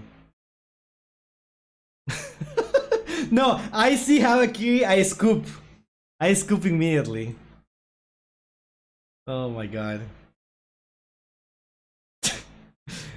This is definitely the most normal. I already get the point. Magician's Rod is like, yeah, alright, okay, I get it. Now, I don't really know every one of my individual viewers' emotion, but the first 3 makes me sigh defeatedly and want to immediately press the surrender button. So true. Except for the last one. The last ones feel different from the rest. I think Harakiri is the only one that gives me a visceral reaction. Okay, no, Snake Eyes I really hate it because at least for me it's like hard to deal with. At least that's a hard, like the not that hard for me to deal with. It's just, I don't know, it's so annoying. Like also with Mad Mech, I already know that it's gonna be like a combo like super long, and I just get bored by it. Like Magician's Rod is like, oh, this guy is just gonna summon Dragoon, whatever, dude. At first glance, I can sigh a breath of relief knowing I can play the game at least. Why is this one different? Well, it's mainly because not all archetypes are made equally. Hello, my name is Bukia, and in the realm of Yu-Gi-Oh, I mainly play for hire. Can you believe this guy plays for hire? Thank you, Sen, for the follow. Ooh, that's a 1,300 follows. Thank you. I already watched that video. You can check it on my YouTube channel. But thank you. I really appreciate it. Let's try to keep it on topic during the video. During the reaction, let's try to keep everything on topic. I only ever saw for hire in upper tier Master Duel, nowhere else. Of course. Hello, my name is Bukia, and in the realm of Yu-Gi-Oh, I mainly play for hire. My own history with Yu-Gi-Oh is plain and simple. I know of the anime, tribute summoning Blue Eyes White Dragon, summon Pot of Greed to draw 3 cards from my deck, and collect all 5 pieces of Exodia way back when. Oof, we're talking like boomer territory, my favorite. And then I dropped the game off until around 2020, where I eventually found out Konami has made a bunch of monsters that piqued my interest. Okay, this is similar to my experience, but not that much. I do not know how the game works at the time. I was fumbling around the concept of archetypes, synchro summoning, XZs, link summon, pendulum, and hand traps.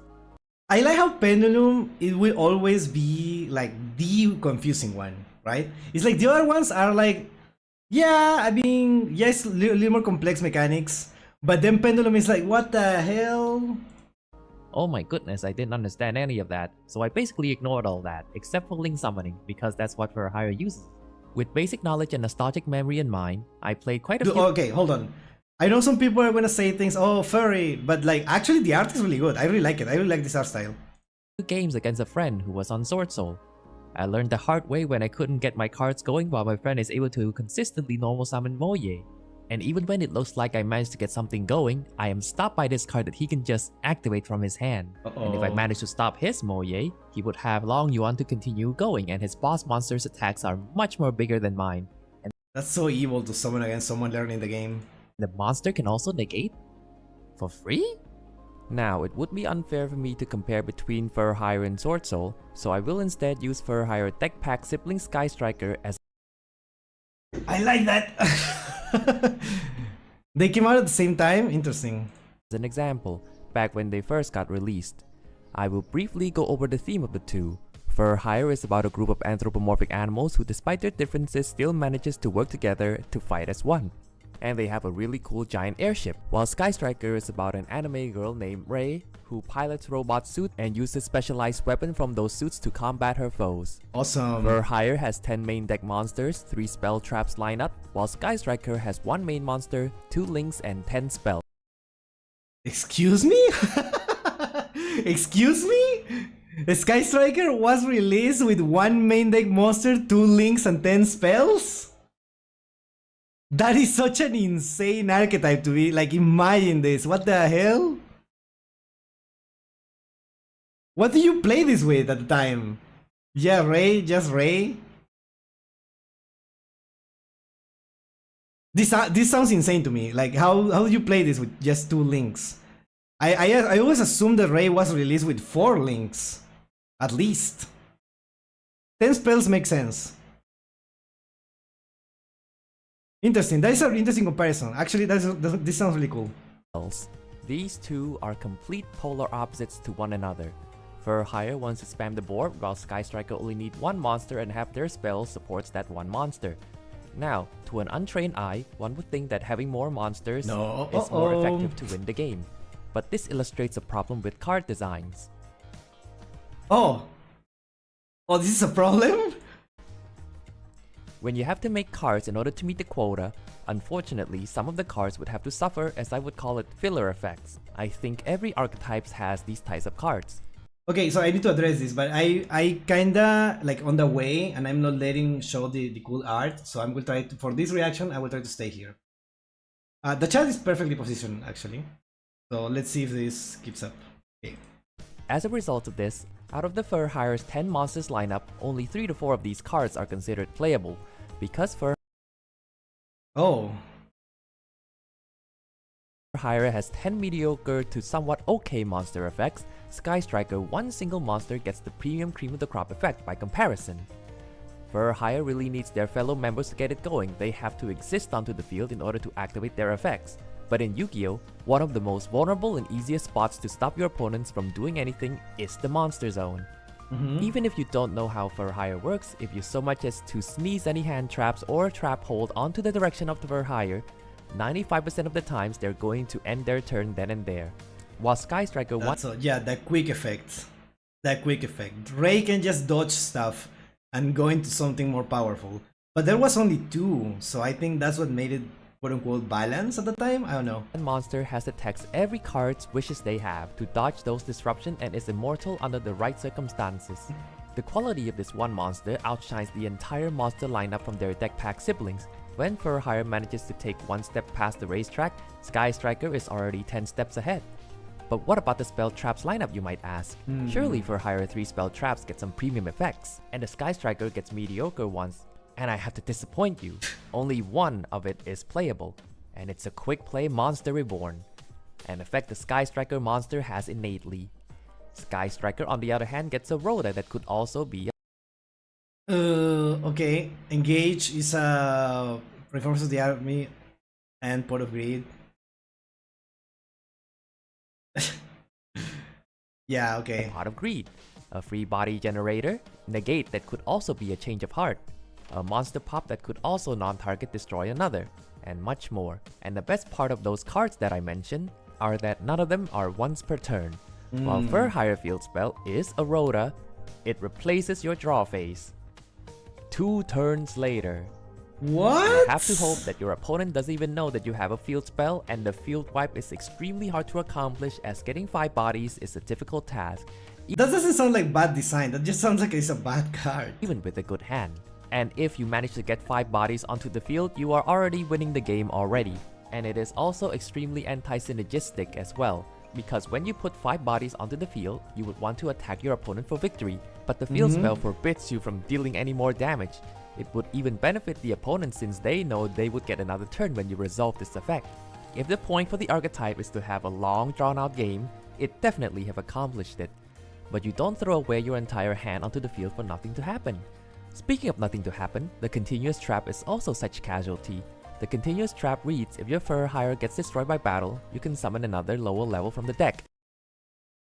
If your monster's For Hire is destroyed by battle, you can summon another? Huh? You see, every one of the lower level monsters For Hire has these small lines of text.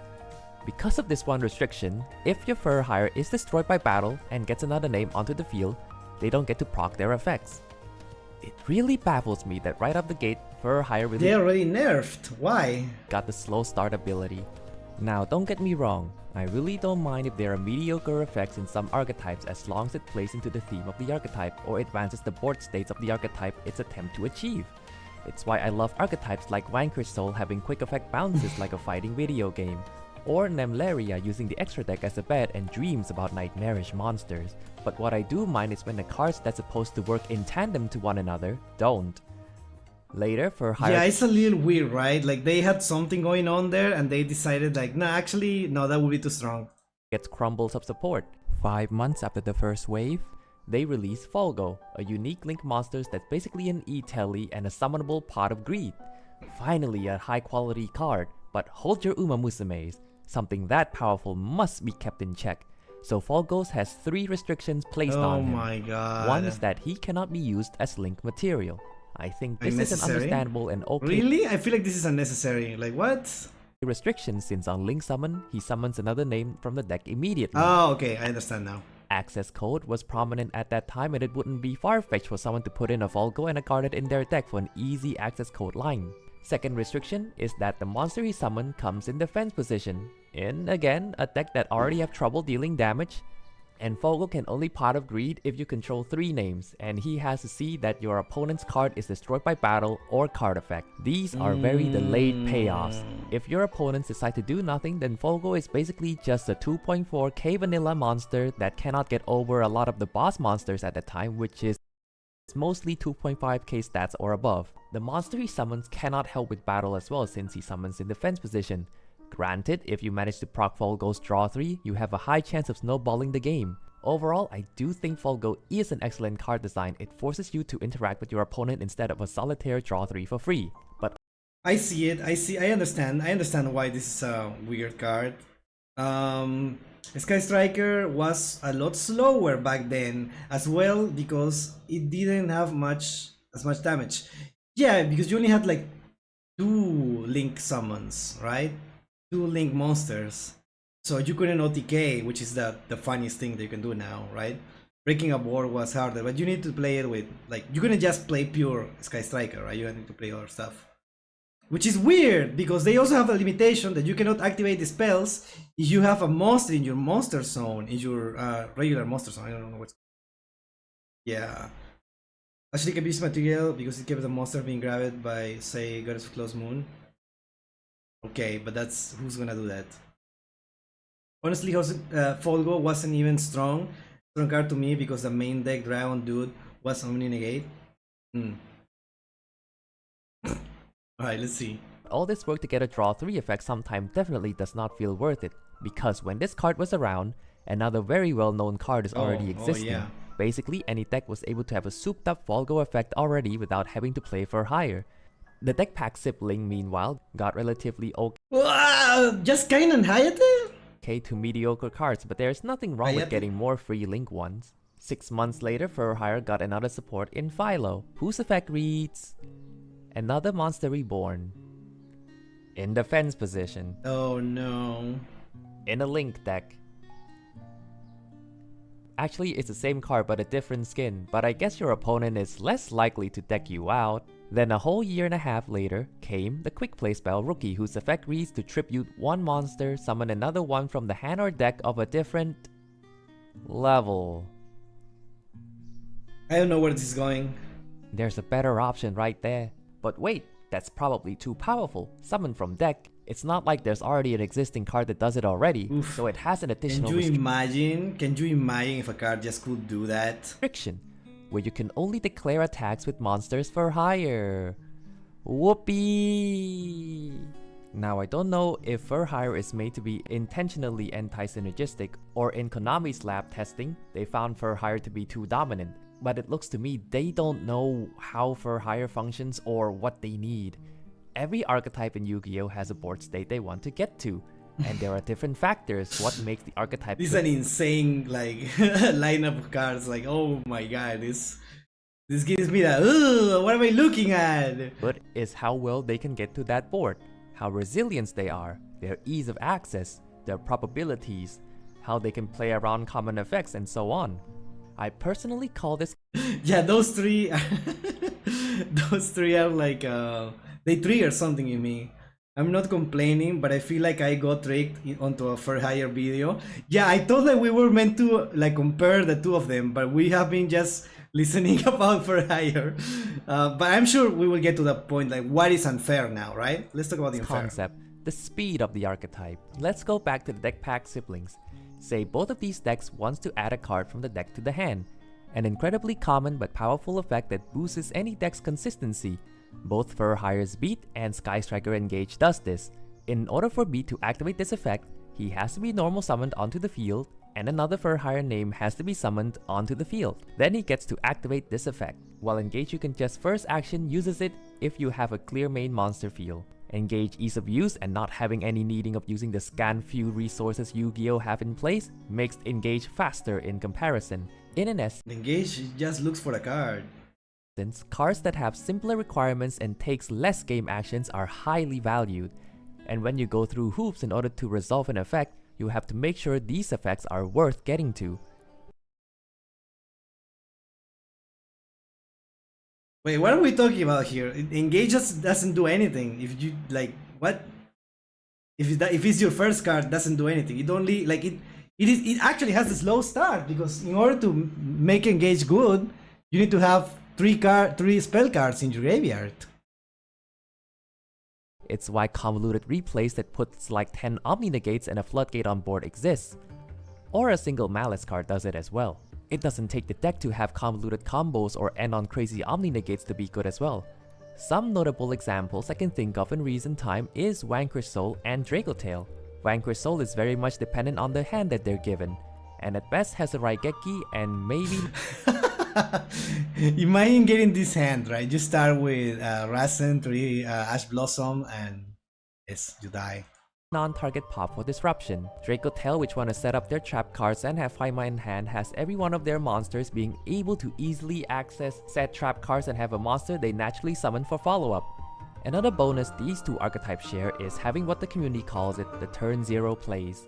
In my opinion, these are very good cards design that makes any archetypes able to be on pace with other decks.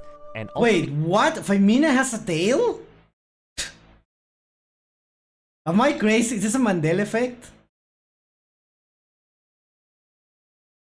Femina has a tail? What? This is the first time that I see it. I don't know why it just hit right now.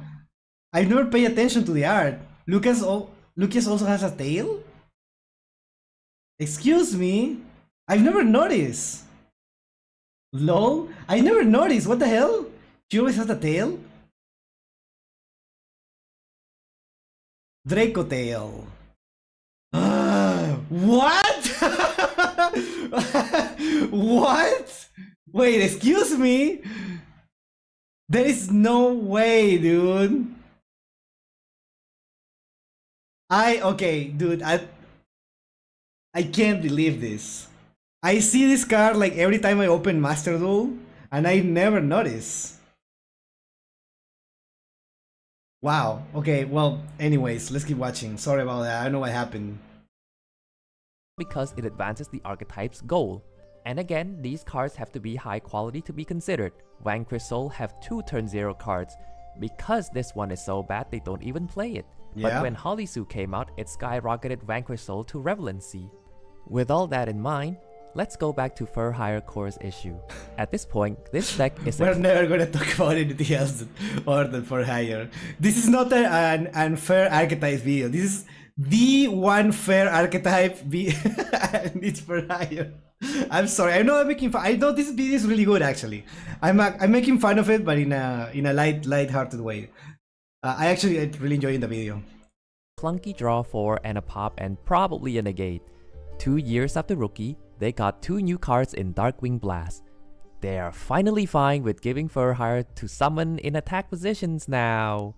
Whoopee! Yay! What's better? Fur Hire finally got its own Stratos in Rex to keep up with the modern decks. Being able to search a spell trap Fur Hire and can banish itself to reborn a Fur Hire name or add any card back to hand. At the time, Rex is a good card, but this card is only good based on the quality of the card it can search, and the best targets at the time was Rookie and Mayhem. This was when Sprite was prominent. Special summon from hand effect while you control a Fur Hire name would have been a really good effect to mitigate Fur Hire's normal summon reliance. Having this effect wouldn't break Fur Hire either. As it stands, any new support have to do the heavy carrying of resolving old issues the archetype have. Engage wouldn't be prominent if all it does is search a vanilla after all. Rex mitigates an issue Fur Hire has, but it also makes Fur Hire weakness even more prominent. The other cards they receive is Donner, which have the Diamond Dire Wolf-like effect to destroy a Fur Hire name and destroy another monster. Her second effect is to tribute one monster, then summon a Fur Hire member from your graveyard or hand, then summon another if you tributed a link. Now, between Donner's 2 effects, the first one is barely used in Fur Hire because the second effect— That's huge actually! What? That sounds huge. —is more relevant as it finally fixes Fur Hire's speed issue. I say the first one is barely used cause the designers think Fur Hire getting to use both of these effects in one turn is too strong, and so they give it a restriction where you can only choose one of these effects per turn. In my opinion, it would be extremely beneficial for her second effect to be a quick effect, but perhaps that would be asking for too much because later down the line, not far apart from one another, there is a link to with that line of text and can use both effects. These 2 cards are very good cards. It is a step in the right direction, but unfortunately they don't solve the issue Fur Hire has, only mitigate it. Donner became a staple card later on because of her ease her summoning requirements and deal with troublesome monsters. Fur Hire as a pure deck has never seen any light of competitive spirit unless you count Duel Links. The fact that their strategy is so passive that they found a home in being another runic variant. A very cool moment for Fur Hire, I admit, but it's definitely removes the Fur Hire goal of spamming the board and OTK. I was consigned to believe Fur Hire is never going to keep up. Years goes by and in 2025, 5 new Fur Hire cards were announced. I know Fur Hire was tier 0 at some point in Duel Links. Yeah, we watched a video about it. But that's not a real game. Excited and overjoyed I was. Are they finally going to address for higher issues? Are they going to give any turn 0 cards because this was released after Halfness, Halisu, Izuna, Faimena? And I'm happy to say that Xenolocks. This is one of the most restrictive kinds of locks in all of Yu-Gi-Oh! Being locked into something means you have less access to the card pool. It is a restriction save for overwhelmingly overpowered cards so that they don't get abused. You can call it a self-floodgate in a sense, but it's not really a floodgate because even if you're locked... What the results means? Numbers aren't fine now, but you get the gist of it. What the results means? Log to cybers, plus links, log to fusions. Oh, okay. There is only 298 cybers? Cybers links, 117? Logged into fusions? Wait, what? Are those the actual numbers?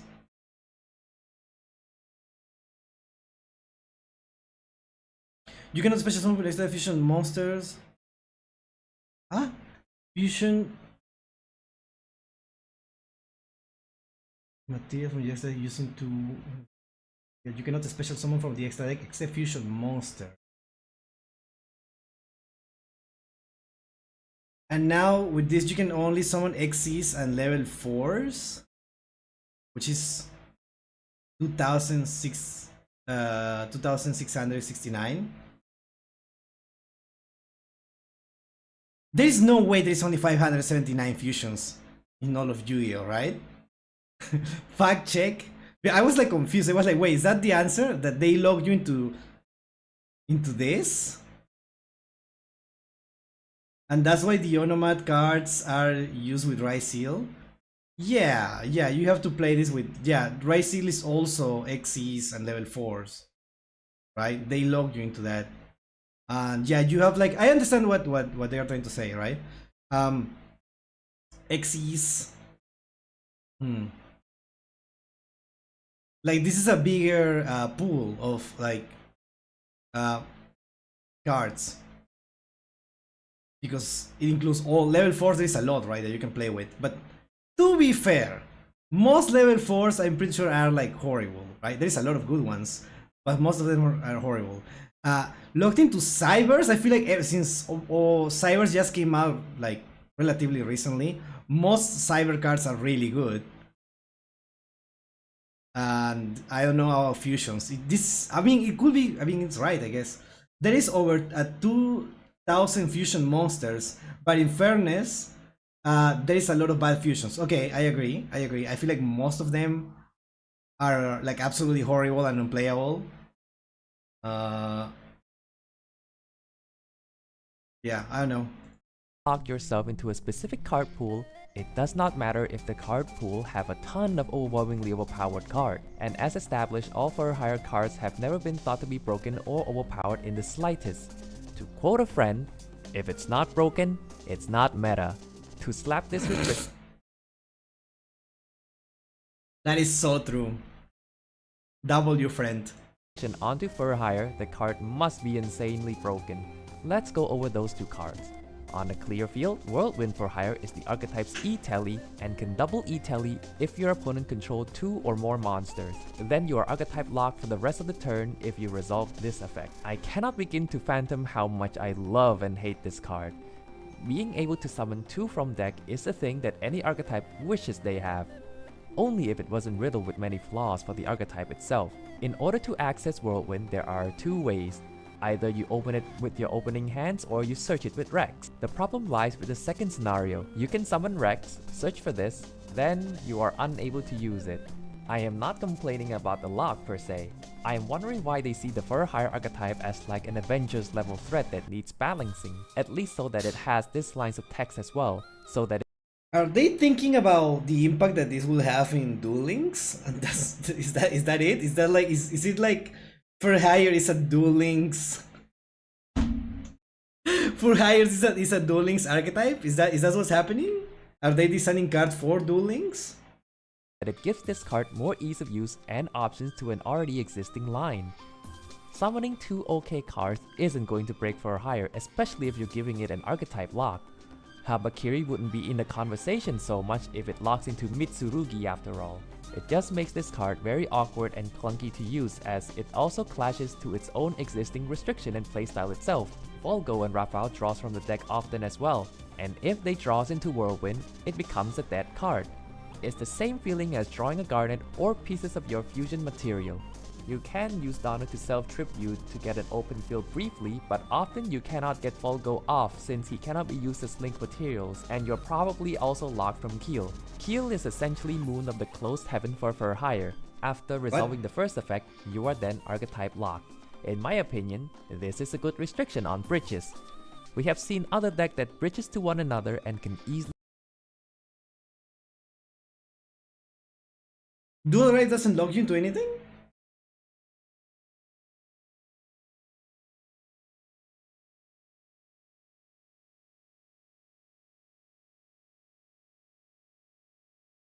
Oh, interesting. It's only Detonator, the one that locks you, right? Interesting. True, that's why Mitsurugi don't block you into Mitsurugi, or at least rituals. These rituals. access that archetype side of the engine. I would argue this is a harsher restriction even when there are other existing bridges that gets basically no locks. I would prefer it so that you are extra deck locked into for hire, something like the Archmage did with their restrictions, but that's probably just me being nitpicky. Even if you manage to resolve all the bridges affected the for hire side, you're not getting the full for hire board. A retrain of the field spell. It got cannons now, and it's what every field spell is nowadays. Only that they have to balance it cause you have to discard a card as well. And for hire only have one main deck monster with the graveyard effect, and most of them wants to be in the hand instead of the graveyard. As a neat little bonus, it does take a couple of the effects from the other for hire cards had and add it in. This field spell basically has one OK effect and two bonuses effect. In terms of modern field spell power level, this is at best OK. After 7 years, for hire finally gets its own extender. Whoopee!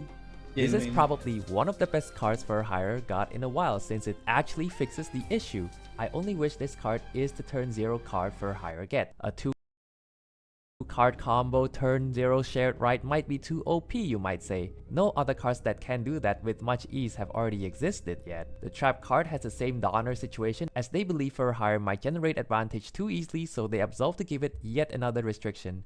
In Yu-Gi-Oh, there are 3 types of cards: monsters, spells, and trap. What the hell is Doodle Book? Card. Spell is often considered the best one, and even better if it's a quick play because you can use it immediately or set it and activate it like a trap card. Trap card are often considered the worst unless they have a way to be activated immediately. So giving a trap card to an archetype which already have a hard time getting it going is an interesting choice. Does any of these 5 cards solve for hire issue? Well, yesn't. Like before, it solves one issue, but it creates another. In a world of no turn 0, you have to hope you have that Habakiri level of card design to advance your deck strategy. For No! No! Habakiri shouldn't exist! hire is essentially still a 2-card combo deck when every modern deck can 1-card combo. It is an interesting problem to have that other decks can 1-card kickstart your archetype's board better than your own archetype. Keel having to take 2 bodies in an archetype that already have a hard time putting bodies on board innately is an interesting move. It's not like Volgo needs a tougher time making it onto the field. Even more so that Keel sets the spell traps when majority of the for hire cards are quick plays. I will give this a pass since Keel's best target is Fandora, and it is very on theme with his shipwright work. Fandora having to discard when the archetype have a lot of shared effects to summon from hand is again also an interesting choice. At the time of writing this, Burst Protocol is about to come out with the new cards. For hire as a pure deck didn't make any splash into the competitive scene. At best... Okay, hold on. Doesn't this look nice? I know Dracotail is like the biggest one here. Thank you so much, Shy Lurking Ninja. I love that name. Thank you so much for the follow. Doesn't this look nice? Like, how is, like, that highest one is 19%. Okay, Dracotail is really strong. I know Jam is really strong. But those numbers are not bad at all, I think. Why is Vanquish sold so low? I cannot disagree with that point. Dracotail is currently one of the best decks and it has a 0-1 card combo, you always need at least another monster in hand.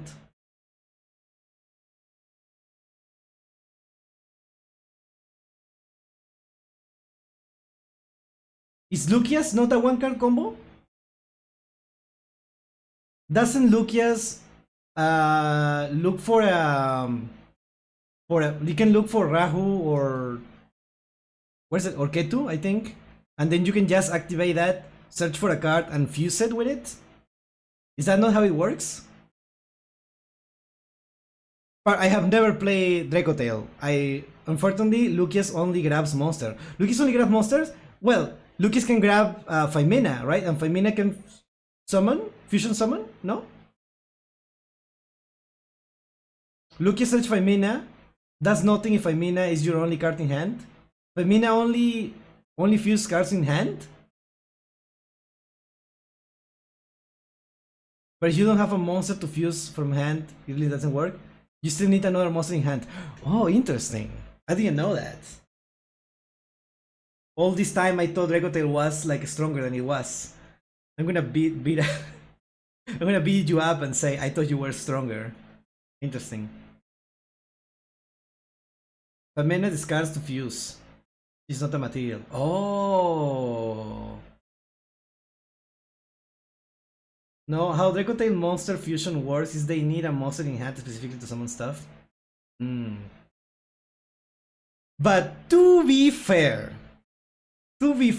after they fuse, if you manage to pull 1 fusion, you're already set for life, right? With Dracotail, if you fuse 1 time, you're already set for life because you activate the effects of the things that you fuse and you return it to your hand and you can do a lot of stuff. So yeah, technically you don't have a 1-card combo, technically. Oh yeah, if they fuse, the world is your oyster, yeah.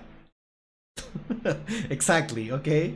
See, it's like you already, like that's already all you needed, right? You're already set for life if you manage to fuse something, so I don't know.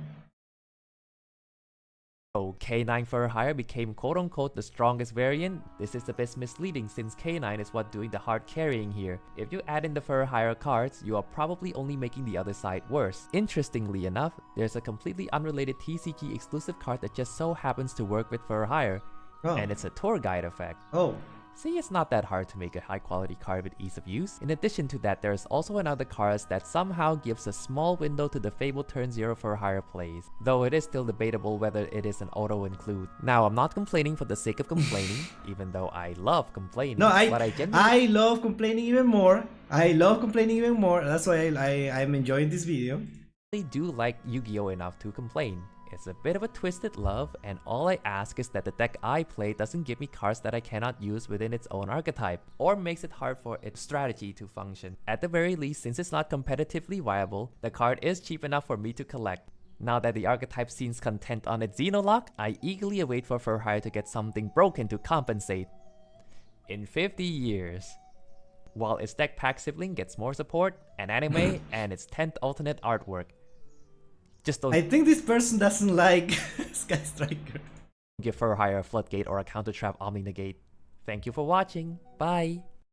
Honestly, really cool video. Really cool video. Thank you for a like and subscribe. I've definitely enjoyed this video, even though I got tricked into watching a Furhire propaganda video when I wanted to watch something about unfair archetypes. I still enjoyed the video. I didn't wake up today thinking that I would watch 20 minutes for a higher video, but it was really good. Now, this is an actual video essay, right? It had a point that it was trying to make from the start, and even though I don't exactly agree 100% with everything, this is what a video essay is, right? The video was great, obviously. Yeah, this video was great. I couldn't believe how small his channel is, or how good the video was. I don't know, maybe with more, because this video is doing well, right? 36k views. I feel like if they keep making Yu-Gi-Oh videos, it will grow a lot. Yeah. So yeah, thank you, Bokoye, for the video. Really cool, really awesome. I hope you don't mind that I I react to your video. So yeah, thank you. More videos. Let me see. You see, the thing is that these are gameplay videos. I'm pretty sure. Oh, this is another one. Fair Hire Burst Protocol Yu-Gi-Oh Archetype Guide. Oh, okay, interesting. But the other videos are gameplay, right? Yeah, they're gameplay about different things.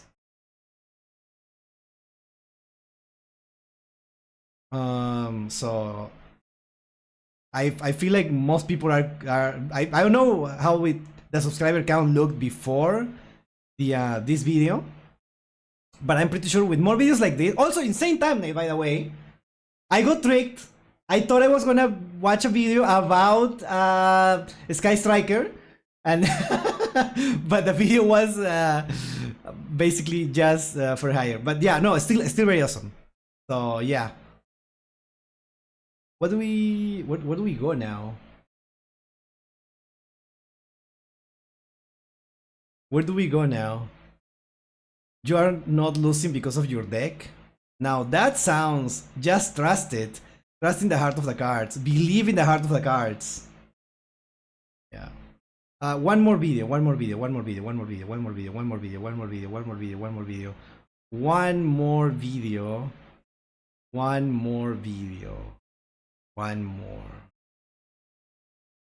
Oh, is this the one?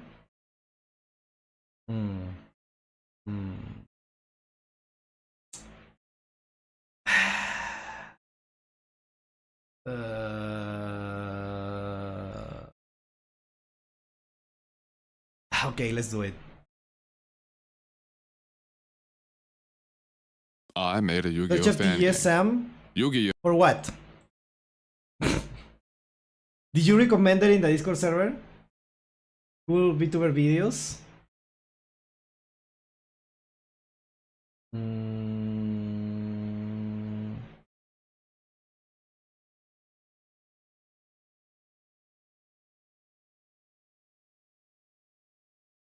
Wow, there's a lot of like recommendations here.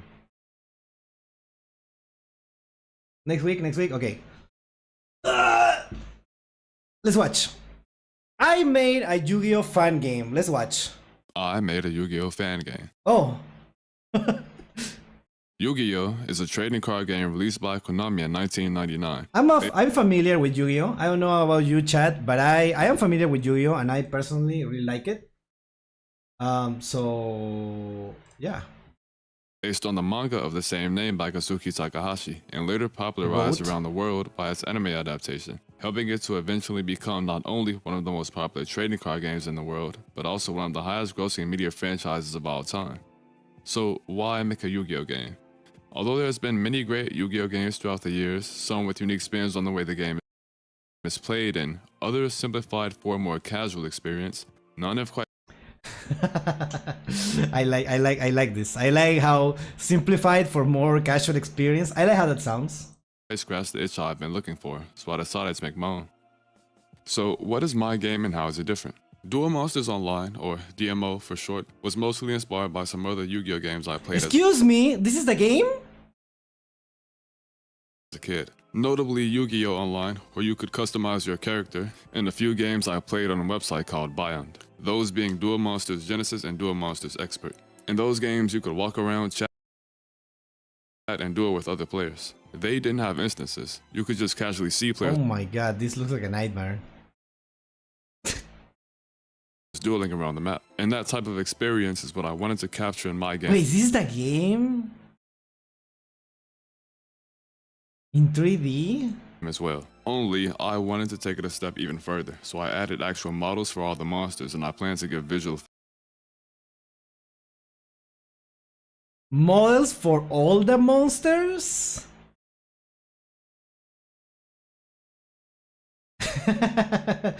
All the monsters? What is that? What are we playing here? Are we playing what, the first this is not from the first set. Are we playing like what, goat format? effects to most of the spells and traps as well. I also wanted to give it that old school Yu-Gi-Oh feel, like playing at lunch tables in school with whatever random cards you had, and not just meta decks that people looked up online. Okay. As such, players don't get access to every card to start with.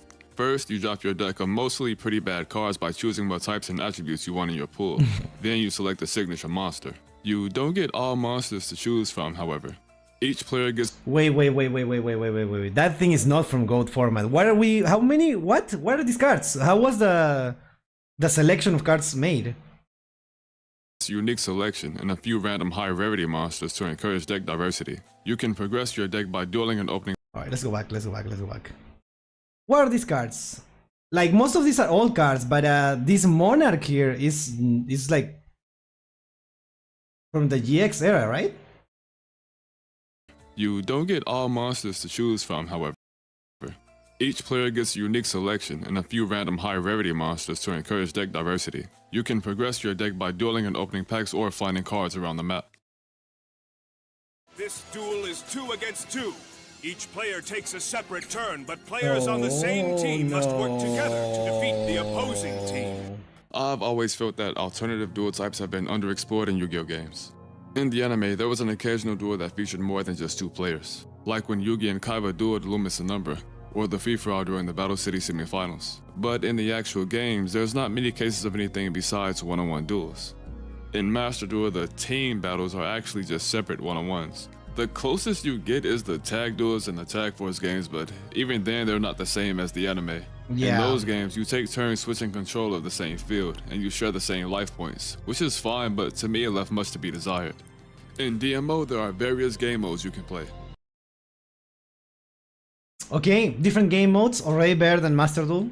1-on-1s, 2-on-2s, 3-on-3s, 3, 4, 5, and 6 player free-for-all. 6 player free-for-all. What the hell? That is... Imagine like there is someone who is playing a meta deck, right? In that group. And everyone goes for them. That would be so funny. Uneven duels like when the protagonists duel Paradox, which are 1v2s, 1v3s, and 2v3s, and there's 2v3s. Jesus. Also a 3- and 4-way tag duel option, as in 3 or 4 teams of 2 duel in a free-for-all. You can also choose the amount of life points you want to duel with. Currently, the options are 8,000, which is the standard in the actual game, 4,000 like in the anime, 2,000 like in early duel monsters, and 16,000, which I added since they were used in Konami's official tag duel format. The rules are pretty self-explanatory. When a player is defeated in any of those duel types, their hand is sent to the graveyard and all cards on Wait, their what the field hell? The animation looks so good. What? Do you see the idle animation of the alligator guy? When a player is defeated in any of those duel types, their hand is sent to the graveyard and all cards on their field He's just moving like slowly. He's not static, are right? destroyed. But the duel continues until only one side is remaining. In tag duels, you can tribute your teammates' monsters for summons and use them as fusion materials provided they're currently on the field. However, you can't use cards from their hands or perform actions with cards on their field. How are these 3D models made? There is no way like one person made all those 3D models, right? You can tell he put so much work into this. The models look so clean. Yeah.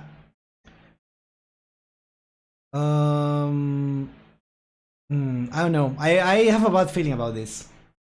I don't know. I assume Blender. There is no way. There is too many. Like, I assume there is a huge group of people working on this. Or they are ripped from Cross Duel. What is Cross Duel? They are ripped from somewhere else. That would make more sense. Too good to be real? Yes. It's too good to be real. They have to be... There is no way someone made models for all of this. It is a huge team of people, like a community, that work together on making this. Or they took the models from some other game. I think that makes more sense. Like attacking with their monsters or switching their monsters' positions. If a player's life points reaches 0, they will still be considered a winner if their teammate wins the duel. Some cards work in specific ways in non-one-on-one duels. Raigeki or Mirror Force, for example, only affect specific players, with Raigeki being the player you target and Mirror Force being the player who was attacking. Same for other similar cards. Other cards like Dark This one is moving weird. Hole or Heavy Storm affect all players. Generally, any card that references both players will affect everyone, and cards that say your opponent will make you choose. This game isn't strictly just a dueling simulator. In some of those old games I mentioned, there were roleplay servers hosted by community members with their own storylines and settings. So in the spirit of those, I added some role-playing features to my game as well. I tried to make the character creation as robust as possible, with options to change your age, height, and body type, as well as many different types of clothing and hairstyles. You can just be a fat kaiba, dude. That's awesome. I love it. I will be this. I will be this in the game, definitely. Including some from characters in the show. There's also plenty of facial options and sliders to mess with, so each character can feel like an individual. Cool. As for the actual in-game elements, there's a what is this? What is this? Game elements, there's of course proximity chat, where your character's mouth moves as you talk, and you can play various animations and expressions both in and out of. Oh, okay. I didn't want to say it before, but now I'm sure. This is AI. Oh, I knew it was too good to be true. Yeah. AI placeholders. Yeah, I knew there has to be AI involved in this. Duels. There's also cut-ins like in the anime, where you can either pan the camera to yourself or just add a reaction to the corner of the screen. Later on, I plan on adding actual odd jobs you can do around the map as ways to earn money besides just dueling. But currently there are still some spots players can go to with roleplay potential, such as a high school, restaurant, police department, a casino which currently has blackjack implemented, a bank, a clothing shop, and a vehicle shop. The vehicle shop currently lets you buy a few different types of cars and dual runners, and you can customize the colors as well. You can get Turbo dueling isn't implemented yet, as the game is primarily DM focused right now, but I figured if I was adding regular bikes, I might as well add dual runners instead. Interesting. Wow, this looks like a pretty cool game, but I wonder how you play it. Yugi, come on. This is probably the question I get asked the most. How do I play this? So the game this? isn't currently open, as I still have a lot of bugs to fix and things to optimize, but once I finish those, I'll be doing a beta test with community members. And when the game is fully released, it'll be its own standalone download via website or Discord. If you would like to receive updates on the game or give any suggestions, feel free to join the Discord in my description. And if you would like to follow development, I occasionally stream on my Twitch account, which is also linked below. I also have a Patreon if you want to support that way, as some of these model commissions can get pretty expensive. But that's about it. Thanks for watching and stay tuned for more DMO content. Until next time. Okay, I don't want to say definitively, like, oh yeah, this is definitely 100% AI, but I will be surprised if it isn't. I know what you're saying. These are placeholders. These are placeholders. I know, but I know that's not the case. I know that's the call me a skeptic. I already know what this is. When something is too good to be true, it's usually, you know, not true. So we'll have to see how this developed. But I will bet, if I have to bet, I will say that there is a lot of AI involved. But I don't know. I could be wrong. I could be wrong. Let's watch a video.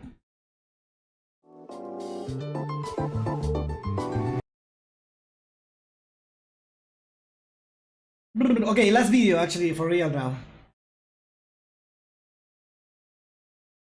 Actually, for real now.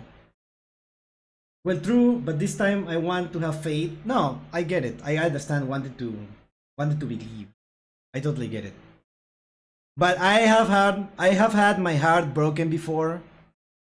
And I am not ready for another loss, okay? This is from a place of protecting myself.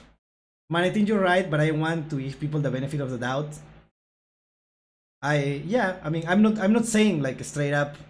Yeah, I know I said it at the start, right? But that is wrong. I shouldn't say it. It's because I actually don't know for sure. But I'm sure of it. I have no proof, but I also have no doubt. AI has nearly become a new curse word these days. Yeah, I know. Hello, by the way, Bad Blood. Welcome. So yeah, I mean, it will be cool, right? Is a game is actually like that. But yeah. Okay, Yu-Gi-Oh 2012. Wait, hold on. I think about it. Chat, can you say hi YouTube in the chat? Can you say hi YouTube in the chat? It will be so funny. Have you seen how like people already know, like, hey, this is for YouTube.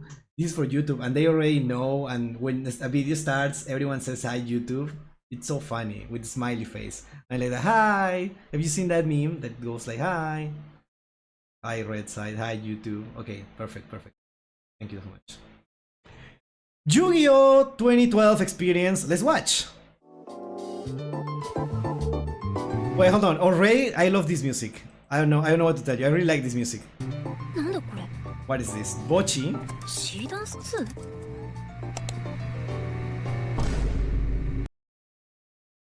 This is a scary lineup.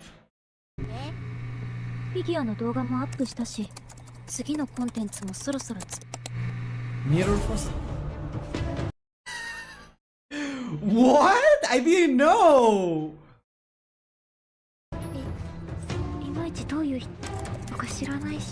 Wait, Max is unlimited, but that's because it's not good in this format, right?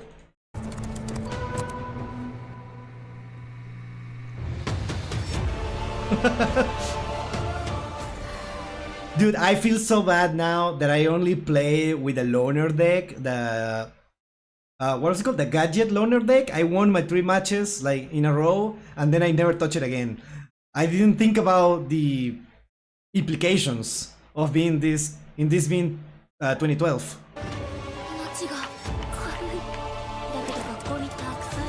Grade school.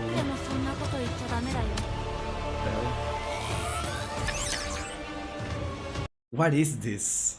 You can special summon this card from your hand by banishing one machine type monster and one beast warrior type monster from your hand, field, or graveyard. If this card attacks or is attacked, your opponent takes no battle damage. What?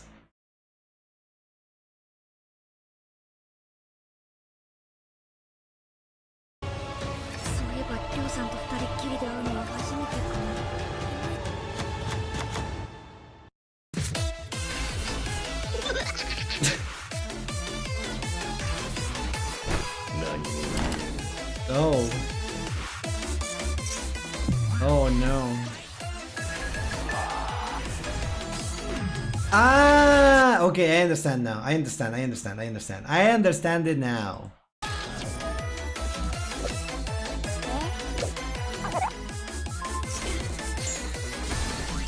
Oh. Nice. Having 2,000 plus attack on board in 2012 was hard as fuck. Yeah, I can imagine. No. Now. Oh boy.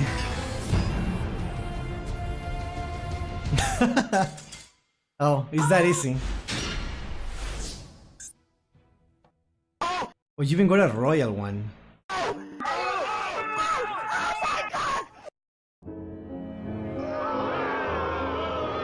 Konami started realizing draw phase turn 1 was so broken. They got a bigger wall to scratch though. You guys remember this? This used to be everywhere. Whoa!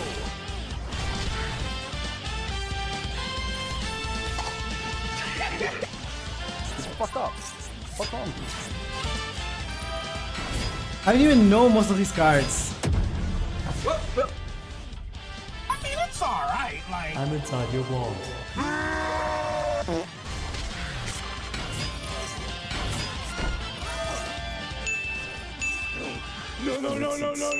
Oh, okay. Now you're getting a taste of what you were doing. Wait. That's right.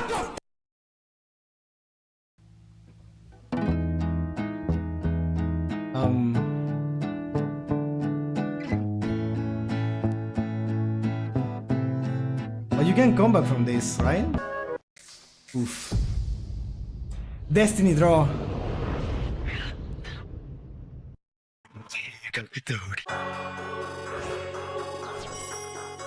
With this treasure, I summon.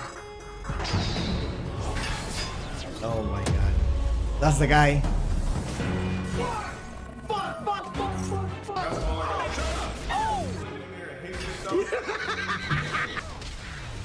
I can't believe this.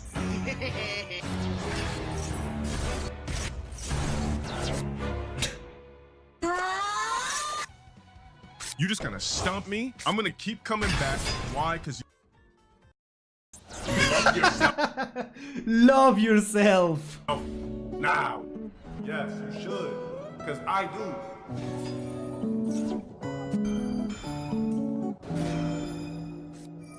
Oh my god. What the hell is this?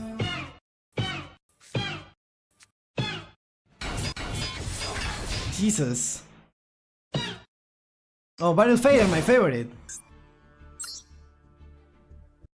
What did you play, bro? Kill yourself. What is bro playing, dude? What is this? Oh my god, Cyber Dragon. Wait, Cyber Dragon is UR, right? Oh well, you can get it in the thing.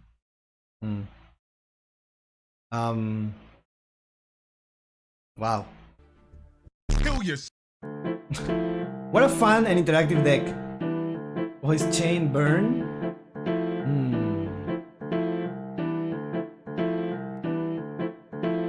I played Spellbook for this event. It was sick. I don't even know what that is. I know this deck, so skill drain negates the side effects. So yeah, huge meatballs for free. You know, the funny part that it still has like the gadget as engine. The gadgets as engine. That's really cool.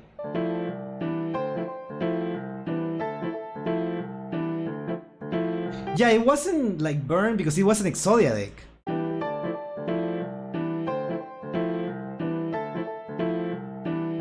Very cool video, honestly. I wish it could stay for longer, so we could make a tournament in 2012. Now we're gonna have to wait for like next year or something. Utopia Ray, what the hell? Very cool video as always. There's more. There's more. Never click away.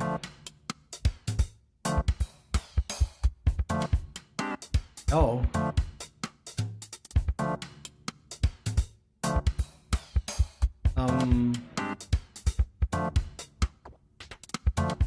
Oh. Now, what does this mean exactly? Oh.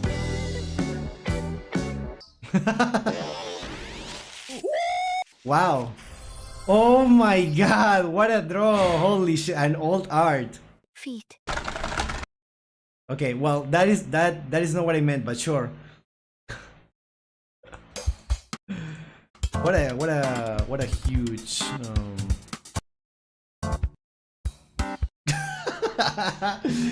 I want events like this to be like more often. Like we get this like every once a month, I feel. We need more of this. It would be so awesome. But yeah, thank you for recommending the video. And yeah, awesome video as always. Just a cat with a mustache. Awesome. So yeah, thank you. The quality of those videos are always incredible. Yeah, of course. Let me read that last message. I will say I did find a video series on YouTube that I'm pretty sure it's AI or something similar, but it's actually used in a really fun and hilarious way. Imagine looking at YouTube and seeing Barack Obama dueling against Gordon Ramsay in masterduel. Yes, I know what you mean. I get what you mean. It's used for comedy and stuff, right? I get it. It's not for me, obviously. But for example, here is used like, obviously the main thing about this is the editing, and it has some AI elements for the voices to add like for comedy, like for a few seconds they just add like the thing like, I don't know if that was AI, but it has been used before like AI for one of these things, and I feel like that's funny. I don't know, it's like such a small thing, like a little, you know. I think that's really cool. But yeah, AI sadly is not always used like that. Sometimes it's different, but yeah. Anyways, thank you everyone. That was a fun stream. We talked a lot, and it's almost been like what, over 5 hours. So Cat's content is solid. I can forgive the AI voices with how well it's produced. Exactly. So yeah, chat, I will see you next time. I will see you on Thursday, yes. On Thursday, we're gonna be... Oh my god, Jesus. On Thursday, we're gonna be watching... What? No, we're gonna be watching. We're gonna be watching replays. Yes, yes. See you on Thursday. Bye bye. Bye bye. Bye bye. Bye bye. Bye bye. Bye bye. Bye. Bye.